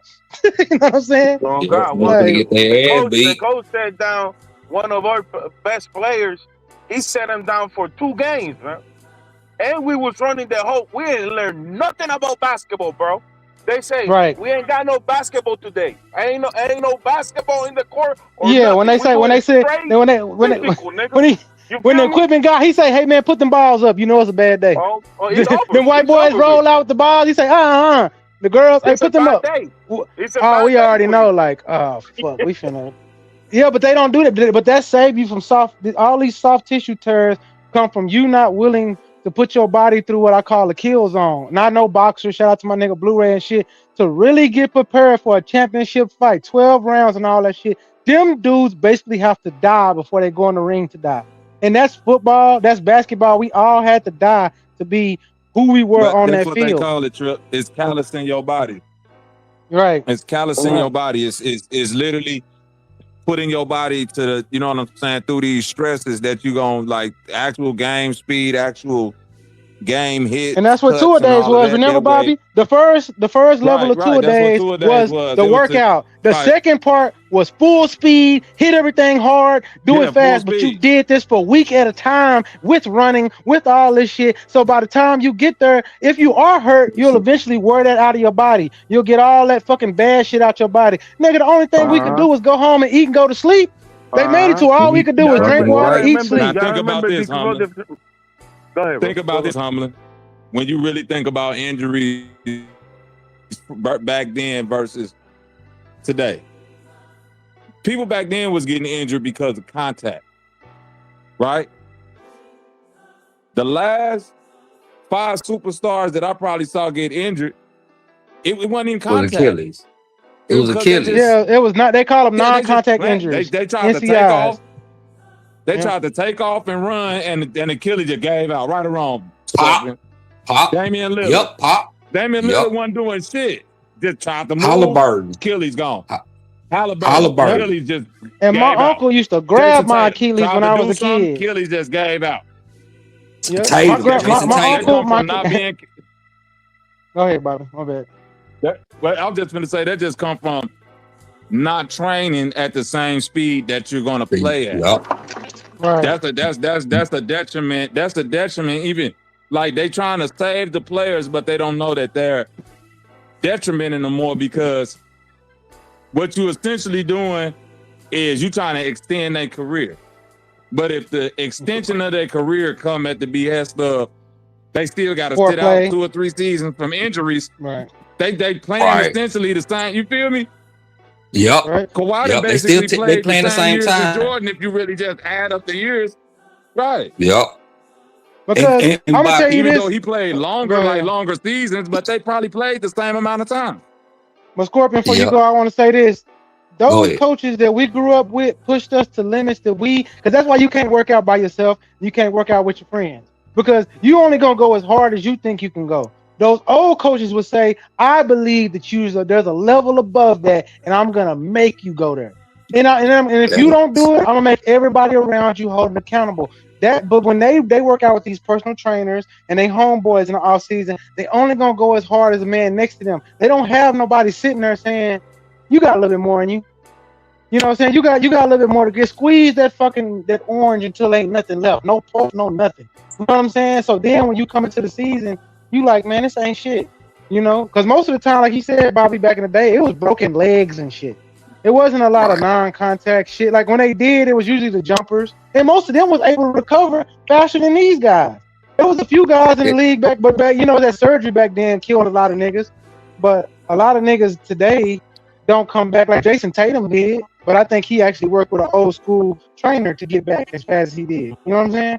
But most of these guys say a year. Sean Kemp tore his shit and he came back still dunking, because he had already built up the muscle around that leg and that cartilage. They come back now because the surgery is better. But yeah, that's the technology. After so long to get better. Yeah, the Achilles. Yeah, the Achilles surgery got better, but back then you just saw less of that injury because people actually worked on their Achilles like it's a separate muscle.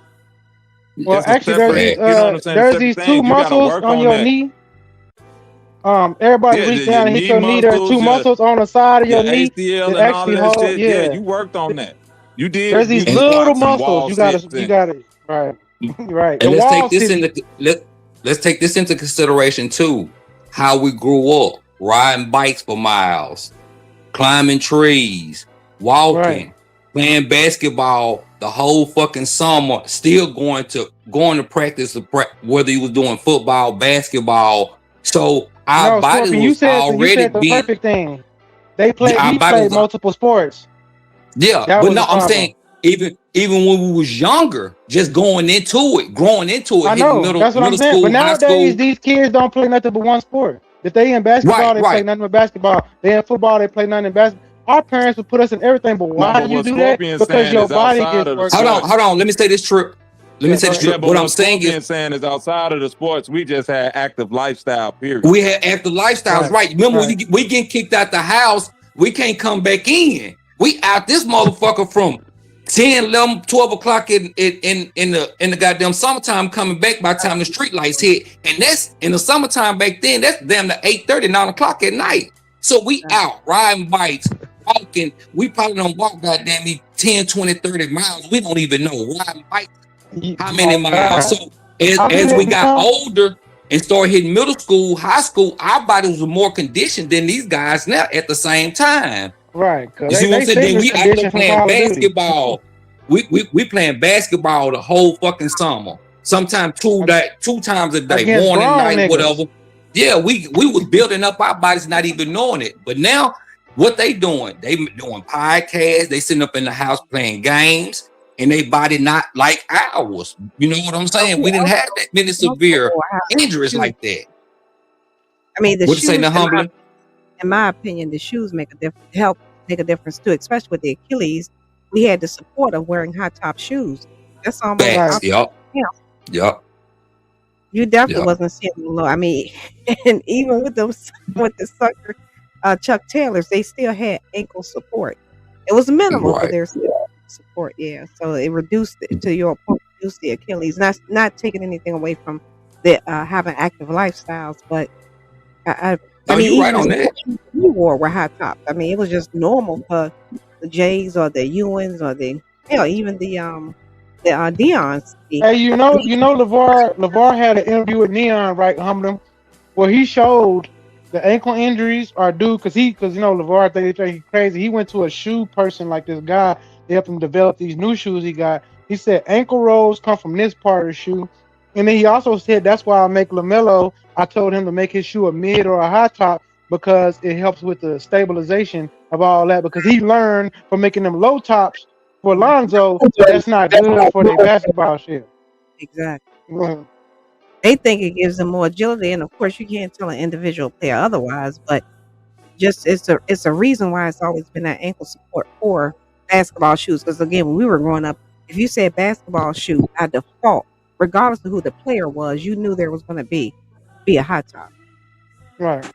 Yeah, there's definitely going to be ankle support. They don't do it for agility. They made up that lie. They do it because they think it look cool because Kobe did it. Blame Kobe. Blame Kobe. Think about Rasheed Wallace even playing in the high top Air Force One. You know what I'm saying? I know, right? Shit. Hey, but every shoe like right now is low top, so they not really getting no fucking ankle support. They gonna realize in due time. You know, I'm not saying they're gonna do it, but you need that fucking ankle support. Trust me, I got a torn ligament in both my ankles. Well, everybody want to be Steph Curry, but they forgot Steph Curry had ankle injuries for his first 6 years of his entire career, and they had to wear ankle motherfucking braces for most of his career until recently, and most of his shoes were mids after that. Yep. And that's why they call them nursing shoes. Steph Curry actually tried to make mids cool.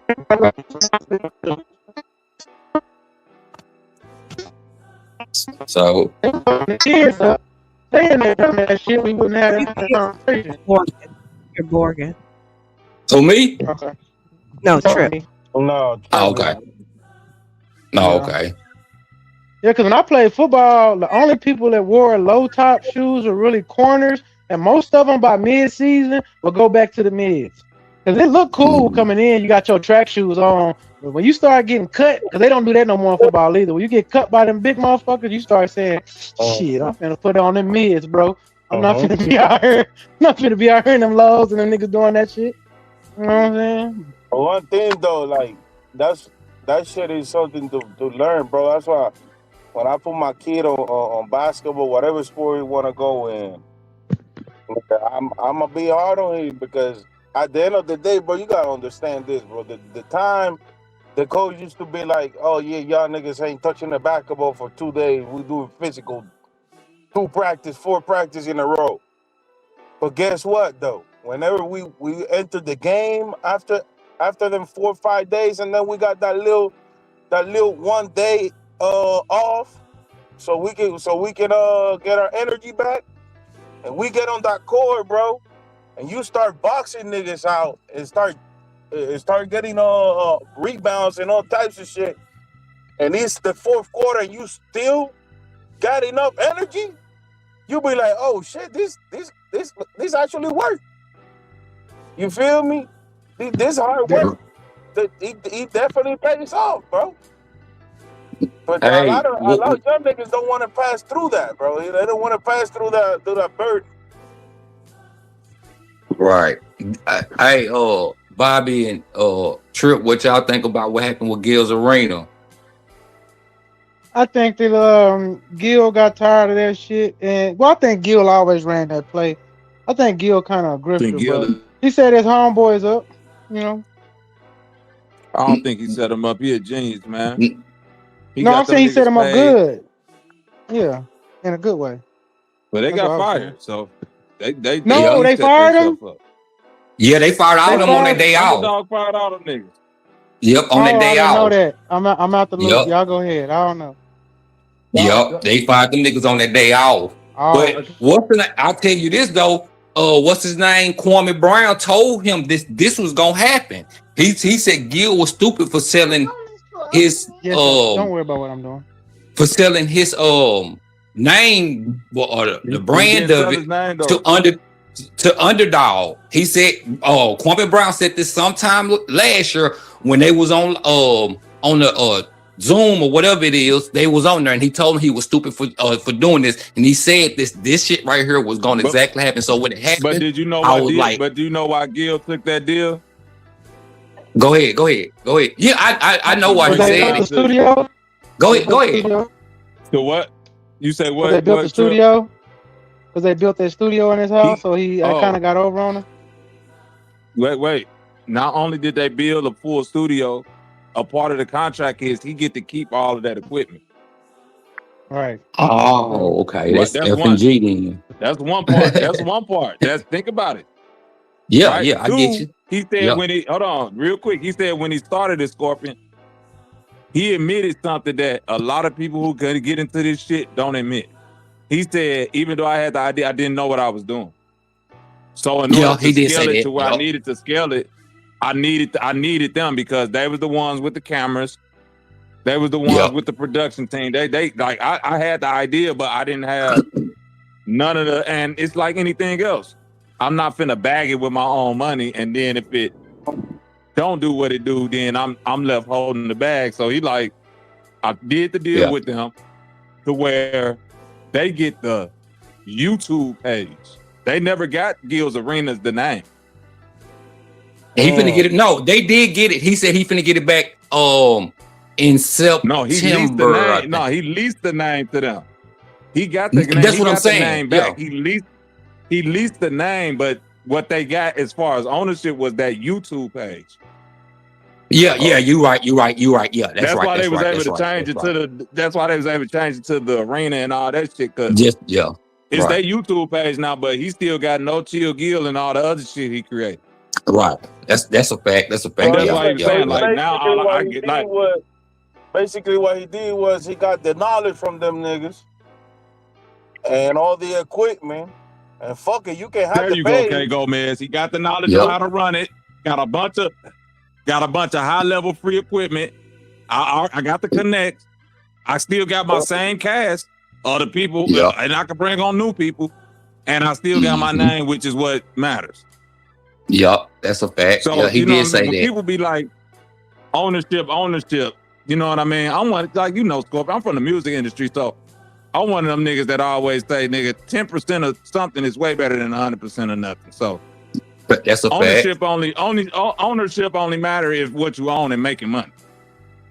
Yep, that makes sense. That's why I feel them. Like I had to, like I did this so I can get the knowledge and get this shit to a bigger scale. Now it's that. Now I get to revert back to me. And I get to do it myself with all of this equipment and in my comfort of my own home and all of that shit. Like, hell yeah. And 𝘾𝐼𝙎𝙎 done because 𝘾𝐼𝙎𝙎 was supposed to be the one Gil did it with to begin with. He was. Yup. That's a fact. He was. Yup. And Gil's such a business genius. He like, nigga, I don't care if like we beefing and shit. Like, this is content. Let's go on, put the channel together. But 𝘾𝐼𝙎𝙎 wanna beef so bad and just sit on this bitch like any other average nigga and just go live and yeah, man, this nigga like it's just whack. Like he was right when he said that. 𝘾𝐼𝙎𝙎 was right when he said what he said, but he was wrong because he didn't see the future. Go ahead. Yeah, he didn't see the business. No, that's all I often say. He didn't see the business side of it. Right. He didn't see the money that was gonna be able to be made. In the future of it. 𝘾𝐼𝙎𝙎 was being emotional about shit that happened to him when Gil was, what he think was bullying him. But Swaggy didn't look at it as bullying, but 𝘾𝐼𝙎𝙎 did, and 𝘾𝐼𝙎𝙎 still holding on to that grudge. If y'all actually listen, but Swaggy said, Gil did the same shit to me, and he said, and Swaggy though, he's such a fun-loving, I don't give a fuck, that's my dog type nigga. He didn't care. 𝘾𝐼𝙎𝙎 took that shit to heart, like, oh, you niggas don't fuck with me, and none of and Swaggy say, nigga, he had me riding around like a chauffeur in a Bentley. And I did it. And he'll smile about it. It was cool. You know what I'm saying? He was getting head in the back seat. He was funny ass nigga. That nigga said he was buying sections for us at the goddamn club, buying those bottles. He'll do that and then leave. Right. And Swaggy say shit. And he said Gil paid him for all that shit. He said Gil had me with a motherfucking chauffeur suit, driving his Bentley around, getting with Drea and shit in the back seat. And I'm just sitting there like, you know what I'm saying? I'm a rookie. Yeah, he said, but 𝘾𝐼𝙎𝙎 got done like that, and he said, man, nigga, you hold me. Two different views of things. But Swaggy kind of was. Go ahead. No, I was just gonna ask you about the little NFL thing though. What you think about God damn, boy, I had to deal with this nigga 2 times a fucking year. Myles Garrett going to the God damn fuck the Rams. I'm happy for Myles, but I think Myles really like he fucked up a bag doing that shit. I know y'all might not see it like that. He outside of Shedeur, he was the face of that team, and if they become successful, it would have been Myles and Shedeur. It would have been marketing shit. If he do anything at the Rams, it don't count. It's still gonna be Matt Stafford show. You know what I'm saying? So I think he went for what he thought was a career move, but I think that like he still would have been thought of as a great without a championship. He one of the few people without a championship. Everybody would have never said, "Oh, he ain't got a champion." They would have said, "Nigga, he got the sack record." You know how hard that is to do in football. Nigga, shut up. You can't talk about Myles Garrett. You know what it? You know what it? Everybody. Go ahead, humbly. They attach Aaron Donald before they attach Matt Stafford to the Rams. Right. So but I'm saying right now with the team, yeah, he could never be a Rams great. Team, even though he's been retired for 2 years. Aaron Donald may come back, so that's to be determined. Yeah, I was just gonna say that. Yeah, and there's gonna be a fucking crazy. God damn, that's gonna be a crazy fucking front line, bro. I don't want to deal with this shit. He ain't coming back. He ain't coming back. Shit, now they say he is. And what make it so cold is that we judging Myles Garrett off what he did, but we got to judge these new NFL players off of the new presidents they said. We like Myles Garrett probably ain't got nothing but a couple more years left. So like he probably looking at it like his NFL like mortality is there you go. On the horizon. He like, nigga, I might as well go chase the ring now because by the time Shedeur or the Browns even become good, I'm probably long gone by then. That's a fact. I don't know about that. I don't know. I think in their division. Trip, hold up. Let me say this. No. I'm talking about how old they is. Look, Myles Garrett is probably 2-3 years max away from retirement if we going off of how shit go now. No. When he come to the league? I'm going off of Von Miller. Von Miller is his comp, and Von Miller's still playing. I ain't gonna lie. Like, and Von Miller is older than him by like 4 years. So and consistently at the elite level. His day to day, week to week is not the same. Well, let me add Myles Garrett better than Von Miller. Content to that. Let me add some content to that. Another reason the trade did happen is they were saying Myles Garrett wasn't quote unquote liked in the locker room or was friendly. Like people was trying to, I guess, be quote unquote friends with him. He wasn't going. You know, he came there to do a job, and you know, you got your circle of people, a few people that you deal with. But it came out that they were saying that he wasn't really liked in the locker room. You can't do that with a young team. You can't do that with a young team because them young niggas. No, I get you, Trip. I'm saying that was part of what was put out after he got traded. Yeah. You know, no. So, but yeah, that's what another reason was part of him being traded. So I think that Cleveland won that trade because I like Jared Verse. I think Jared Verse he good. Is DeMarcus Ware type. I mean, he might not be Myles Garrett record breaking, but I think he can be close. Shit, so I think the Browns actually won that trade. Like shit, if Myles don't want to be here and he don't want to deal with these young guys we got coming in, and let's get another young guy that's just down. Now, I'm not saying as good, but like a step below. He's still an all-pro. You know what I'm saying? All that shit. Hell yeah, man. Fuck it. At least he gonna vibe with. For the Brownies to win, man. I just think in their division wide open. I mean, Joe Burrow can't stay healthy. You got Lamar, I guess, but they going through a coaching change. And then you got the Steelers, and the Steelers dealing with an older quarterback and just got a coaching change. I feel like they actually could be better than what people think. Just saying, football is football. Football change year to year, but when faces change, things change. It's hard for a first-year coach to come in and win a Super Bowl. We had two of them last year, but you know that's a. But you got to think about it too. When you still got an elite quarterback, and then you got that coach, the head coach of the Baltimore Ravens now, he used to coach for them too on the defense, so he got a defensive mentality already, and they didn't might lose. not help Lamar. But, it might hurt him. I kind of get what you're going. I kind of get what you're saying on that. I kind of agree because I was thinking the same thing for us that the offense Jim Harbaugh designed. You know, let the people come in and design the offense. Special teams coach though. Yeah. Harbaugh was a special teams I get coach you on that, who was but a great manager, and all he did was bring in talent. Like Todd Monken, the quarterback for Shedeur, was one of them talents, and Lamar had his best season under Todd Monken, and Todd Monken is now Shedeur's coach. I'm just saying, like, I get you. You're right. Like Harbaugh was like, I know what I know. I'm gonna bring in the best guys that know what they know, and that's a good. There's not a lot of coaches like that nowadays. Because usually coaches pick a side. Harbaugh is like one of the few coaches that rode the ranks, a good manager of people, and stayed out the way. I can come in and sit in on shit, but really I'm a special teams guy. And I'll tell you this, the Baltimore was never bad on special teams, but I guarantee you this year they will be.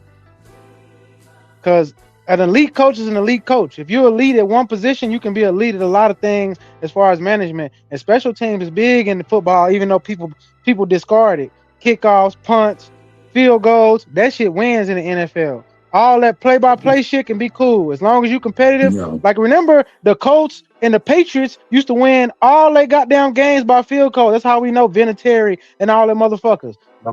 Tom Brady won. Man. Who?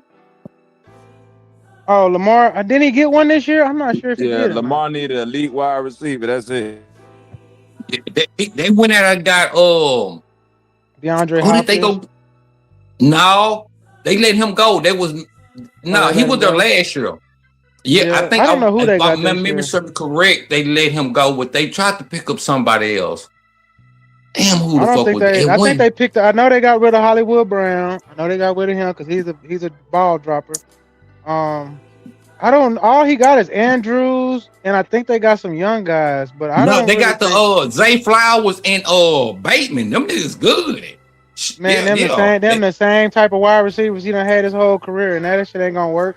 He need a monster. He needs an AD type nigga. Them dudes are not bad considering how they play offense.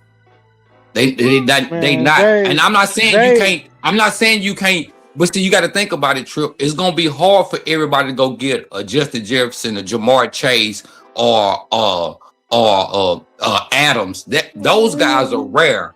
You see what I'm saying? They should have got. You know who they should have gotten? The Cowboys got. They should have got Pickens. Lamar and Pickens would have been a fucking boy. Lamar and Pickens, because Pickens got the attitude that Lamar needs. A motherfucker that like punch. I agree with that. You know what I'm saying? This shit go sideways. Right. Like I'm not. You need a dog with Lamar because Lamar gonna play his heart out, and to that I think Pickens gonna get that same energy. But they let the Cowboys get him for what, a 4th round pick? They could have gave that up. You know what I'm saying? But they need somebody like that. Other than that, like he got wide receivers that would be the second. Okay, he got wide receivers that's second string at best on good teams. You know what I'm saying? Hollywood Brown is second string wide receiver. I don't think Zay Flowers is.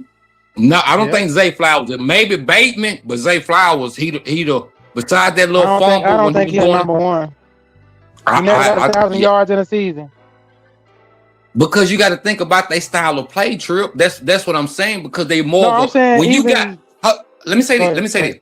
When you got Lamar running the ball too, and then you got Derrick Henry, that is gone, and then he got a little bit more trust, and he done start the last maybe 2 years, gain a little bit more trust with Zay Flowers because he had more trust in who? Andrews.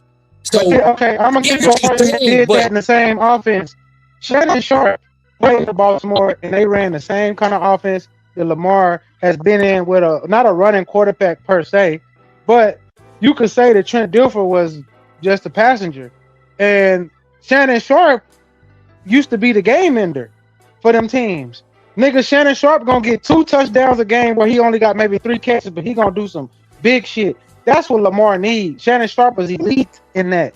And if I remember growing up watching them games being like, man, this nigga Shannon ain't did shit all game, and then the 4th quarter come. Here goes Shannon with 1. Here goes Shannon with 2. There go Shannon in the game with a touchdown. Like he was a dog with that. So that's what Lamar need. I don't need you to get 10 catches a game. I need you to make big plays because that's why we run the ball. We run the ball to make it to where the box get tight. It's one-on-one. When I throw you that one-on-one, you need to fucking kill that nigga.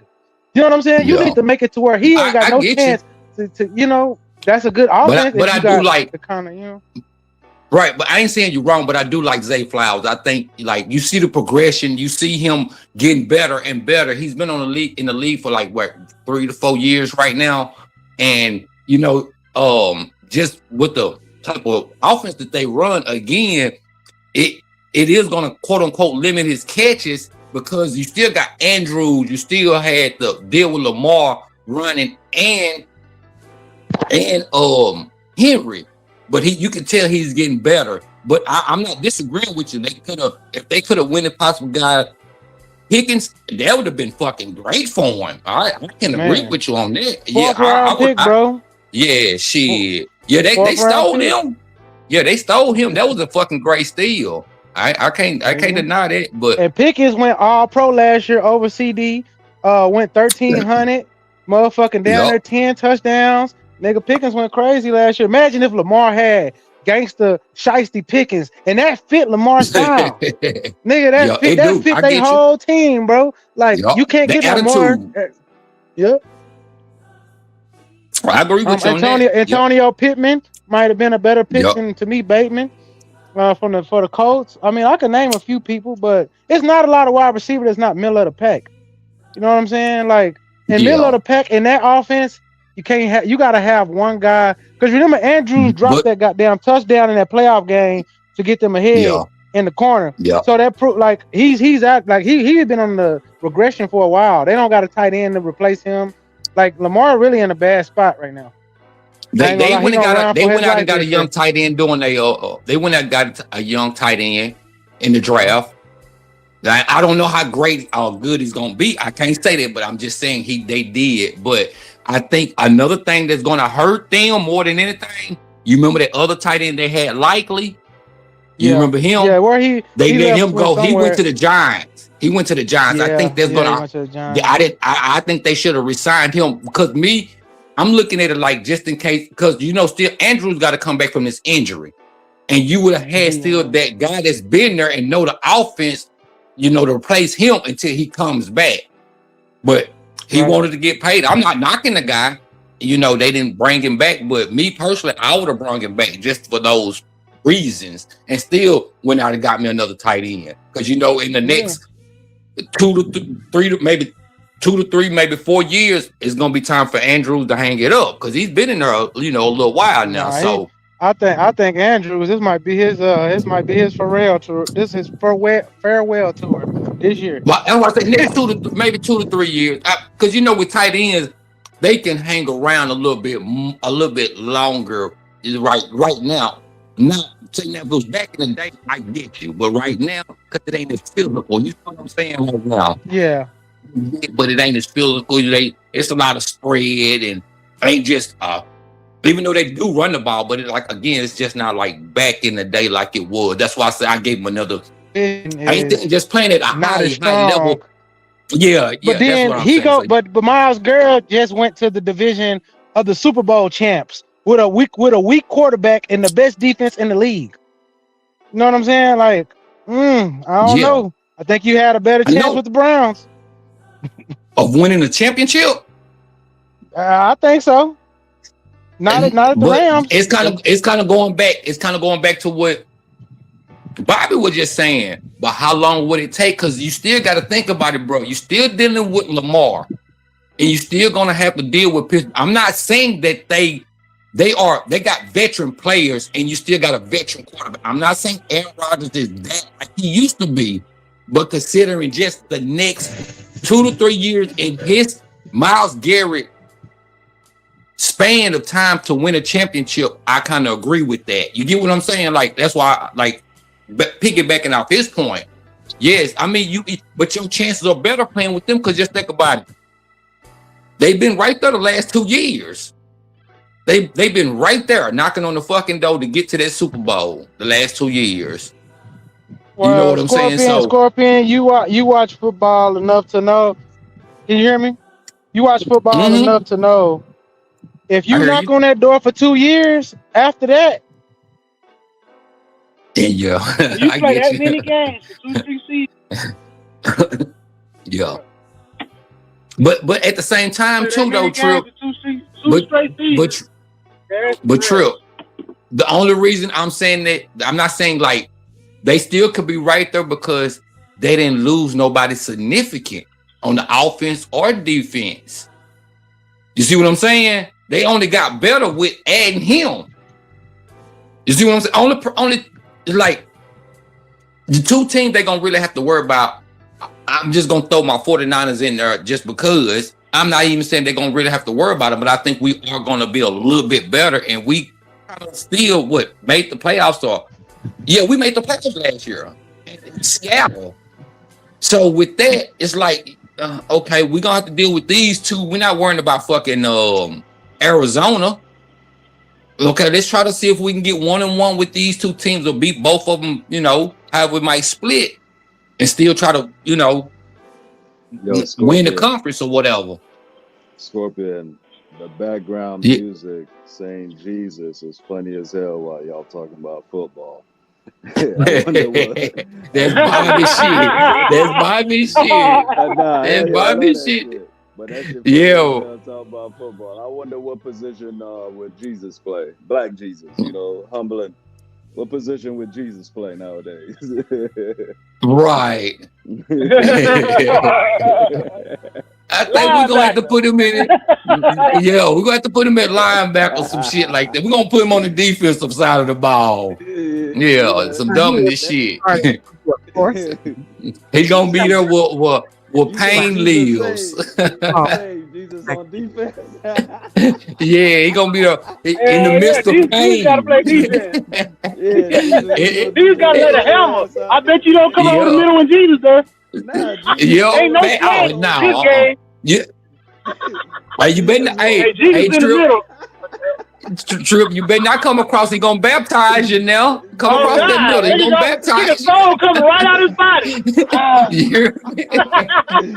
Shit, he gonna baptize your ass, change your whole religion. That nigga came. I bet you don't want to run the ball against Jesus at middle linebacker. I tell you that. Hey, that nigga came in a Muslim and left a Christian. You hear me? Ain't no more Allah. It's Jesus. Hallelujah. For real.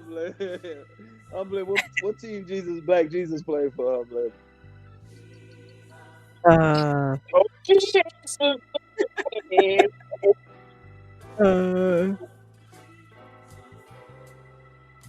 The Washington Commanders. Because he is a champion. Jesus will change their name back to the Redskins. That nigga. Imagine that nigga invent a new tongue called walk on water, bruh. That shit will be crazy. Well, that's interesting. Jesus getting every call, bro. Jesus is a linebacker or a box safety. That's Jesus. Right, yeah. Palomalu style. Palomalu and Ed Reed type shit. You think you finna get 1 yard? Jesus just runs. No. Oh! Yeah, perfect time. I rebuke you, nigga. Every time he do a tackle, he gonna hit the little cross out across his body. Oh, God. That nigga gonna come out there celebrating like Ray Lewis and shit. That nigga got some sandal cleats on? Oh, nigga. Hey, Drill. That was his sandal cleats. The league. You better respect it. Rook. They gonna tell him, hey, Rookie, you better respect that Jesus, nigga. Hey, he gonna do like Chad. Y'all just gonna have to find me, but I'm wearing these motherfucking sandal cleats. I got to. God. Yeah, I don't deal with your. Yeah, Jesus gonna say, I don't deal with your brands and municipalities. This leather shall do. Damn, that nigga said the sandal cleats. That is crazy. He said, "Now I will not wear no symbols of the father of lies." That Nike for a demon. I wish you would not wear that sandal, please. Number straight crosses. Hey, hold on. Let me ask you this. What would his number be? What would his number be? 33 or 12? 33 or 12? He be 33, nigga. He be 33. That's what the thank you. That nigga said Jesus running nothing but crosses. Number, no, that's it. That's it. Everybody, look, everybody arguing if they gonna go left or right, and everybody be like, man, what would Jesus do? Right there and there. The coach look right over to him. It's left. Every play is down the middle, can't go, baby. Every play is down the middle, nigga. Look, and you can't fool him. You just gonna have to deal with the results. He gonna know every play call before it even get called. All that good shit. That's right. Hey, he ain't losing. Gonna be the first team to win 3. Never lose a game for 3 straight seasons. Nah, nigga, this record gonna be tied. Every game is tied, nigga. Shit, he gonna put him back at punt return. He gonna take Dion record. Like Dion, who? Nigga, they gonna change it. They gonna change it to a lockdown safety. Yeah, he a lockdown linebacker. On special teams, who gonna tackle Jesus, bro? You can't. Absolutely. He gonna just part that motherfucker like the Red Sea. He could just gonna move his hands. Everybody gonna part. You're not gonna be able to tackle him. He gonna tuck the ball in one hand and move his hand the other way. And hey, said Mike Allstott ain't got shit on there. Hell no. You get Mike Allstott, Jerome Bettis. You can get all them combination of one.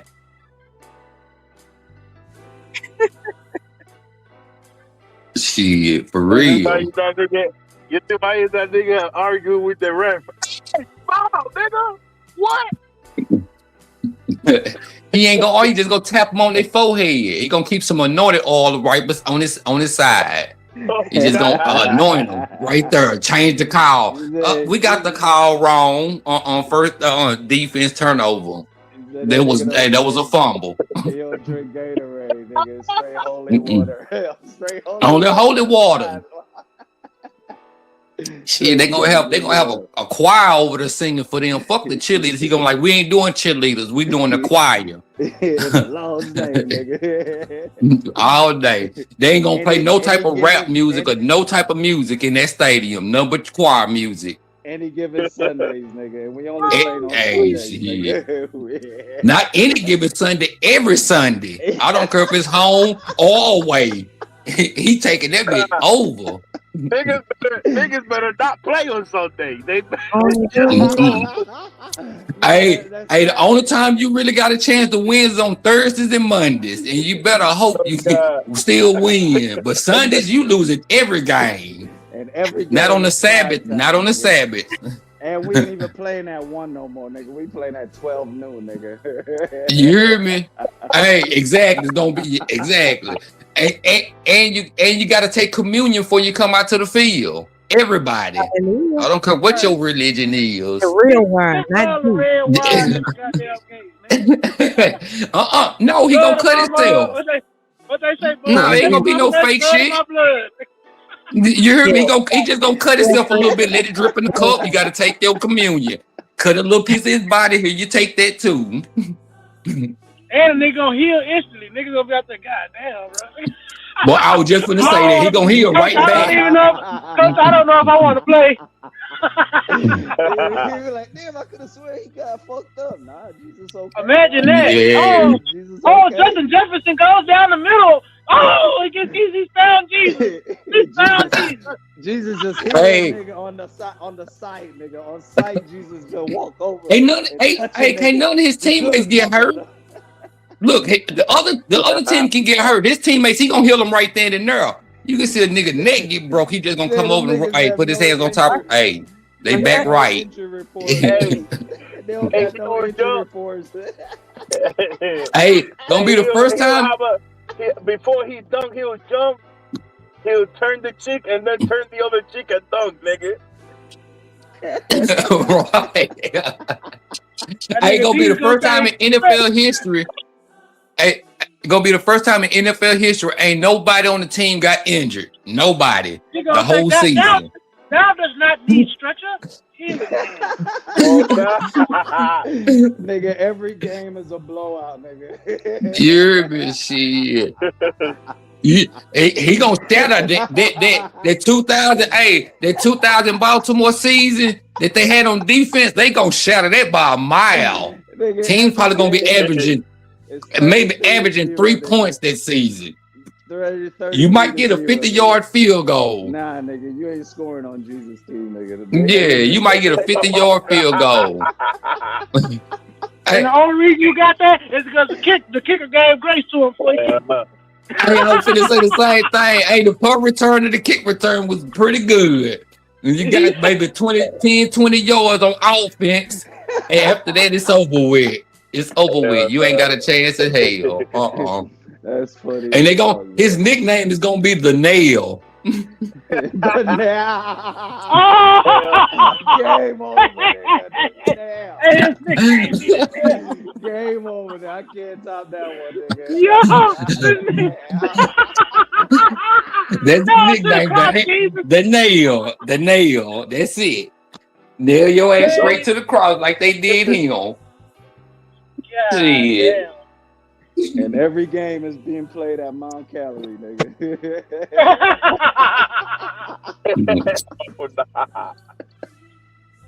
For real. I don't even want to play this Sunday, coach. Hell no. Bobby, you had another topic though, man. I know Bobby heard that shit. He said, I gotta go back to the beginning of the show. He had some good shit. I forgot it was a WAG, Jalen Brown, and somebody else, something else. Try to keep the show strong. That was a good one though, bro. I ain't gonna lie though. Jesus the Nail. You say, do we agree on this number? 33, 13? Yeah, it's gotta be 30, it's gotta be 33 or 12. That's the only two numbers he gonna deal with. That's like the score, nigga. Ain't no debate, nigga. It's 33-0, nigga. 33-0. I might get that Cowboys jersey. Y'all playing around, nigga. Put Jesus on the back 33. Oh, God. Nah. Hey, that might fly, my nigga. Put Jesus on the back of the Cowboy shirt. Yeah, they're going to be like, hey, where you get that from? The only way you can get them jerseys, only way you're going to be able to get his jerseys out the black market. You ain't going to be able to just get them from a Nike. Nah, you got to get them bitches out the black market. Moses gonna be on the sideline cheerleading. Man, yeah. Moses gonna be out there with them cheerleaders. That's why he ain't make it to the promised land. That nigga don't know nothing but Mark Luke. Hey, Mark Luke, Jacob and John. Hey, the defense. Hey, the defense is gonna be named the 12 disciples. Yeah, nigga. We're not getting that, bro. Shit. Bro, it's over with. 12 disciples, bro? That's fucked up. It don't matter. They can switch positions. Everybody got the same attributes. They win every we win every They ratings on Madden when they come out that next year gonna be 99. Everybody gonna have a 99 overall on everything. Speed, agility, everything. Pursuit, tackles. Shit, you can't score. And Judas gonna be the coach, nigga. Oh yeah. You hear me? It can't be no other way. It can't be no other way. Yep. God. That's the only way they lose. Hard Rock Bet came to Judas. It's the Super Bowl. Judas, it's Super Bowl, man. These things got lose. It's 101 odds now. Oh, God. Judas back there. Judah back there on the locker room like, Judah back there on the locker room like, Jesus, you going on the bench today. Nigga, what?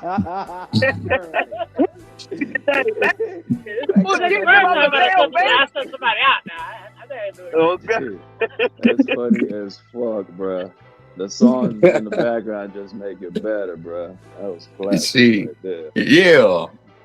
It's gonna be the South music while they playing the whole time. That right there, Jesus, it's gonna be soft music right there. Everybody That's in why the you gonna be crowd gonna have a losing. Jesus poster, bro. You can't even have another poster. You gotta have a big Mm-mm. head though. The main one gonna say, "Won't he do it? Won't he do Hallelujah. Yes, he it?" will. Oh, yes, he will. So Judah get that Super Bowl game. It's 1,001 odds. I'm going with Judah. Yeah. Won't he do it? Won't he do it? Yes, he will. Jesus will Oh, never win a yes, Super he will. Bowl. That's the crazy thing. Jesus be like Shit. Jim Kelly, that nigga from the Buffalo Bills. He'll never win a Super Bowl because Judas just keep turning them over. That's all they keep saying.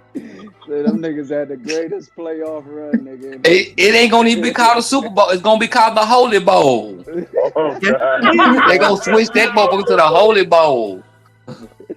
The anointed ones. Lombardi will be the heavenly Lombardi. Right, exactly. Yes. Yes. Get that nigga a cross when they win the Holy Bowl. That's Exactly. That's They gonna change the trophy to a cross. They gonna change that to a cross.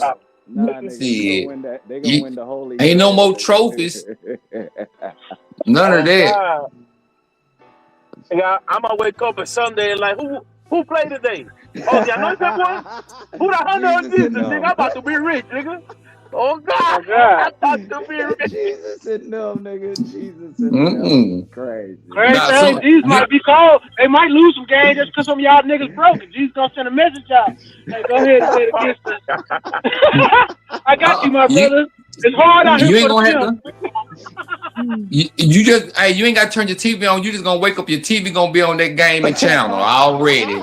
Shit, you ain't gotta touch nothing. Just come in and have your beer and everything ready. No red zone pass, nigga. None of that. Yep, everything. You can't watch no other game until that game is gone off. And all they doing is throwing Hail Marys. Hell nah. Right. That's the only play. That's the only play they got. Hail Marys. We ain't running no run, nothing. Jesus is the quarterback and the wide receiver. He gonna throw it to himself. Who can stop him? Shit. He gonna throw it to himself. He gonna hike. Hey, he gonna hike that bitch, throw it, and run and catch it. And if they losing by 2 on the fourth quarter with 3 seconds, they're gonna run the resurrection play. The resurrection play. It's over, bro. The resurrection reverse. Nigga, the resurrection play is crazy, bro. Yeah, it's gonna be called the resurrection reverse. What are you talking about? Yeah, we know the ball going to. You know I'm mad at when they show all the posts, everybody going out, nigga, the resurrection play is going backwards. That's it. On Madden, they ain't gonna never get tired. You ain't gonna need no Gatorade break. No. That nigga, this ain't play action, nigga. This is the resurrection play. Hey, in the real game, you don't drink Gatorade. You go get you some communion. You right back powered up. Oh, holy. That's all you need. Deck, holy water on deck, bro. And then when they travel, they not getting into a plane. He just gonna lift his hands up and everybody gonna float to the next city. And Jesus is the only nigga that can smoke marijuana on the side. See you on Montreal. That nigga gonna say, "See y'all Montreal guys," and fly. Yeah, everybody. He gonna lift his hands, both hands up, and everybody just gonna float there. That's it. And he won't need no plane. He don't even get on the bus after the game. That nigga just ascend, nigga. Like, oh God. He gonna have them niggas walking across the Atlantic, Pacific, and all that shit, just walking on top of water. Niggas couple in Jesus sandals. Who he just do it anymore? It's won't he do it? Nike gonna change their whole shit. Yeah. Oh God. Yeah. That's it.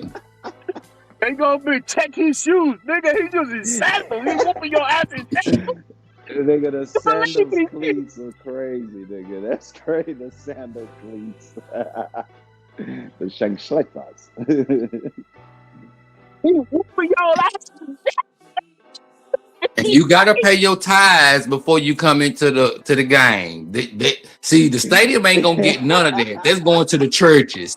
Oh, that's going to the church. They're gonna distribute All that is going to to the church, yeah, nigga. yeah. And You that's Jesus gonna be it. out there collecting it too, nigga. Yeah, oh yeah, that's the only way you getting in. There ain't no more tickets. He taking straight cash and coins. Ain't he gonna take the hot dogs and all of that shit away? He gonna feature bread and fish only, nigga.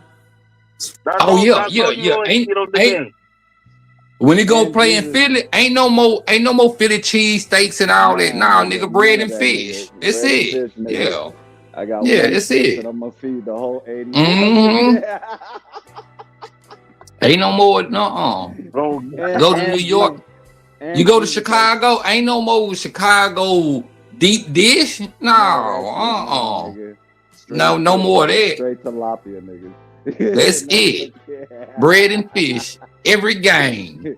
And I ain't signing no autograph, nigga. I'm Jesus.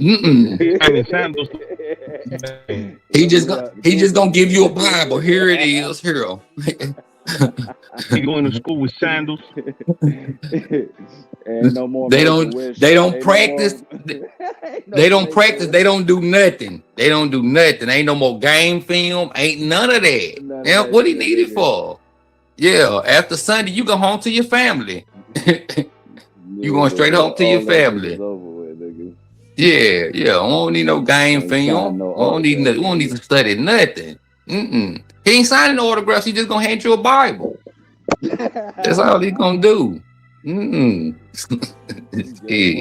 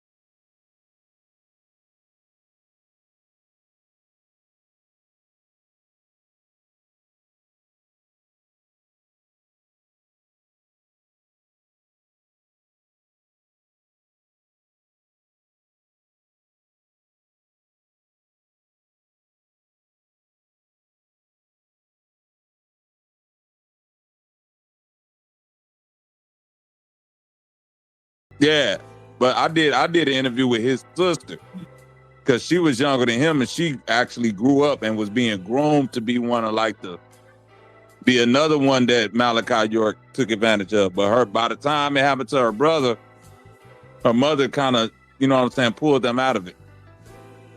Then Chuck Morgan is the one who got me all the info, like the court info and all of that. But it was a bunch of brothers when I was doing that mini-series that was calling in from the UK and saying like, yeah, during that time, a bunch of their family members and different people they knew got wrapped up in it, and they was actually leaving the UK to go down there to Eton and stay with Malachi York, right? In the pyramids. Right? Dang. Yeah, and 21 Savage mother was one of them. That's how he ended up over there. Oh shit! I must miss that part. I remember that you breaking it down, but I don't remember that little part you just said they was coming from the UK. God damn, this nigga. Correct. Yeah, that's how he ended up in America without a passport and all that legal shit. Cause he came over. His mom, he grew up inside of Nuwaubianism. Yep. It's crazy work. You was on a panel where you was going in on some guys about that, because I came in, I was reading the chat, the nigga was like, free Malachi York and shit like that. I'm like, what the fuck? Hey, there's some Nuwaubians running around here right now. Shout out to my nigga Harwin. I mean, I fuck with him, but I didn't know he was a Nuwaubian. And one day, because he be on Sarnetta arguing, I just thought he was a nigga that was in the so-called consciousness. He said, nah, I'm a Nuwaubian. I said, oh, damn. I didn't know. And there's actually dudes in Atlanta still to this day wearing them hats running around that bitch, bro. If you get on the internet and you start like kind of just getting on panels and shit, it's a lot of them niggas out here, man. And they'll talk down to you about talking bad about they supreme leader. They say free that nigga, even though court documents say he gave kids the bumpy wumpy and shit. Like, I ain't crazy. I used to work with a Nuwaubian. I used to go in on that boy. For real. And Little Rock right now, I know the nigga. I used to go in on that boy. I told the nigga, you can never come over my house. I got too many. I ain't got nothing but daughters and grandkids. You can never come over to my house, homie. He's like, man, come. Like, nah, bro. Nah, you can't. You can't come in my house, bro. Like, I'm like that. Like, nah, nigga. Because if you, I just look at it like this. If you follow a nigga like that, you got the same type of mindset. I might be wrong, but that's how me personally, I'm going to look at it. But yeah, if they justifying that shit, then hell yeah. That's what I was telling him. I told him that. I said, like, bro, if you just, you agreeing with and justifying and trying to take up from him, I'm like, I feel like you got the same type of mindset, so you can't come around my kids and my grandkids, bro. Like, nah, no, you cool, but no, I can't deal with you on that type of level, my guy. I'm so blessed that I came to the internet late in my life and I ain't know nothing about all that shit. I ran into that shit kind of just on happenstance, running around and wondering like what the fuck. And at the first I thought like, okay, this Dr. York can't be so bad. These niggas talking about it, but then niggas like Bobby like show and prove the court documents and all that shit. And I was like, oh yeah, and these niggas knew that shit. It was niggas talking to me about it like, but they didn't never say none of that. I was like, oh, y'all playing. You know what I'm saying? Because I'm always, hold my shit because I know what he was locked up for. But, you always want to think, man, maybe that black man didn't do that shit. Bobby came out with that goddamn series, showed the court documents, and all that shit. I said, oh, nah, even if I was questioning it, nigga, it's over with. This how I got turned on to that shit no more. When I found that dude was a Nuwaubian, I kind of went and started researching the shit. And then I seen this little thing about what they was talking about, what Bobby kind of broke down. So I did an extensive 2, 3, 4, 5 days, or maybe a week or so, like research about, like looking at the case and reading about the shit. And like he was just saying about the little dude that Polite interviewed on the bench, and then other people. The crazy thing was I was on another channel, and some people, the guy had some girls that grew up in Nuwaubian, and she was talking about the shit. I was like, oh Lord, bro. I'm like, this shit don't make sense. Like, why would these kids make up this type of story? And all of them kind of sounded the same. But what it all sound the the one that same. really, they all sound the same, bro. But what really got to me was when a little boy, because I'm always thinking like, you know, when it comes to little boys or just, you know, boys in general, they not gonna sit up there and tell you that they got touched by another man. That's hard for a little boy or even a man to sit up there and say. I'm like, I don't think that little boy was just making this up because somebody told him to say that. Like, no. And the way he broke that shit down, and I'm hearing the girls came on and talk, and this was on several different occasions. And I heard the girls talk. They came on this same channel like 2 or 3 times. So when I heard it, I'm like, so the dude that I knew that was a new Whopping, I went in, I'm like, bro, you knew this dude was, you know, locked up for 135 years, 130 years for whatever, you know, like for this. He was like, yeah, man, that shit ain't real. I'm like, hold up, bro. Like, hell no. And like kind of reiterated the same thing I just said to you about, you know, the kids and the little boy and the girls coming out and several other people coming out talking about this same shit. So when Bobby get back up, yeah. You know what's so fucked up about this shit? These people are trying to get this nigga out of jail before they let Larry Hoover out. And Larry Hoover might not even committed the crime that they said that he committed. He just happened to be the leader of the niggas who committed the crime. But this nigga's actually the corporate. And these niggas pushing harder to let that nigga out before they let that nigga out. Peep that shit. Yeah, I've seen wild, that shit. That is, that's the cult mindset, bro. And I'm like, bro, how can y'all? You know, they went straight to that thing. You know how it is when you got a black leader and they trying to. I'm like, bro, no, that ain't got shit to do with it. And come to find out, kind of like what Bible was talking about.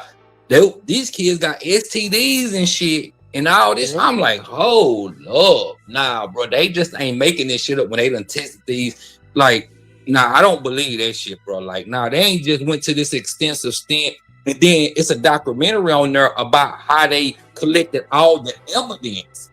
I don't know if you ever seen it, but I seen the shit. They went and said they had been watching him and were trying to get into the compound and shit like that for a while. No, Bobby broke all that shit down. The crazy thing is like when Bobby broke it down, that STD shit is the shit that hit me. Because they said they tested other people in that cult and they didn't have that shit. The only person had it was him. So they saying these kids got this shit from a and that's what I'm saying. These niggas believe like he's so much of a god that they family got it. He didn't do that. That was some sitting on some toilet seat type shit. Man, get the fuck out of here, man. And I'll be one day I'm gonna have to sit down with my homie Harwin and see like he a good nigga and shit. But one day I'm gonna have to really get at him about that shit. Like, hey man, you know. But when I be on panels with him, most people don't even know about that shit. So it's like once I start that, I think it's gonna start like an uproar. Like, you know what I'm saying? Like, what the fuck are you talking about? Like, because a lot of people don't actually understand Dr. York's case. They just heard about it in passing. They really ain't looked into it, but not understanding on the internet and in a lot of intellectual fields like music, entertainment, bro, his cult is out here deep, man. And everybody should tell, it is. You know? It is, bro, for real. Yup. And I didn't even know like that he was writing songs and doing music and all this shit. Like I said, I did that extensive research about dude. Cause once I get in tune with some shit, I'm gonna go research it and read up on the shit and look at documentaries and videos as much as I can, gather much information I can to, you know, come up with my own understanding about what really happened. And I looked at all this and I'm like, this is crazy. Like, now they ain't making this much shit up about dude. They ain't finna go to the extent of like kind of like what you were saying about the STDs. Like, now I can kind of get you on some of the other shit. I might can, you know, understand where you coming from. I ain't saying I agree with it, but understand where you coming from. But when it came to them STDs and shit like that, I'm like, nah, that's what really got me. Just like you, like, nah, hell nah, that ain't. What got me ain't no shit. But like you niggas acting like this nigga had a fucking treaty with the intergalactic space, blah blah blah, and they ain't come bust him out of jail. And them niggas got a spaceship. Right. Yeah. Nigga, he should That have nigga been said he could gone. walk through walls. Yeah, that nigga said he could walk through walls and this shit. I'm like, that nigga should have been fucked up by prison. Like, nigga, as soon as you put me in, I'm walking straight up out this bitch. Like, or it's a nuke coming to this motherfucker. Nigga, what the fuck you talking about? The aliens coming as soon as you lock me up, nigga. Bro, I was just gonna say that. I got some partners finna come get me out this bitch tonight. As soon as it hit dark, nigga. They gray haired, big ass alien nigga. Some of them black. I mean, I got a whole intergalactic space treaty, nigga. I could not be touched, my nigga. But this nigga in the ADX. Fuck a smooth, fuck a federal system. And the Trump let Hoover out the goddamn federal system. So that let you know that motherfuckers rooting for the wrong shit. Like, I mean, I'm not like, I think Larry Hoover should be let free. Fuck all that going back to college, you know. But for niggas to ride for this nigga like that, it fucked me up after I heard all that shit. And I promise you, they so disillusioned that they will, nigga, they'll fight you behind this shit, bro. They'll try to put, they'll try to go, like, they will die behind this nigga. Like, no. And that's weird. Like, I don't know, man. It's certain niggas, my bros, y'all and shit, behind our honor, because I know y'all good men and y'all ain't got no schmut on you, but a nigga that got schmut like that, it's hard for me to say, bro, that nigga gonna have to prove to me how they set him up before I even throw a feather at a bitch. That's the point. Yeah, that's my point. Yeah, you know, like I was trying to explain to dude, like, bro, these people ain't talking about they got STDs. Like, they wouldn't have tested these people. And then you had all these women. I said, even if you just take, I said, I get that part. I said, okay, just put that to the side. I said, but when you're dealing with the government, you having all these women stand on the same compound and going to register for government assistance and all that shit. You fucking with the government now. They gonna get your ass regardless. You might not probably got, same much time, but that shit still ain't gonna finna sit right with the government. They finna fuck over you regardless, bro. So you playing with them on that type of time. Like, nah, bro. But like the dude I know, like, we done bumped heads, nigga, damn near, like, finna get ready to fight over that shit. Cause I just tell, like, bro, nigga, you ain't right, bro. You cause you used to do, like, and just really start paying attention to dude, used to do weird shit to me. As I started looking at you and just paying attention, like, you would, nothing, man, I ain't gonna need. Nigga would keep a little girl's son while she at home, but bring him to work with him. And I'm like, that don't make sense. Like, why you need this little boy around you and you got this little boy taking him home with you? You see what I'm saying? Like, I used to, man, I'm gonna leave that alone though, bro. Like, that. That's why I told me, you can never come around me. You can't come in my house. You can't, like, bro, nah, if it ain't work related, nigga, we ain't got no conversation at all, bro. Nah, I don't even get down like that, my nigga. Like, hell no. You can't be affiliated with me in that type of area, kicking it off the clock or nothing. When we working cool, other than that, nigga, it ain't no more. Like, nah, bro. For real. All right, let's get back to this is a good segue. Energy and music. If Young Miami music gives off X energy, and now we have went into a short but simple deep dive of NDRE's music, which music was worse? The music about scamming and boosting, or the music that inadvertently put children in the harm of predators? I don't know if I'm saying that right though, but whatever. NDRE's group of Nuwapians. You feel me? Like, which one of these panel? Too, is that a good segue, my dog? Bruh, that's a good, my nigga. I back that shit 100. Even if someone just told me that and I ain't really care, but nigga, I've seen some crazy shit. You know what I'm saying? Like, that was, now that I'm older and I even know what a fucking Nuwapian is, you know what I'm saying? Or just knowing who Dr. York really is. And, you know, I ain't know shit about that back then.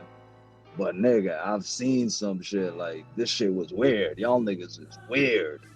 So was NDRE ushering young mind, the NDRE plus the Neo Soul group ushering young minds into the cult of a PDF file?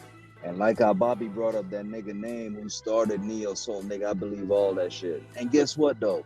It was a Labor Day party, you know what I'm saying? And we was all dressed in white and shit like that, my nigga. Yeah. You can't make that shit up, my nigga. And then we went to an island. You know what I'm saying? I'm dead ass. Like, this is Lake Norman, my nigga. And we are the parties at the island and shit. You know, niggas, we young. I ain't worrying about none of that. There's bitches out here and all that. I ain't know nothing about that back then. You know what I'm saying? But that's crazy. I mean, I don't know what happened behind the scenes and shit like that, nigga. I'm there, nigga. I got bitches from Georgia Oh yeah, State. yeah. You left at the right time. You know, they told you there's another party happening, but it's probably Nah, I ain't good even you hear go. about no other party. On some Diddy type shit. Nah, but it's The crazy. part they said like Playboy the party party finna start. Nah, He nigga, I ain't said hear no. no party, after party, before party, nigga. I just know I had some motherfuckers from Georgia State with me, you know what I'm saying? And then they were like waitresses and shit on the boat, you know? And I'm one of them niggas, my nigga, like, we started like the hypnotic girls and shit like that, going to clubs with the bottles and going around, you know what I'm saying, my nigga? So for me to even like be bringing motherfuckers from Georgia State and just look, boy, that's crazy, nigga. Now that I'm just putting 2 and 2 because I heard somebody say India Arie and Dr. York, nigga. That ain't even nothing I would even think of. You know what I'm saying? That's crazy, son. But just from that whole, So the question is do you think India Arie music was worse or Young Miami with her just? Think about it though, Trip. Think about it, Trip. Like, I'm 44, my nigga. When India Arie came on, you know, you had Jill Scott, you had They all a Music part of that. Soul Child. Yeah, you had Music Soul Child, you had Carl Thomas, you had Darnell Jones. You had Dwell, you had fucking Soul Sister. What was that nigga name? Soul Sister. Yeah, for real though. And you think this is just girl empowerment, or you know, we getting back to the roots and nice music and all that type of shit, but behind all of this shit is Clive Davis, the Bad Boys, the even what's them niggas that throw the party now, the white parties. Now that I'm looking back on the Lubin nigga and shit. Rubin. Yeah. Even the other nigga. What's that other nigga name, man? He Lucen, whatever that nigga name. Lucian. Y'all know Grange, Lucian Grange or whatever. Now that you look at it, bro, these motherfuckers been grooming and for all of this shit. You know what I'm saying, my nigga? That's crazy. And when I mean she looked like now I look back on it, my mama I got accepted into Juilliard like freshman year, like high school, because I was so good at the bass and piano and shit. My mama said, "You're not going to New York, them people gonna fondle you." And I said, "Mama, what you?" Then she made me watch this movie called Fame. I don't know if y'all know about this movie, Humbling Mike. It's an old movie called Fame. If y'all ain't never watched it, it's about kids going to Juilliard and they getting towed down. Nigga. I grew up in that era where Fame was go ahead, a Humbling, my bad. show. You know what I'm saying? I grew up I'm 44. Bobby, you know about that shit, nigga. When Fame was a TV show, nigga. I ain't know the TV show. I watched the movie. Yeah. When I saw the movie, I was scared. I was like, "Nah, I don't want to go." But I will say this. In my opinion, the contrast that you're trying to make would be inconsistent because we only know about, when I say we, I'm not talking about those who actually knew at that time, but what we know about India today is not what we knew about India then. It wasn't being broadcast. It wasn't being uplifted. So to that point, that's an unfair comparison. We can say it after the fact, but I will not hold it against India Arie because some of y'all are guilty for advocating for who's considered the victor over the victim. So we do pick and choose who we want to support, no matter what they're accused of. Because we love to say, well, they lied or they exaggerated. That didn't happen. If it's somebody we like. But if it's somebody we don't like, then it's, oh, well, how dare you support them? So I don't agree with it, but I do understand that people do pick and choose which side they want to be on, depending on who it is. So now that we do know that about her, that does change our opinion. I'm sorry. But at that time, there was nothing that she presented to the masses that would have given us any way to think about her other than how she presented herself. Well, that's why I put it like this. Humbling, my question was, she was ushering people into the New Wapian ideology, because once you went into Neo Soul, and like he said, you ran across Music Soul Child and all those guys from Philly, Common all them motherfuckers, you would eventually be ushered into the master, who would have been Dr. York. And then Dr. York would have said, yeah, pack up your family, move to the compound, and I'll take care of everything else. You know what I'm saying? So you bring your wife too and your girlfriend. That was last update because again, there's nobody on the. Go ahead, Oh, I'm sorry. Go ahead. Yeah, go ahead, awake. I ain't hear you talking. Nah, after you, my sister. You go ahead. Oh, no, I was yeah, just that's all. Before you go, Humlin, that's all I was saying. Go ahead. Not discounting the point that you're making, Trip. Not discounting that, but I do understand that, of course, if you were in those cities, perhaps yes, but on a massive scale, Right. it was not presented like that. So I couldn't even agree with that. Again, I don't agree with anything that happened. But again, we're talking after the fact, not during the actual time that's going on. No, I agree. You know, I agree. That's why I just asked you which one was worse. That was my question. Is Young, and since NDRE had something to say about it, is Young Miami's song more detrimental, or was NDRE's inadvertent after the fact ushering in worse? Because, like Bobby said, can she really have something to say if she was ushering people into this cult through music? Or is Young Miami's stuff that money in your bag, go boosting shit, blah, blah, blah, blah, is that worse today? You know, and that's also the difference too. NDRE didn't have social media, 24-hour social media, for someone to put it out there that, hey, she's actively involved behind the scenes with, having a ring with children, blah, blah, blah. Whereas now it's instant. Everything is on social media. So again, it wasn't in the forefront. And again, I'm not discounting that. Let me just make sure I'm clear on that. I'm just saying in the context of there was no 24-hour social media. You would never know that. That's why exactly. I'm bringing it up, because I grew up. That don't make it right. I'm just like, yeah, go ahead, guys. That's what I'm saying too, humbly. Like, you would never know. But when I went to that fucking party, shit just seemed weird. You know what I'm saying? That's what I'm saying. So I don't know what they was doing back then, but I just know how she was being treated. How the energy made you wearing feel. that white, and wearing the.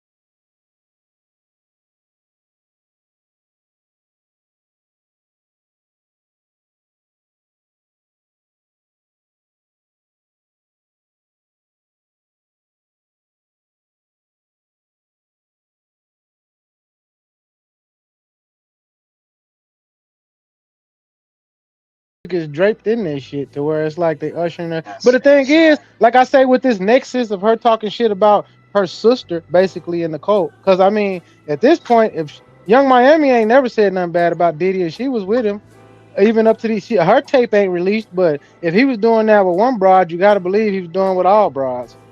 You feel what I'm saying? So Young Miami ain't too far from Cassie and Daphne Joy.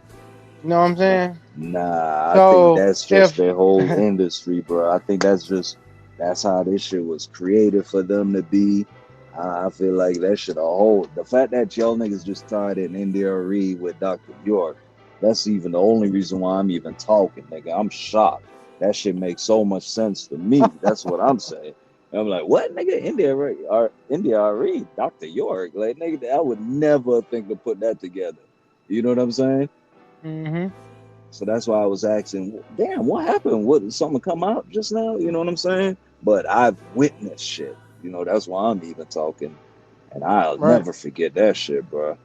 But it's so crazy that shit was a white Labor Day party, nigga. Everybody got to wear white. Like, and nowadays we know what them white parties And I'll give like. you an example of, so Awakening, my mom is a drummer.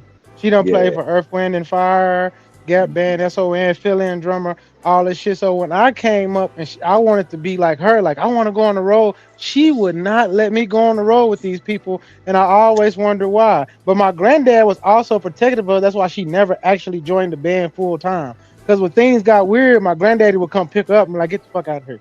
You know what I'm saying? Because, you know, she'll call home like, Pop, there's some weird shit. No, don't worry about it. Because he knew. He started the band. He taught us all instruments. So he knew, like, at a certain point, hey, baby, if you go out here and this shit start happening, call me. I'm driving to Mississippi. I'm driving to Memphis. Wherever you at.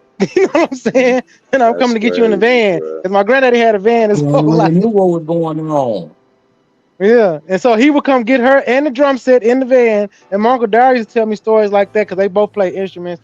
That granddaddy wouldn't let us stay out there too long. So when shit started, that's how my uncle and both of my uncles got on crack, being out there with Sly, SOS, and Gap on the tour, and they came back and they was smoking dope in my granddaddy's van, and he kicked them out the van and beat their ass with a belt as they was grown men.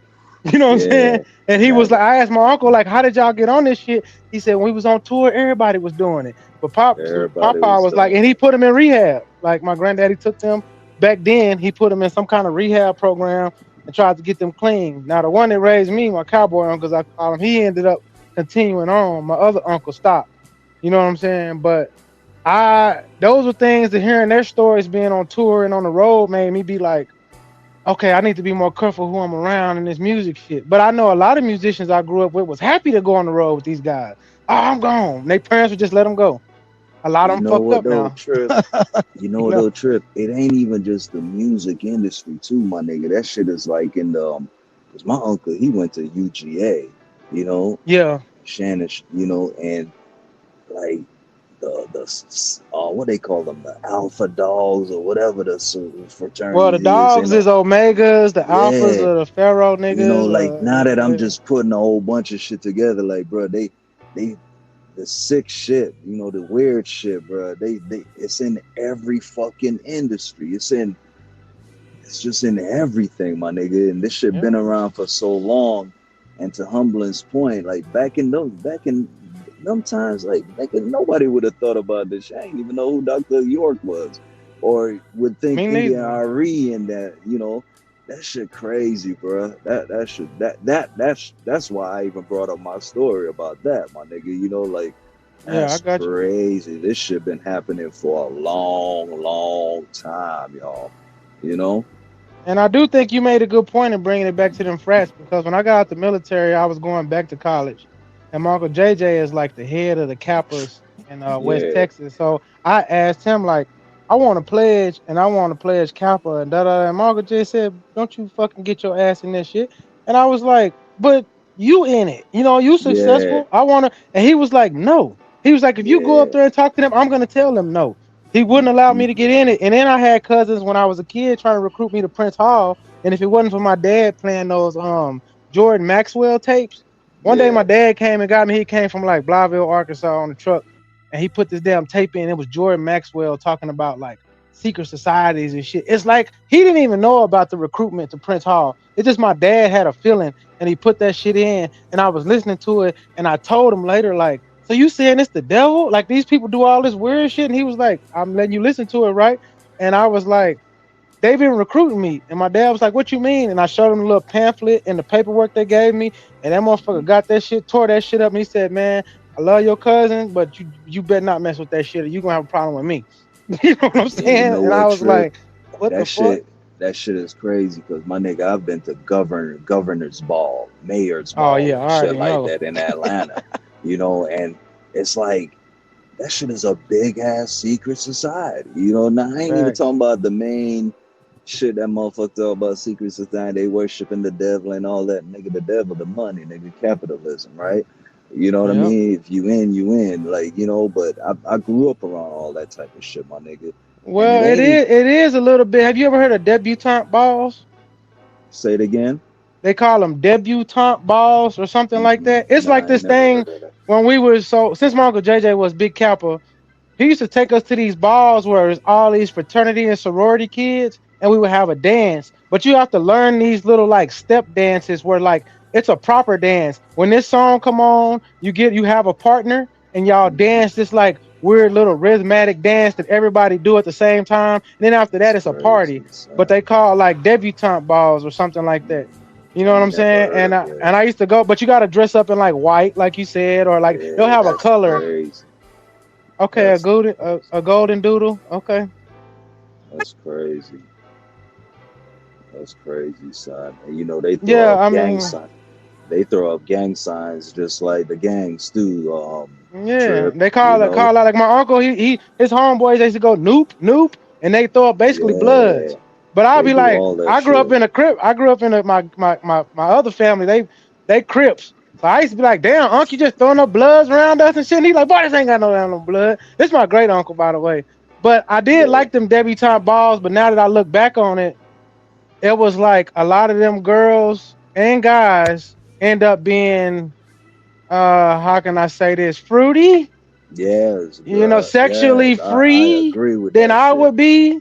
Some of them are weirdos now. You know, them women that don't wear deodorant and they say they can use rocks for deodorant and shit. A lot of them that I grew up in Austin and all the area, they used to take me to them. They weird people. It's only like a handful of us that's like, I would call normal. The rest of them, they actually stayed into it. And then now we see them when they older, you like, what the fuck wrong with these niggas? Exactly, like, you know and it's crazy that Nature Boy shit was here in Atlanta. What'd you say? Well, go ahead. I didn't mean to cut you. Just caught me. Like you said, rocks for deodorant. Yeah, you ain't know that shit was going on. You ain't know that shit been going on for like years. There's some bitches out here say they don't need deodorant. They just use rocks and plant. I rub a tree root on my underarm and I don't stink. Bitch, you must. It ain't even like they wrong. It's just desecrating the real truth, though. You know, for the commercial shit, for their bullshit. So it ain't like it ain't true, my nigga. Nigga, Africans and other motherfuckers chew on certain type of sticks. Nigga, you don't even need toothpaste. You know, so but it's just this shit is so ritualistic. You know what I'm saying? So you telling me, Scorpion, you don't know no women out here doing, bro? It was a time before I got into consciousness. This one I was straight streets. Before everybody else was kind of ahead of me. I was always smart. Niggas call me Malcolm X type shit, but I wasn't that far gone. There used to be women that would have dreads before dreads was popular. They would grow their underhair arm out. They would be very like hairy women, very natural women, coffee beans in the motherfucking table. My mama had a friend like that. She would not wear deodorant. And she swore she didn't stink. And I used to be like, Mama, that lady musty. Like, what's going on here? She says she don't need it, but I think she need it. I'm just saying. That's crazy word. Hey, that lady got a smell about her. Like, that's my mama friend, because my mama was kind of conscious too, but she didn't go as far as them either. She would tell me, put on some goddamn deodorant, boy. We ain't doing that. But the only thing I liked in her house, she had a big table with some coffee beans in the middle of it. So she would like rub it. And that's why I like the smell of coffee now. So I was like, oh, that smells so good. She was like, you actuated by, that's how I knew I ain't lying. She would rub her hand in that big thing of coffee beans. But she had dreads before anybody else. She always dressed like a Black Power like person, you know, real natural. Her house had a lot of plants and shit. She just was musty as hell. And her hair had a lot of hair under her arms. I used to be like, what's that? To a certain extent. Yeah, to a certain extent. Like, nah, I ain't going that far now. Yeah, I get this, that, and that, but I'm putting on some goddamn deodorant now. Hold up. Now, y'all going too far. You know what that made me think about, though, y'all? That made me think about the Black Panthers, right? And Tupac and his family tree. I ain't gonna say family tree, but his auntie, his mama, they also dressed like the fucking Milwaukeeans back then too. You know what I'm saying? And, you know, and Pac was a little, you know, I love pop music, but Pac was a little frou-frou too, you know. Like, hey, don't start that, because these niggas will fight you about that. I love telling old niggas, y'all biggest gangster was a boy. That nigga was somebody's husband. Nigga, them niggas get mad. Pop music was nice though, but shit, I know what you mean, boy. That nigga, boy, when I saw that picture of Pac with them niggas and that nigga was in the Dun-Dun-Duns, I said, oh yeah, y'all big homie was fucked up, dog. Y'all big homie was it's some Speedos with some niggas and shit. I don't know, bro. There wasn't no female in the picture. Yeah. The real meaning of thug life, hey, bro. I love pop music, but boy, That's crazy, bro. But a lot of these niggas had a lot of writers too, though. But yeah, damn, that shit just made me think about his auntie and his mama. Yeah, like they also fucked up dress like thing them is, motherfuckers. the young niggas, Tupac, NBA young boy got herpes, and he a wild boy with the women. I mean, so they ain't got it no better. They love NBA young boy. You can't tell them nothing wrong with it, no matter what he do. I be like, oh y'all listen. I mean, this music okay, but I said that nigga weirdo. I be telling my young niggas, they like, nah, he ain't. Nah, he ain't. I'm like, Them then I show niggas them shit. dress weird, bro. Them niggas even dress weird, bro. You know what I'm saying? Yeah. Niggas dress crazy nowadays. That was crazy, bro. But And if y'all ever see some young niggas with green flags on them, that's why they got it. Slime life. You know what I'm saying? The whole world bloods now. So. But you know what I was gonna tell you though? A lot of them shits that I was around, my nigga, it'll be blood and Crips. The niggas that really get funded by the government. And both of them niggas would be right there in the same fucking room. And everybody else outside fighting and don't even fucking know. I grew up in that type of shit though. You know what I mean? My nigga, where there's the players, my nigga, there's the coach, there's the GMs, and then there's the owners. I grew up around that type of shit. You know what I'm saying? Like you same thing as me. My cousins were so-called Crips, but I done seen them flippity flop, but the only reason I seen them flippity flop is because they had the jug. So when Bloods was popular, they might be Bloods. When Crips was popular, they always been Crips. But it was like, but they homies, when it came down to doing business, and I used to ride with them, all that gang shit go out the window.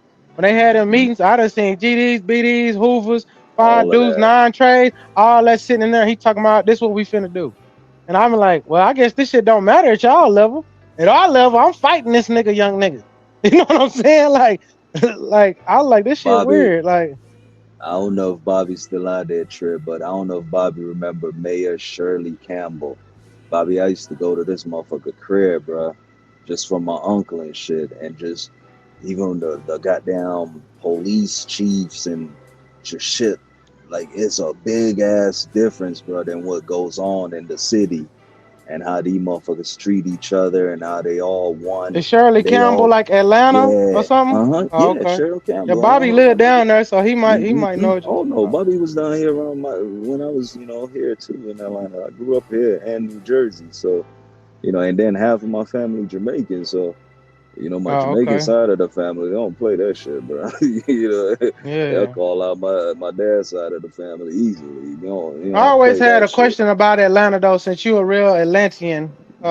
Is Atlanta, is ATL really like? Because we got a city down here, kind of like y'all. It's called Dallas, where it's like nobody's really from Dallas, but everybody claim Dallas.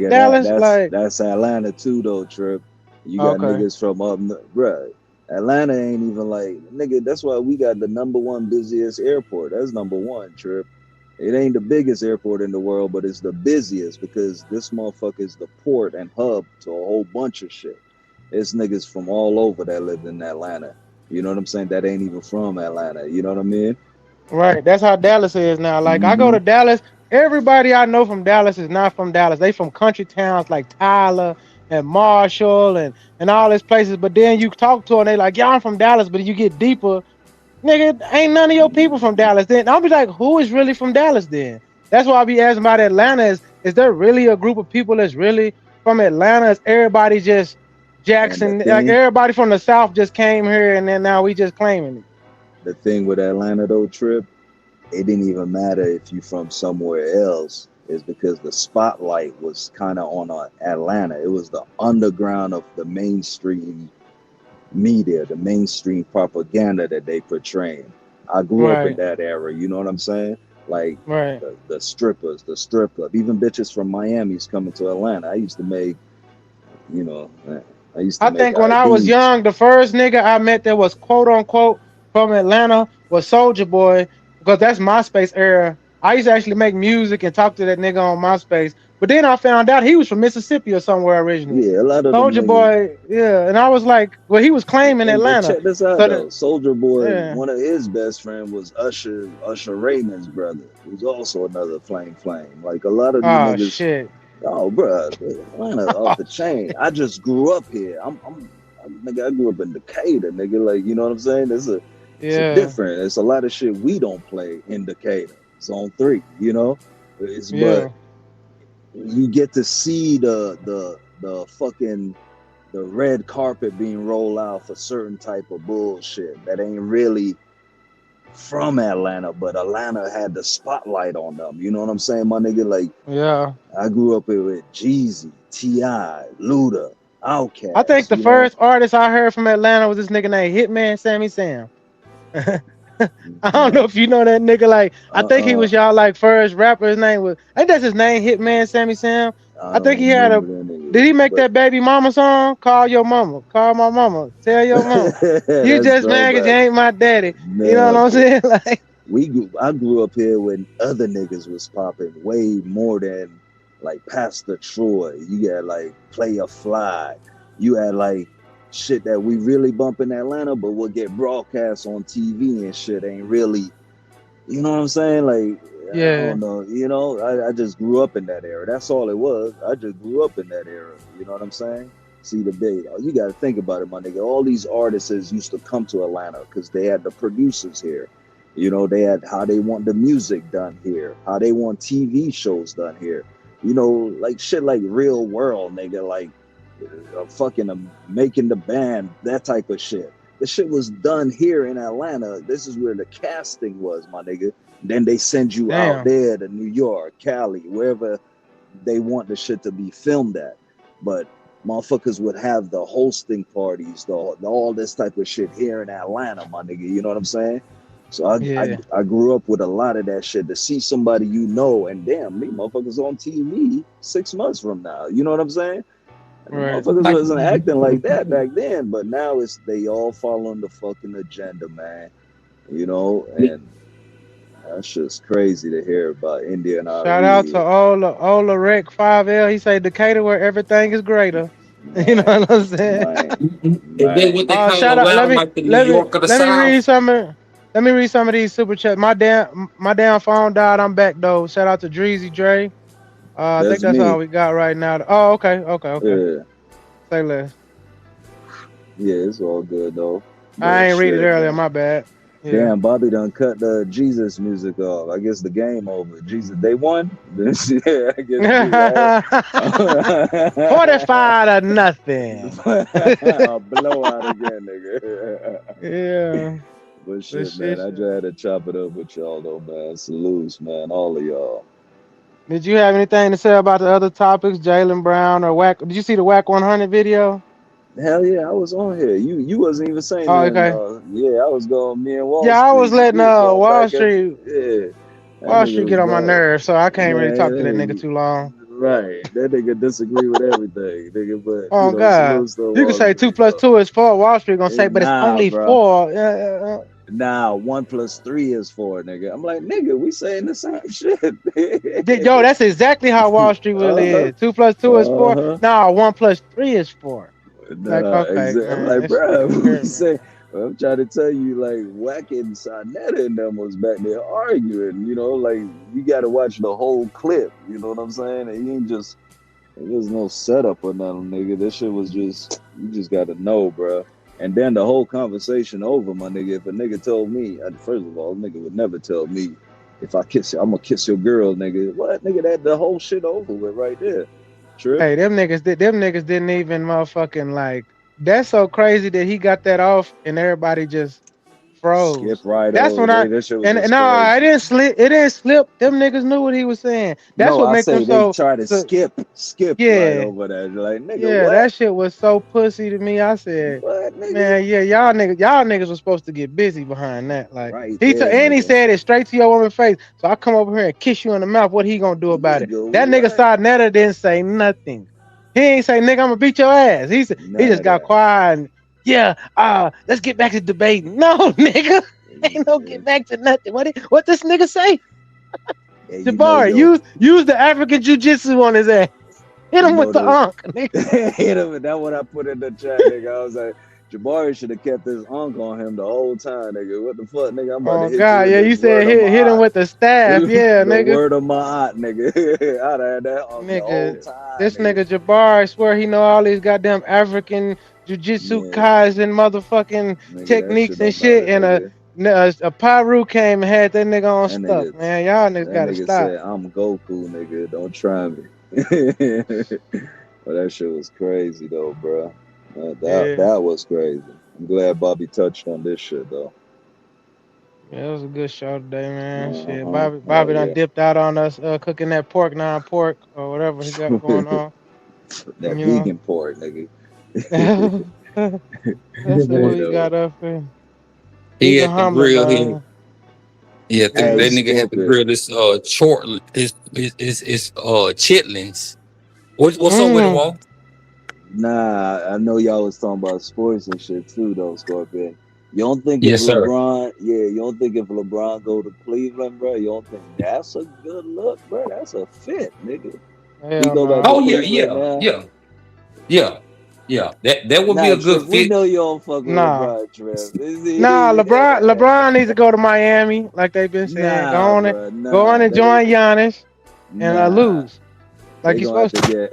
They're gonna have to get Klay Thompson and somebody can just shoot the ball. Nah, it's time for LeBron and Bronny to hit the strip club and get away from his mama and really show him what that NBA life is like, cause he can't do it in LA where he gotta go home every night. Gotta get you on the road, boy, for real. Yeah, that's crazy. Mama 3,000 miles away. She can't stop nothing now, boy. Now it's time to turn up. You saying if he go to Cleveland? No, I think Cleveland would be a good fit. I think Cleveland will be a good. I think Cleveland will be a good fit for him, but it will be hard because James Harden, for him to be effective, he needs the ball in his hands. No, I think it's game speed. I think that LeBron done slowed down. The thing that killed Cleveland in that series is they was playing too fucking slow. But the last 2 years, though, the this is the least LeBron has had the ball in his hands. Oh, that's because Luka gonna fucking pound the shit out of the ball. No, exactly. But I'm saying though, LeBron is at that point now in his career. Like, I'm okay with if he go play with James Harden, because James Harden got a high IQ. I don't care what nobody say. He got a good IQ enough to manage the floor. And you got thing I hate is they talk about James Harden playoff shit. I really don't think people watch these games to understand that, like, James Harden in the playoffs ain't as bad as we think. The only thing is they play him a little bit differently, that it's a nuance of the game that it makes him look bad. You know what I'm saying? Like when he was in Houston. Go ahead. Check this out. You remember what y'all was talking about, the work you put in and to develop a player that can actually play when it comes to playoff time. Yep. A lot of these niggas ain't trained that same way. It comes to the playoffs. A lot of these niggas run out of gas and shit like that too. And that's what happened to James Harden a lot. Another thing is they double team. They wear him down. Because a lot of people think that they wasn't double teaming Donovan Mitchell. Donovan Mitchell had 35, 38, 37 at one point in time in them series. James Harden was doing 17, but nobody paid attention that they was doubling James and was like, let Donovan kill. If we don't wear him down, though, we're gonna be in trouble. But we got to get him the fuck out of here. Like, but and that's what Donovan Mitchell, one of my favorite players, but he's also one of them niggas that ain't like built to go all the way through a deep playoff. That shit matters, my nigga. How you train, how you practice, how you put your body together to get to that level. You know what I'm saying? But a lot of niggas are nice. Even with Jason Tatum, my nigga, a lot of these niggas are nice, but most niggas ain't built to go all the way, nigga. 16 games in the playoffs, my nigga. Sometimes 22 games. Well, I don't think none of them built like that, and I think the last 3 NBA champions show you that they had a team effect. They was able to run. They was able to run their benches out there, keep everybody at a certain minutes restriction, and kind of like think about it. San Antonio made it, and they played a deep rotation. Deep. Yeah, Oklahoma City, New York, they all played remember when New York lost, it's because Tibbs was paying them too much, right? And then Mike Brown come in and he actually Landry Shamet might have got him $50 million. Last year, Landry Shamet was on that team. He didn't play a goddamn lick. This year, he shot 47% from the 3 type shit. But it's the way you put niggas in position. Mike Brown been around a lot of good coaches and a lot of good schemes and shit too, though. You know, you got to know how to. That's what I'm saying, man. To me, my nigga, San Antonio should have won that series. Yeah, the Knicks was hot. They was playing well together and all that shit. And Jalen Brunson is you know, he's a dog for real.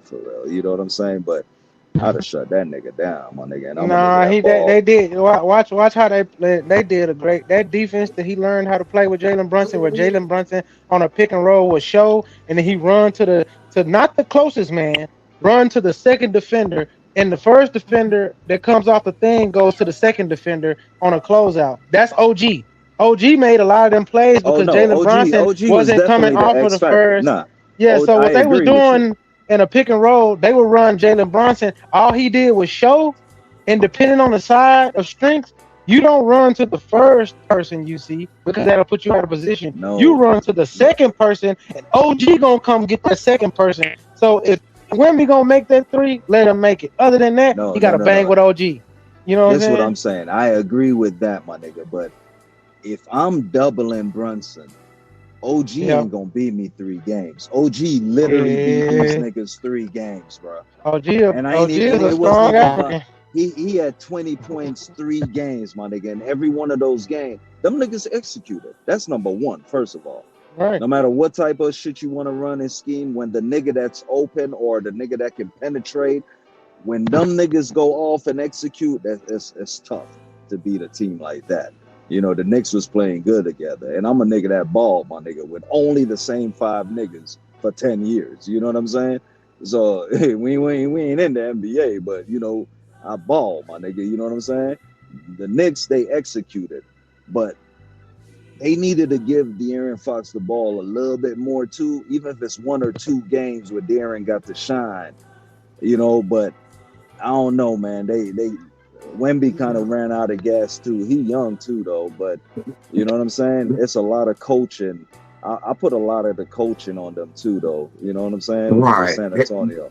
Yeah. That's what I was saying. Like, De'Aaron Fox should have took over the game. Like, nigga, fuck all that. Like, I'm the fastest person in the EVA with the ball in my hand. I need to have this bitch in my hands, and I need to get these buckets. He didn't play up to the standard that he should have, because he was so trying to get Wemby involved. Sometimes, you know, it's like, especially in the playoff, it's like Wemby against OKC, that's your series. Against who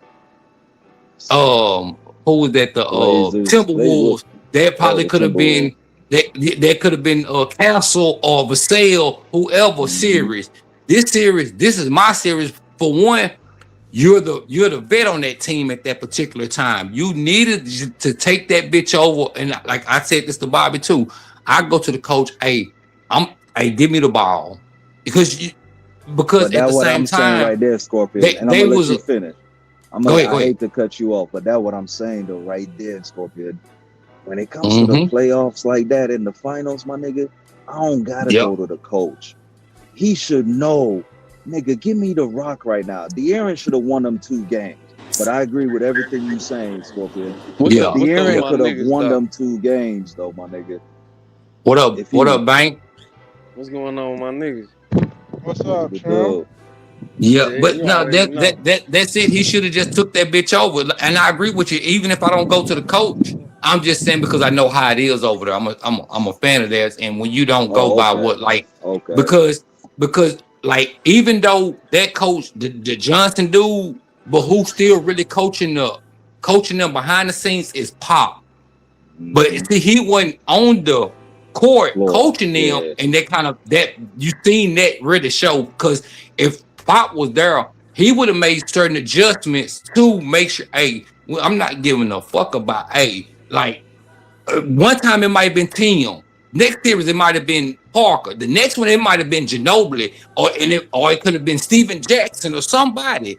He would have made the integral change to, okay, this is what we need to get over the hump of this game. And it was a bad matchup for Wemby. Wemby could have just on defense, like, you know what? I don't give a fuck if I come out here with 10 points, 15 rebounds, and 6 blocks. That's what they needed at that time. You see what I'm saying? So I'm not disagreeing with nothing you said, but Fox should have just give me the ball and get the fuck out my way. And if they go, what y'all was talking about? Just the We finals, talking about basketball. multiple stuff. Yeah, we just got back on basketball. We talking about NDRE being a new Wapian and stuff like that. A new Wapian? Yeah, you ain't know that? That's what I say. I ain't know either bang and god damn, but go ahead. Who is India Irie? This nigga here. My nigga bang. I'm dead ass serious. I'm a young nigga. I don't know who the fuck. How I'm explain that to this nigga? I don't know. Yeah. Okay. When I was young, nigga, she was, you know. That's the Pam Grier, y'all niggas age. Negative. Nah, she ain't that fine. She ain't that fine. Yeah, Beyonce. That's the hell nah. Y'all era. This ain't my era, but I know she ain't looking that goddamn good as Pam Grier when she was that young. I know that much. I can speak on that part.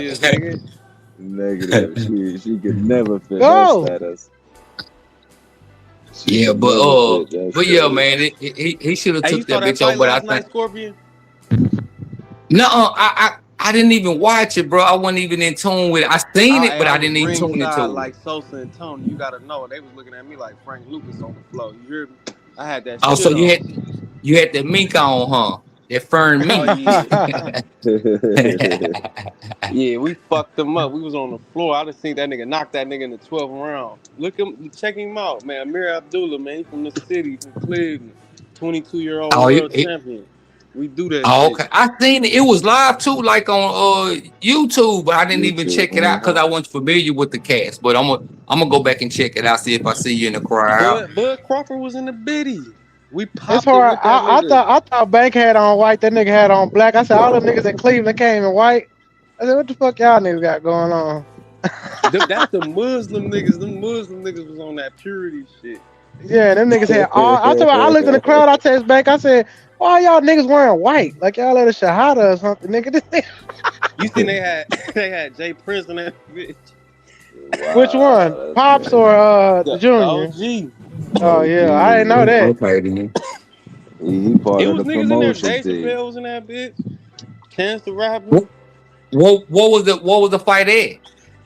In Cleveland. At Cleveland State. Oh, okay then. Okay. Yeah. Okay. We had like 4 hometown fighters on the card and shit. That shit was going. Did you go to the pop-up shop after he was talking about it at the end of the fight? Nah, you know, I got the pop-up shop on me anytime.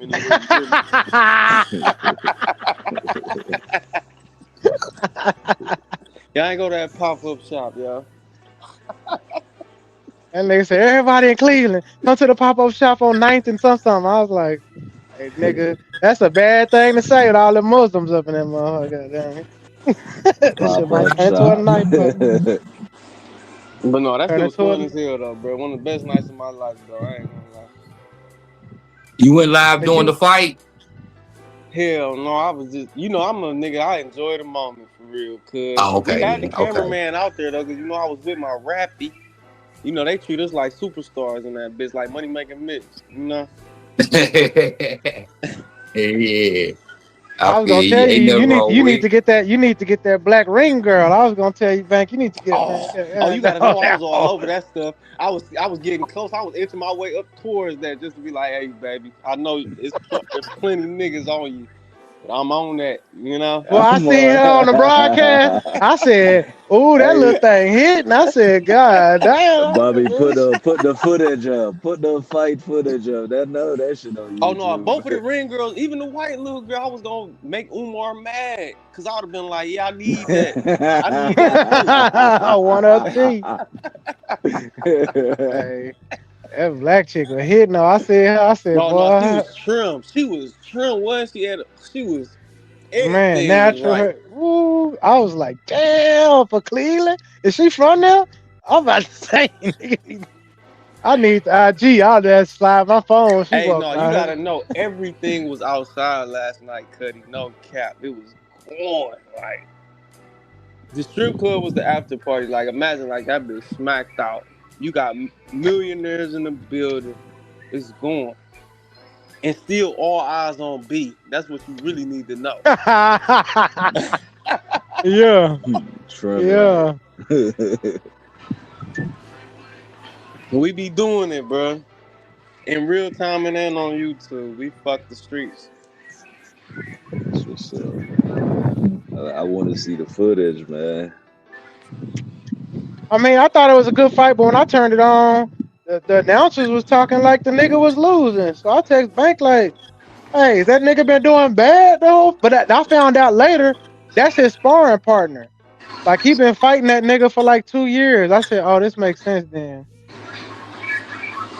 A I lot thought of the that fight was shit be close like though that, though. until he closed them out. I told you that in the text message when you texted me. Yeah, I was like, "Damn, they acting like the nigga losing and shit." I was like, "What the fuck going on?" But on the cards, they showed the cards this morning. Then that nigga was whooping his ass. They had him winning on every card. So I was No, for like, "Damn, I need sure. to go back and watch I that don't hoe." think he no tank or nothing like that though. If we being honest. Nah, he young though. Maybe he can get his. He need to get a little more power.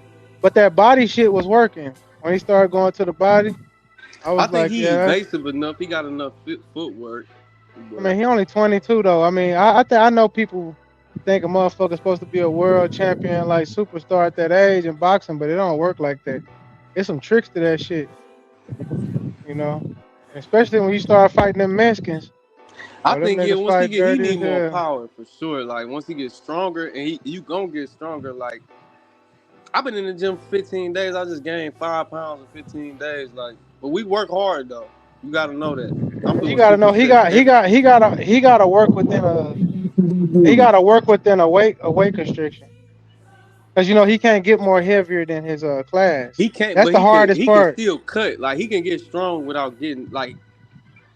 I'm pretty sure he could get strong as fuck. Like And push with and his still arms. be So. decent.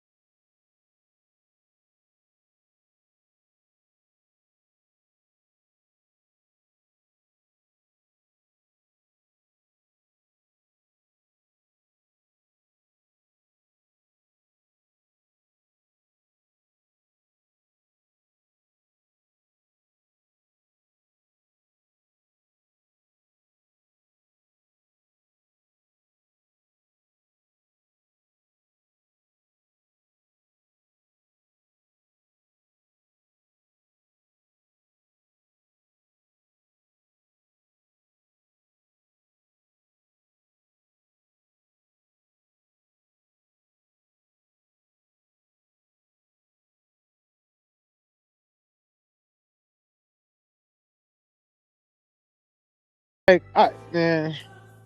What was that what shit crazy, happened? bro. I don't know, like, you know, like, I want to give, ever since this 𝘾𝙤𝙦 shit, I done started to believe that some of these niggas ain't got no reason for the shit they doing shit. I want to give them the But benefit look, of the no, doubt. think about it. The same people from St. Helena, you gotta realize, like 7 people died on St. Helena, like 6 months ago. They had a mass shooting on St. Helena, and my cousin, baby mama, nephew, and uncle got killed out there. And damn, it really was. They got into a shootout with two dude they was beefing with. That shit crazy, man. Everybody know everybody, but a young girl got killed. Like a lot of innocent people. A security guard got killed. A young girl got killed. My people's baby mama and nephew, they got killed. And they shot the nigga that was shooting with his homeboys. They ain't kill him. But they closed that shit down. But that shit happened on St. Helena Island. So the real question I should have asked earlier is 𝘾𝙤𝙦 actually worse for our young niggas than NDRE and Young Miami? Goddamn me. But 𝘾𝙤𝙦 ain't kill nobody. These young niggas is killing where my back home. You know no, I'm just saying he preached that shit, but he ain't never. Yeah, they all do it. They gonna do whatever they gonna do for a check. You know what I'm saying? For a check, they gonna average. That's just like 𝘾𝐿𝑲. He always talking about G6s. G6 got on fit. Every song he do, he talk about G6s, and that's the new ecstasy pill that everybody taking. G6s like. Oh, I ain't know what the fuck that was. So a G6 is a motherfucking XO. Yeah, it's supposed to be a pure ecstasy pill, but most niggas pressing ecstasy pills with, well, not ecstasy, but they press pills with methamphetamine, and niggas be taking them shit not knowing that shit meth. But that's why they take. I heard of that. Extra, you know what I'm saying? So niggas is doing a bunch of crazy shit. It's cool to be a drug addict nowadays, you know? Yeah, I had a little cousin that was telling me that he was like trying to get me to buy him a pill presser. I thought he was trying to do like, you know, Zans or something, but I wasn't gonna buy it for him. But I was just getting in their business. He told you he was like, or a candy machine, because you know the candy machine makes the you know, you can go. Oh no, that's what they was calling it. I don't exactly know what it was, but he said you could buy it off of Amazon. You can order a candy machine off. You know, they make like sweet tarts and candy machines off from Thailand, but they don't do it no more. It was some shit like that. Alibaba, Amazon. It was some kind of app he had. And I asked him like, "What you trying to do? Some motherfucking, you know, some Xanax or something?" Because I wasn't gonna give it to him, but I didn't want to know so I could tell his mama. And you know, they trust me and shit. But then he was talking about, nah, we do this and that, because they was making fake lean. They was getting the bottles and pumping them with that K-roll. that K-roll and that fucking horse tranquilizer shit, whatever that shit called. Like, and they were like dipping, you know, they get a little needle and pop the bottle and burn it back and shit. So they were making fake labels and all kind of shit. I said, boy, you finna go federal. And then I asked him about that presser. But he was like, nah, we gonna get some meth and whoop, whoop, whoop. And I said, get the fuck away. I had to kick him out. I said, man, go on. I ain't kick him out the house, but I heard him and ushered him to the door. What are you doing? It's good seeing you, brother. You know, then I can show you the news clip. I sit in the back. The nigga got caught with 146 grams of meth. They put him all in the local news like 2 weeks later. And my dad was like, damn, he was just over there with you. I said, I tried to talk him off that shit. I told him, like, that ain't it, bro. They gonna kill you for that meth shit, bro. Like, yeah, they gonna railroad you. But he got caught. They said 146 or 148 grams of meth. Had his motherfucking face plastered on all the news stations and social media and shit. Niggas calling me, hey nigga, this nigga got the same last name as you. Is that your cousin? I said, yeah, that's my little cousin. You know what I'm saying? So, hey Bobby, where you at, man? But going back to that shooting, hey Bobby, he here, man. He in and out. He in and out, man. You know he dealing with the babies about that time. You said going back to what? I said he going in and out. He know he dealing with the babies. I heard you said going back to what shooting, the one I was talking about that happened in South Carolina. Man, that's some hard shit, man. My heart go out to all y'all, man, and the people that had that shit happen. You know, I don't even know what to say, but what the fuck going on in South Carolina? That shit's sad, man. Listen to what I'm telling you. All you gotta do is Google Beaufort, South Carolina shootings, and that shit is so much unsolved killings, man. That shit ain't nothing to brag about. That shit's sad, but that shit crazy, man. So niggas put K-roll in the drink, man. They been doing that, K brother. roll. They put this horse tranquilizer. I forgot the name of it. Oh K-roll, Lord, bro. or if you really want to get wicked, it's some Mexicans out here that'll whip up a fin pack for you. Oh man, they ain't whip you up a violent. Nigga, they'll whip up a pack. They'll whip up a they pack ain't of tampering with the drink like for that nowadays. Oh God, nigga, I ain't in the streets. I'm just still tapped in. I'm just saying. No, I know, but I'm saying, you know, that back in the day they'll K-roll you. You know what I'm saying? Yeah, Now they put horse. Oh my God, they done went too far. I'd rather you K-roll me than horse tranquilizer. It's called ketamine. It's called ketamine or something. I think that's the name of it. Ketamine mixed with ketamine mixed with a little bit of fin.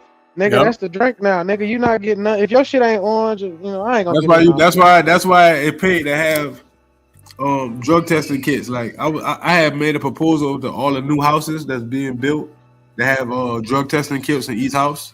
So you can have a drug testing kit, test your drugs. Fuck that shit. And have drug testing kits and have Narcan in the house. Because that's just a new age shit.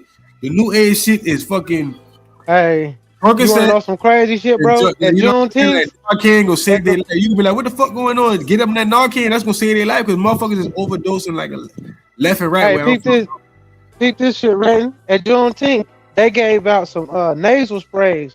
And my wife was like, hey, they gave you some nasal spray, it'll help with your nose and shit. And I'm reading it, it's Narcan. I said, nah. This ain't for the nose like that. She's like, then what is for? I said, that's for drug overdose. Yeah, don't do that. She was like, they were just giving this out at the park. I said, that's how bad it done got. They give it out at Juneteenth at the park, Narcan nasal sprays to kids, old people, anybody. Like, here, y'all need this. Hey, listen. Like, whoa. My youngest brother and my middle brother passed away in 2020 from an overdose. And my youngest brother put him on it. And my youngest brother, both of them been football stars. And they start hanging around white boys and start doing drugs. And they just tried that shit out. My son, my brother's daughter had passed. And he just started shooting heroin. That shit. That's how you know, like, I'm tapped in, but I ain't tapped in all the way. Because if the Juneteenth celebration, they giving out Narcan nasal sprays, I said, oh, this shit must got crazy. This shit must be crazy out here. Man, listen, everybody on Percocet, everybody tried that shit. They like how it feel. You probably hurt yourself and try. Listen, that's the new shit right now. Percocets, yeah, lean, and them perks ain't real. No, it's real. Trust me, niggas taking real perks, but only fake perks is them blue shit. Them blue 30s, the only fake perk. Every other perk is real because you can put a light on it and test them. And everybody going to the doctors in Atlanta, and the doctor will give you a script. All you gotta do is say you hurt. Oh shit, Atlanta, the new Houston. Because back in the day, Houston used to be Houston is the king of drink. Atlanta is just the king of just fucking pill mill, the pill mill scam. It started in Philly, but Philly brought it to Atlanta, and that's the pill mill. Like, you go to the doctor, you get your paperwork written up, and you get you a script, and they take them and they start getting addicted to them, and you get dope sick. When you get dope sick, when I found out, I remember every day I used to come home every night after a long day in the streets and come home and put Ray Charles in every night. Like, that's when DVD era was. Like, after I'm shooting dice all night, we'd go to Walmart, buy DVDs. And I always would watch Ray Charles. I'm like, why the fuck I'm watching Ray Charles for all every night? It was telling me my brothers was on drugs, but I didn't know that mushrooms help you get over addiction, though. If you want to get over addiction, eat 7 grams of mushrooms, you take that trip, your ass ain't gonna fuck with that shit no more. That's facts. I used to tell people that, and they used to say I was a drug addict or something. That got me. It got me out of depression. That's why I was taking it, because a doctor told me that. A counselor was like, "You should try to take mushrooms and to help you out with your PTSD," and it did. But then I also heard that the mushrooms will get a nigga off drugs like a motherfucker when they got. I promise you, nigga, when you take a mushroom. If you take mushrooms, the next day you don't care about drinking, you don't care about doing nothing, you don't want to smoke no weed, you be straight. Like, damn, I had a good trip, I'm straight. Like, all you gotta do is take a gram or something. That shit's so intense, man. Some penis envy, your ass gonna be back right. Trust me, bro. I'm telling you. But I figured out that shit too late, man. You know what I'm saying? Like, back home, that shit is an epidemic, and niggas is overdosing left and right where I grew up at. You know what I'm saying? Like, that shit crazy. Man, that shit sad as fuck, bro. I didn't know, because when she came home with that Narcan, I said I couldn't believe it, but it was in that bag, and I was like, now that you saying that, you validating that shit. I Like, should have damn, saved a life, bro. Like, keep that yeah. shit, cause you never know. You might need to, because you don't know what niggas be on. Like niggas that probably fuck with the blow and shit. They think they getting cocaine and they be fucking fentanyl. Yeah, straight fan. A homeboy in Seattle, that nigga he said he fuck with the blow every now and again. That nigga said he had got a fucking 3 grand, 3.5 or some shit. He snort that shit, and next thing he know, he woke up, the ambulance was fucking on his ass. It was fucking fentanyl and that shit. You know what I'm saying? Niggas be cutting that shit with fentanyl, so it's like that Narcan, having that shit on deck will save a life, bro. I wish I had Narcan when my brother fucking OD'd in my house back home. You know what I'm saying? I'm gonna show you that shit. Look at that OD, bro. I'm gonna show you. You see that shit? That's what they gave. That's what they was giving out at the goddamn Juneteenth shit. You see that hoe? Naxaline, emergency overdose kit and shit. Yep. You know what I'm saying? I don't know if you can see it on that. Good. I see. I'm looking at it, but you see me? I'm on the camera too. Yeah, boy, that shit. They was giving this shit out at the park, and I just was like, "What the fuck?" I didn't know what to think about it though. Now that you saying that, I see why they did it. That's cool. But my wife thought it was some nasal spray. I got allergies. So she's like, "Yeah, you can use this to clear your allergies." I started looking at that shit like, "Hell no, I can't." Take that shit. That shit how you feel. You get hit by 2 cars. They say, boy. Nigga, my brother overdosed in the hospital, broke out the hospital, broke back in the house, and overdosed again. That nigga overdosed 2 times in one day, nigga, and ain't died. But my other brother, he died from that shit. He was shooting the heroin in his leg. See, they be shooting heroin in their leg. They told between their toes. Yeah. They call that down there. They call it banging. Arms and shit. You know what I'm saying? Yeah, that they bang, but they, you know, you can see on their arm if they bang. You see the tracks on their arms and shit. Yeah. So I had a Mexican homeboy. He swore up and down he did that shit, but I never seen a sign of it. And then he admitted to me I shoot it between my toes and shit. And I said, "Boy, I promise you, that's what they do." See what I'm telling you? Nigga, man. Well, yeah, this is 26. My brother been going for 6 years, bro. I'm telling you, I know about this shit, bro. I lost plenty of people to overdosing, bro. Word. Like, I got a lot of family that overdose. Like, they tried that shit and love it, and it was over with. Over with, bro. That dope. See, people that do it, right? They don't be trying to.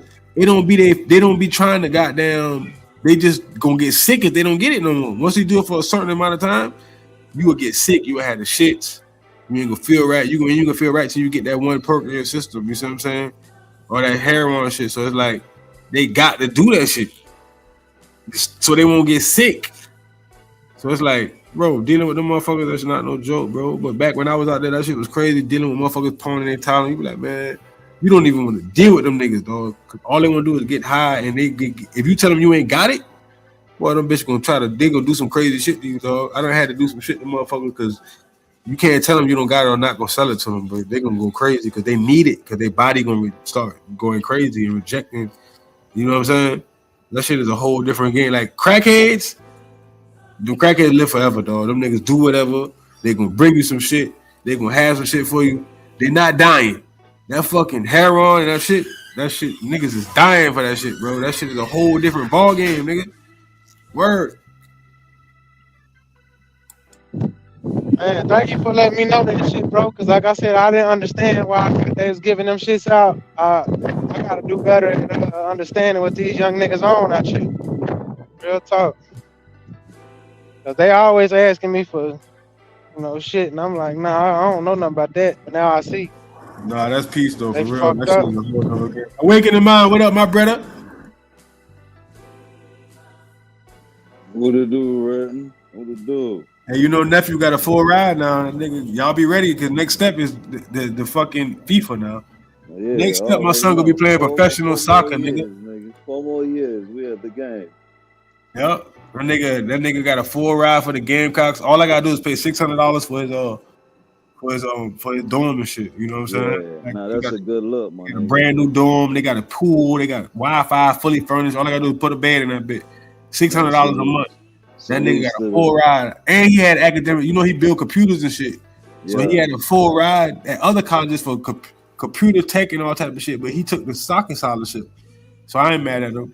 Man, salutes to the motherfucking fathers and they kids' life. You know what I'm saying? No matter what they do, what they accomplish, salutes to my niggas, man. Yeah, not all of us had them pops. And I'm talking like this because of Bobby and this goddamn music in the background. Jesus, you know, Bobby got that elevator music going on. Nah, that shit fire. I've been like that anyways, but that shit's funny. But salutes though, my nigga. Yeah, I was trying to get on earlier to tell y'all boys, man. My boy got a full ride to let y'all know, you know what I'm saying? Get y'all jersey ready. Get y'all game ready. We, you know, we'll be out there. We gonna be out there crazy. You know what I'm saying? You know what I mean? You know, soccer the highest paid playing sport right now, so. True. Proud of him. Trip out there in Texas though, Dallas. Ain't that right? Trip. Oh, he gone. What y'all say? Yeah, but shit. That's what y'all say? Yeah, actually, if you was in Texas. Yeah, I'm in Texas. Where you at in Houston? No, I'm in West Texas, but I'm originally from Austin. Oh, I ain't never been out there, but I've been to, I love Houston, man. I've been to Houston like so much times, though. I love the mall. I love their mall. I love going to the what that shit called, a Galleria. I mean, yeah, it's called a Galleria, ain't it? What the fuck that's called? That's Galleria. Yeah, I love going out there. I love Houston, man. They green as hell, though. They don't charge for parking. They sections 125. Nigga, I love Houston. I go out there with 10 bras with me, paying for everybody and getting a 125 section. Them niggas ain't. You can't never do no shit like that in LA. In Atlanta, nigga, you can spend about 3,000, nigga. Nigga, you gotta pay for valet parking at the goddamn grocery store, nigga. I'm telling you. This shit ain't no joke, yo. I couldn't believe that shit. I'm like, how much? The nigga looked to the side. The nigga start looking to the left and the right. Nigga said, I said, how much for a section? The nigga looked to the left. Nigga looked to the right. Like he's like, why he like? Let me get 125. It's my price. I said, man, let me get 2 of them bitches, nigga. What the fuck is you talking about? The what? That's it? Let me get 2 of them bitches, man. You tripping, dog. Them niggas green as hell in Houston. But yeah, why was Cuz asking if I was from Texas? You from Texas? Oh, my bad, man. No, I was asking you, Trip. What y'all talking about? Man, he said them young niggas, your age group on them fin pills, boy. He said out here overdosing. You said fin? Yeah, well, you know they on them jiggers and them what y'all call them? Perk 30s. Beans. They call beans. Okay, the beans. Or are you on a perk? A perk and a bean ain't the same thing. No, he said everything. He said everything differently. Yeah. I'm just saying. He's saying that they overdosing out here on them goddamn things and shit. And I told him on Juneteenth they gave me. How old dog is? How old you is, doggy? Who is? Me or him? You are. He talking about you. He talking about you, Red. I know how old. Yeah, he talking about you.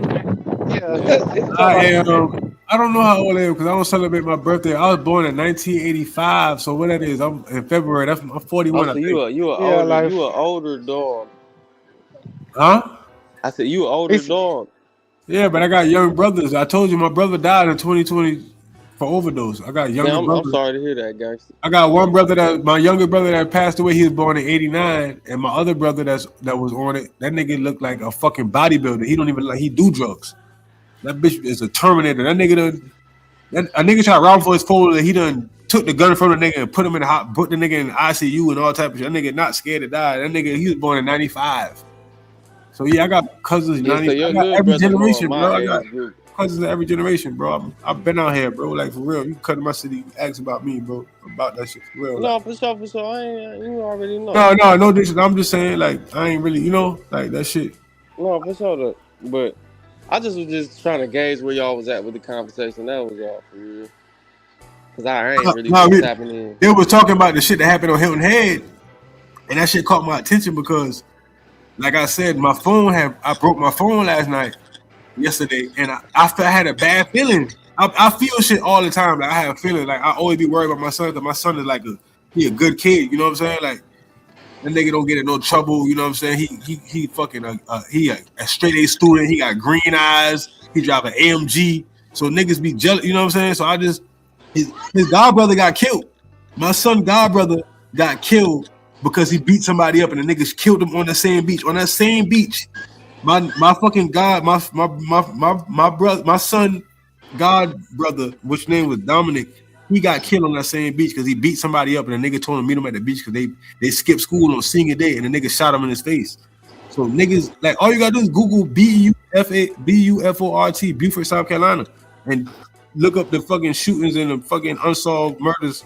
Like I told them about the people that died at the fucking on St. Helena. They died like 4 months ago. A nephew and a fucking uncle died together. A little girl, like a security guard got killed. Like 7 people got killed. Innocent people got killed because niggas be shooting. All them niggas got buttons. That's all they talk about. Like Charleston, I got button. I got button on me. All them boys, I got button. That's all they talk about, shooting switches. That's all they think. That shit, they think that shit cool, but they throwing their life away. You know what I'm saying? Man, sad, bro. It be like that though. You already know. Nah, for sure. I know for sure. Firsthand, I know. I lost a lot of people to this shit, man. Like my uncle, my cousin. I lost a lot of people to just gun violence. Period. You know what I'm saying? So it's like, I'm glad I made it out that motherfucker and moved to Atlanta and made it out, bro. Cause, bro, like, I was just wondering what the fuck was going on in South Carolina, but now I'm starting to realize and bank that that shit bigger than that, because I told him and I showed him that goddamn Narcan opioid overdose goddamn nasal spray they gave us that gave my wife at Juneteenth. They were handing them hoes out. She got 2 of them, thinking them that they some allergy shit. I read them. I said, man, this is for niggas who like get bad on pills and you gotta wake them back up. And I said, they gave y'all this at the park? And he was like, yeah, they were just handing them out. I was like, damn, okay. What, like Narcan, nigga? Yeah. Yeah, it's like I showed him the package. Yeah, it's like a Narcan fucking nasal spray shit. Yeah, they man. was handing them out at the Juneteenth celebration. It says emergency treatment for opioid overdose. Nigga got 2 of them in here. A 4 milligram. 4 milligram spray. Emails and so many people on that shit that they think that shit. Everybody on that shit. I got a homeboy that nigga be booming. I'm telling you, like you'll never. I'm talking about all the rappers you think that's doing, all them niggas on that shit. Rappers, fucking actors, all the famous people, they on Percocets, bro. They want a 30. They graduate from 10s to 20s to 15s to 30s, and once you do that, your body you gonna get sick. I'm telling you. When I was coming up, niggas was on Oxycontins and they got rid of them bitches. But you know, it used to be the red 80s. They still got them. Them hoes must be hard to get now, shit, because everybody. I'm telling you, they got hard to get. I just told you about the pill mill, bro. All you gotta do is go to a doctor and have your paperwork right. He gonna give you a script. Man, that shit crazy, bro.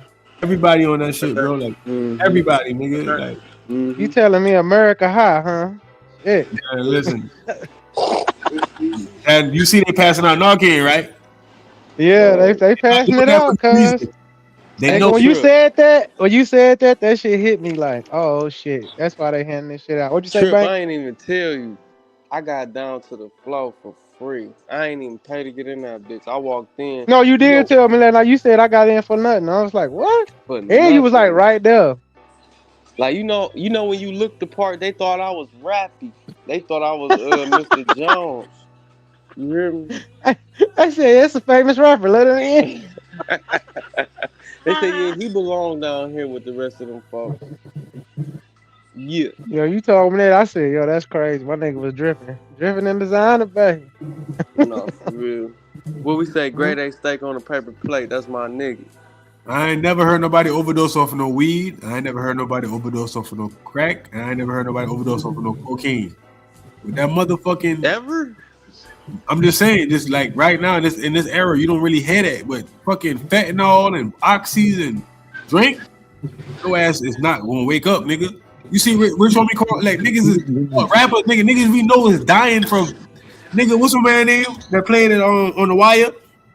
Omar, he overdosed. Like everybody overdosing, bro. That's what they do. Chevy Chase, that nigga said he just take 30 10s. That nigga said he took 30 10s at one time. Cause that's your tolerance to get high. Once you go to the doctor and you hurt yourself and you try that shit, then you like that shit, that should be that good high. You ain't that shit different, dog. That shit is heroin based, dog.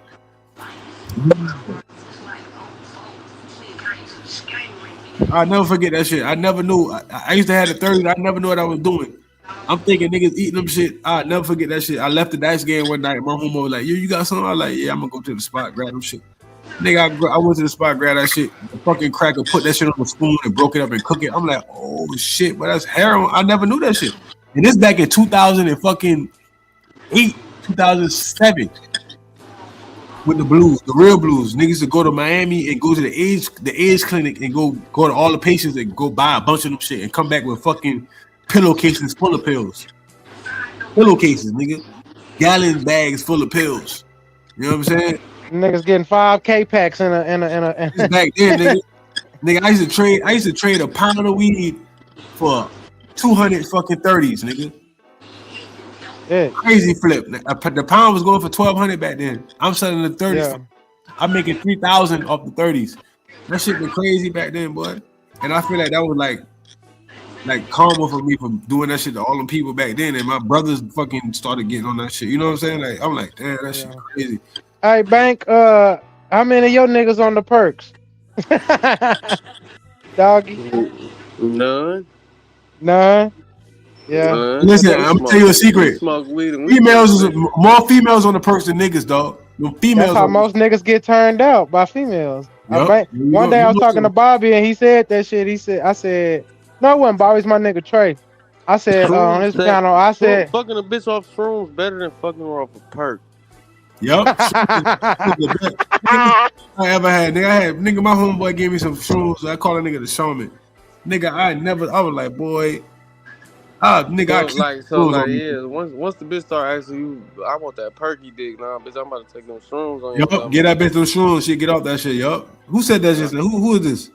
I'm this a real pit bull. Well, yeah, real shit. Trim God. Trim know what you talking about. I fuck with that shit. Yeah. Hey, you fuck with Miss Trim from Charleston?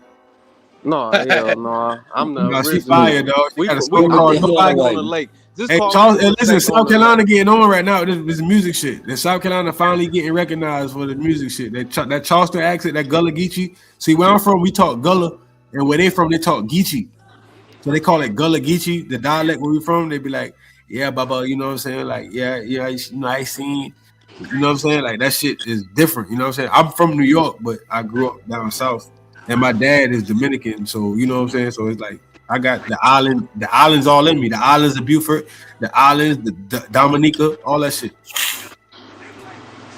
Dominica, London, you know what I'm saying? My family from London and Dominica on my pop side. No, for sure. I'm just a mistake on the lake. I'm from Lake Erie. I come out that water and I do my dance. I don't know nothing else other than that. You know? Yeah, I'm saying when you said Trim God, you know what I'm saying? Like, that's fire because Shorty is blowing up. Like, she got billboards everywhere. She got that song Coconut. You ever heard that song Coconut? My nigga Bank fried, man. You heard Coconut Water, right? No, for sure. Yeah. Hey, number one, you gotta know Trip, my brother. That's number one. I love that nigga. Nah, I fuck with that nigga. Every time we link, every time we on the show, me and that nigga be on this bitch. Yeah, nah, Trip my really nigga, my though. brother, I fuck with that nigga though. Yeah, that's my family right there, man. That's a real Trim guy right there, goddamn me. He a young nigga that's like, he took all our lessons and he really like pushing, bro. He got a good line, bro. He a good nigga, man. But I don't know, but that's why I say I asked him about his people, but honestly, Bank don't be around a bunch of young goofy, so I asked him really kind of like in jest because I know he ain't even around none of that nonsense, you know what I'm saying? He really on his game.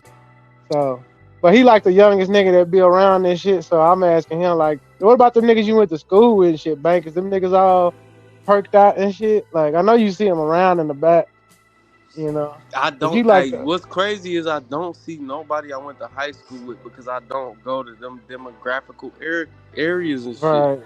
You know what I'm saying? I figured as much. Yeah. You know, what's crazy my is cousin, these young niggas told me you ain't gonna see niggas at the sauna in the gym, and you ain't gonna see niggas at the bank. What about that? Why these young niggas be wearing sweaters in the summer, man? You said why we wear sweaters in the summer? Because we used to the heat. We ready for I've never seen no shit like that. Like, I went to my partner told me that I came to I went a lot of places yesterday, but I went to Forest Park and nigga, I seen so many young niggas with hoodies on. I'm like, why the fuck these young niggas got hoodies and book bags on? And I know they be having like little drakes and all the little shit in their shit. But god damn, bro, it's hot as a motherfucker, dog. I got Nike on, like it's fucking hot. Like it's too hot to even get to put that shit on. Now you gotta wear a t-shirt and some Nike shorts or something, and some Maxes or some or something like nigga. It's hot. Them niggas be bareback in them hoodies, man. They just got a hoodie on with no shirt. You know, a lot of niggas be followers too, for real. Like they'll do anything That's that they everybody. say for real.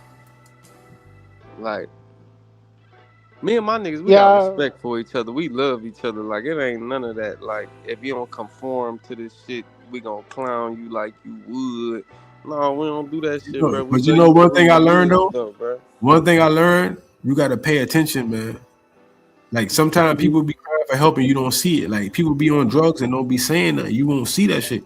But when you see a nigga yawning a lot, that nigga having a withdrawal, he yawning. You see what I'm saying? Like I know how to look for that shit now. You know what I'm saying? Because I lost family members to this shit. So it's like, hey Red, you saying some deep shit there? Because there's some shit I wasn't paying attention to back in my day, and I didn't know a nigga off that. And it wasn't until I ran into some niggas from out of state that explained to me that shit. Because they said that about the homie, and I was like, I ain't never seen him do that.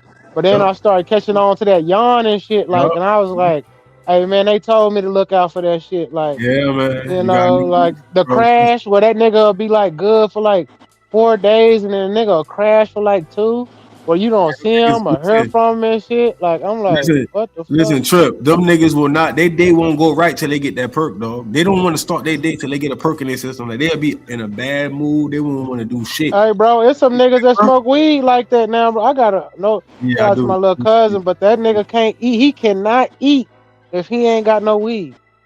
That nigga will not touch none of the food. I remember one time he came over here, we barbecued everything. This nigga not touching nothing. And he finally admitted to me, like, bro, I don't get hungry until I hit a blunt. I had to go get him some weed so I get him to eat. Like I was like, what the that's fuck? a good habit. As long as he got a weed habit, that's it. Don't they say weed to get with the drug? I feel like if you get that addicted, I feel like if you that addicted, you can't eat no food, then nigga, you might need to drop that weed. I ain't gonna lie to you, bro. When I smoke, I'm eating whether I'm smoking or not. What's happening, Scorpion? I used to be like that. When I used to smoke, if I didn't smoke, I can't eat, I can't function, I can't do shit. I gotta smoke before I eat. Real.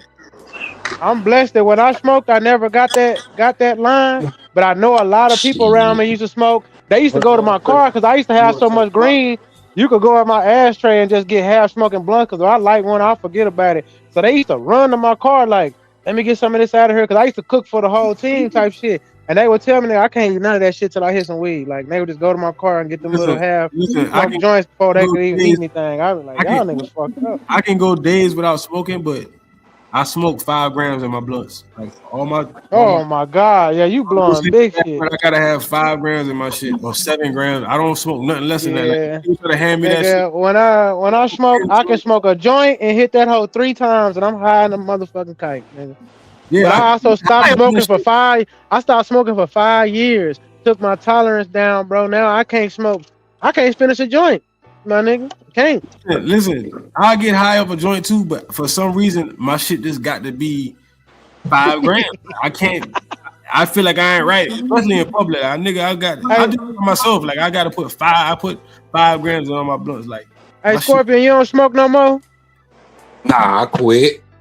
Yeah, that's good, man. Yeah. I ain't gonna lie, that's a lot, 5 grams. But go ahead, Scorpion. Go back and look at all my videos. I was just gonna say it's gonna be 3 years in October. I done stopped smoking. I don't sip drink. I don't pop pills. I don't do nothing. I drink a little bit here and there, but other than that, I don't smoke. I don't do nothing. Okay.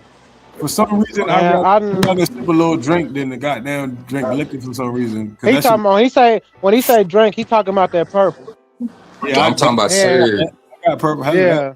He not talking about no beers and liquor. He talking about that. Yeah. Hell no. That's what I used to be like. That's what I used to be addicted to. Serve like bar. I don't sip like. I stopped sipping after they came out with that activist and bullshit. I don't that shit. Call that shit elixir.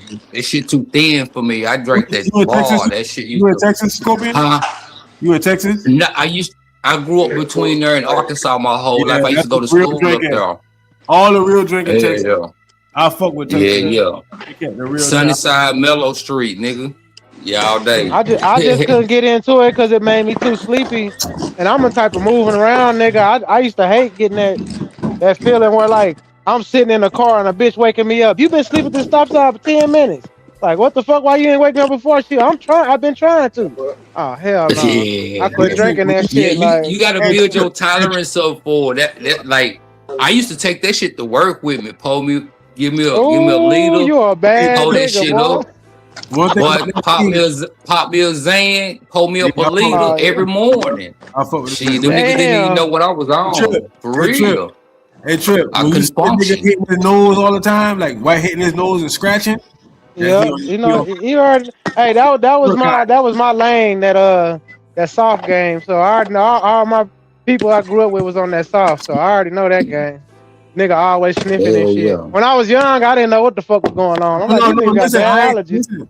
I ain't talking about niggas. See, niggas that's on the soft. You saying niggas drinking lean do that shit too, right? No. Niggas that's on the soft, they had a runny nose, but I ain't talking about that. I'm talking about perk high. When a nigga on the perk, they know it's gonna be red as a bitch, and they gonna always be scratching. Shit. They gonna be scratching their nose or scratching some part of their body because they on that perk high. That perk high make you itch. That's when you high. When you itching, when you see a nigga itching all the time. I know what you're talking about. That's what my cousin used to keep him a bottle of Benadryls. That nigga be like, nigga, I gotta give me a Benny. And that nigga say that Benadryl take that shit off of him. Yeah, drink will make you itch sometime too. It'll make you go to shit. You gotta you'll get real fidgety and shit sometime. Like, yeah, that's what I used to do. Yeah. Man, I'm glad you got off that shit, man, Scorpion.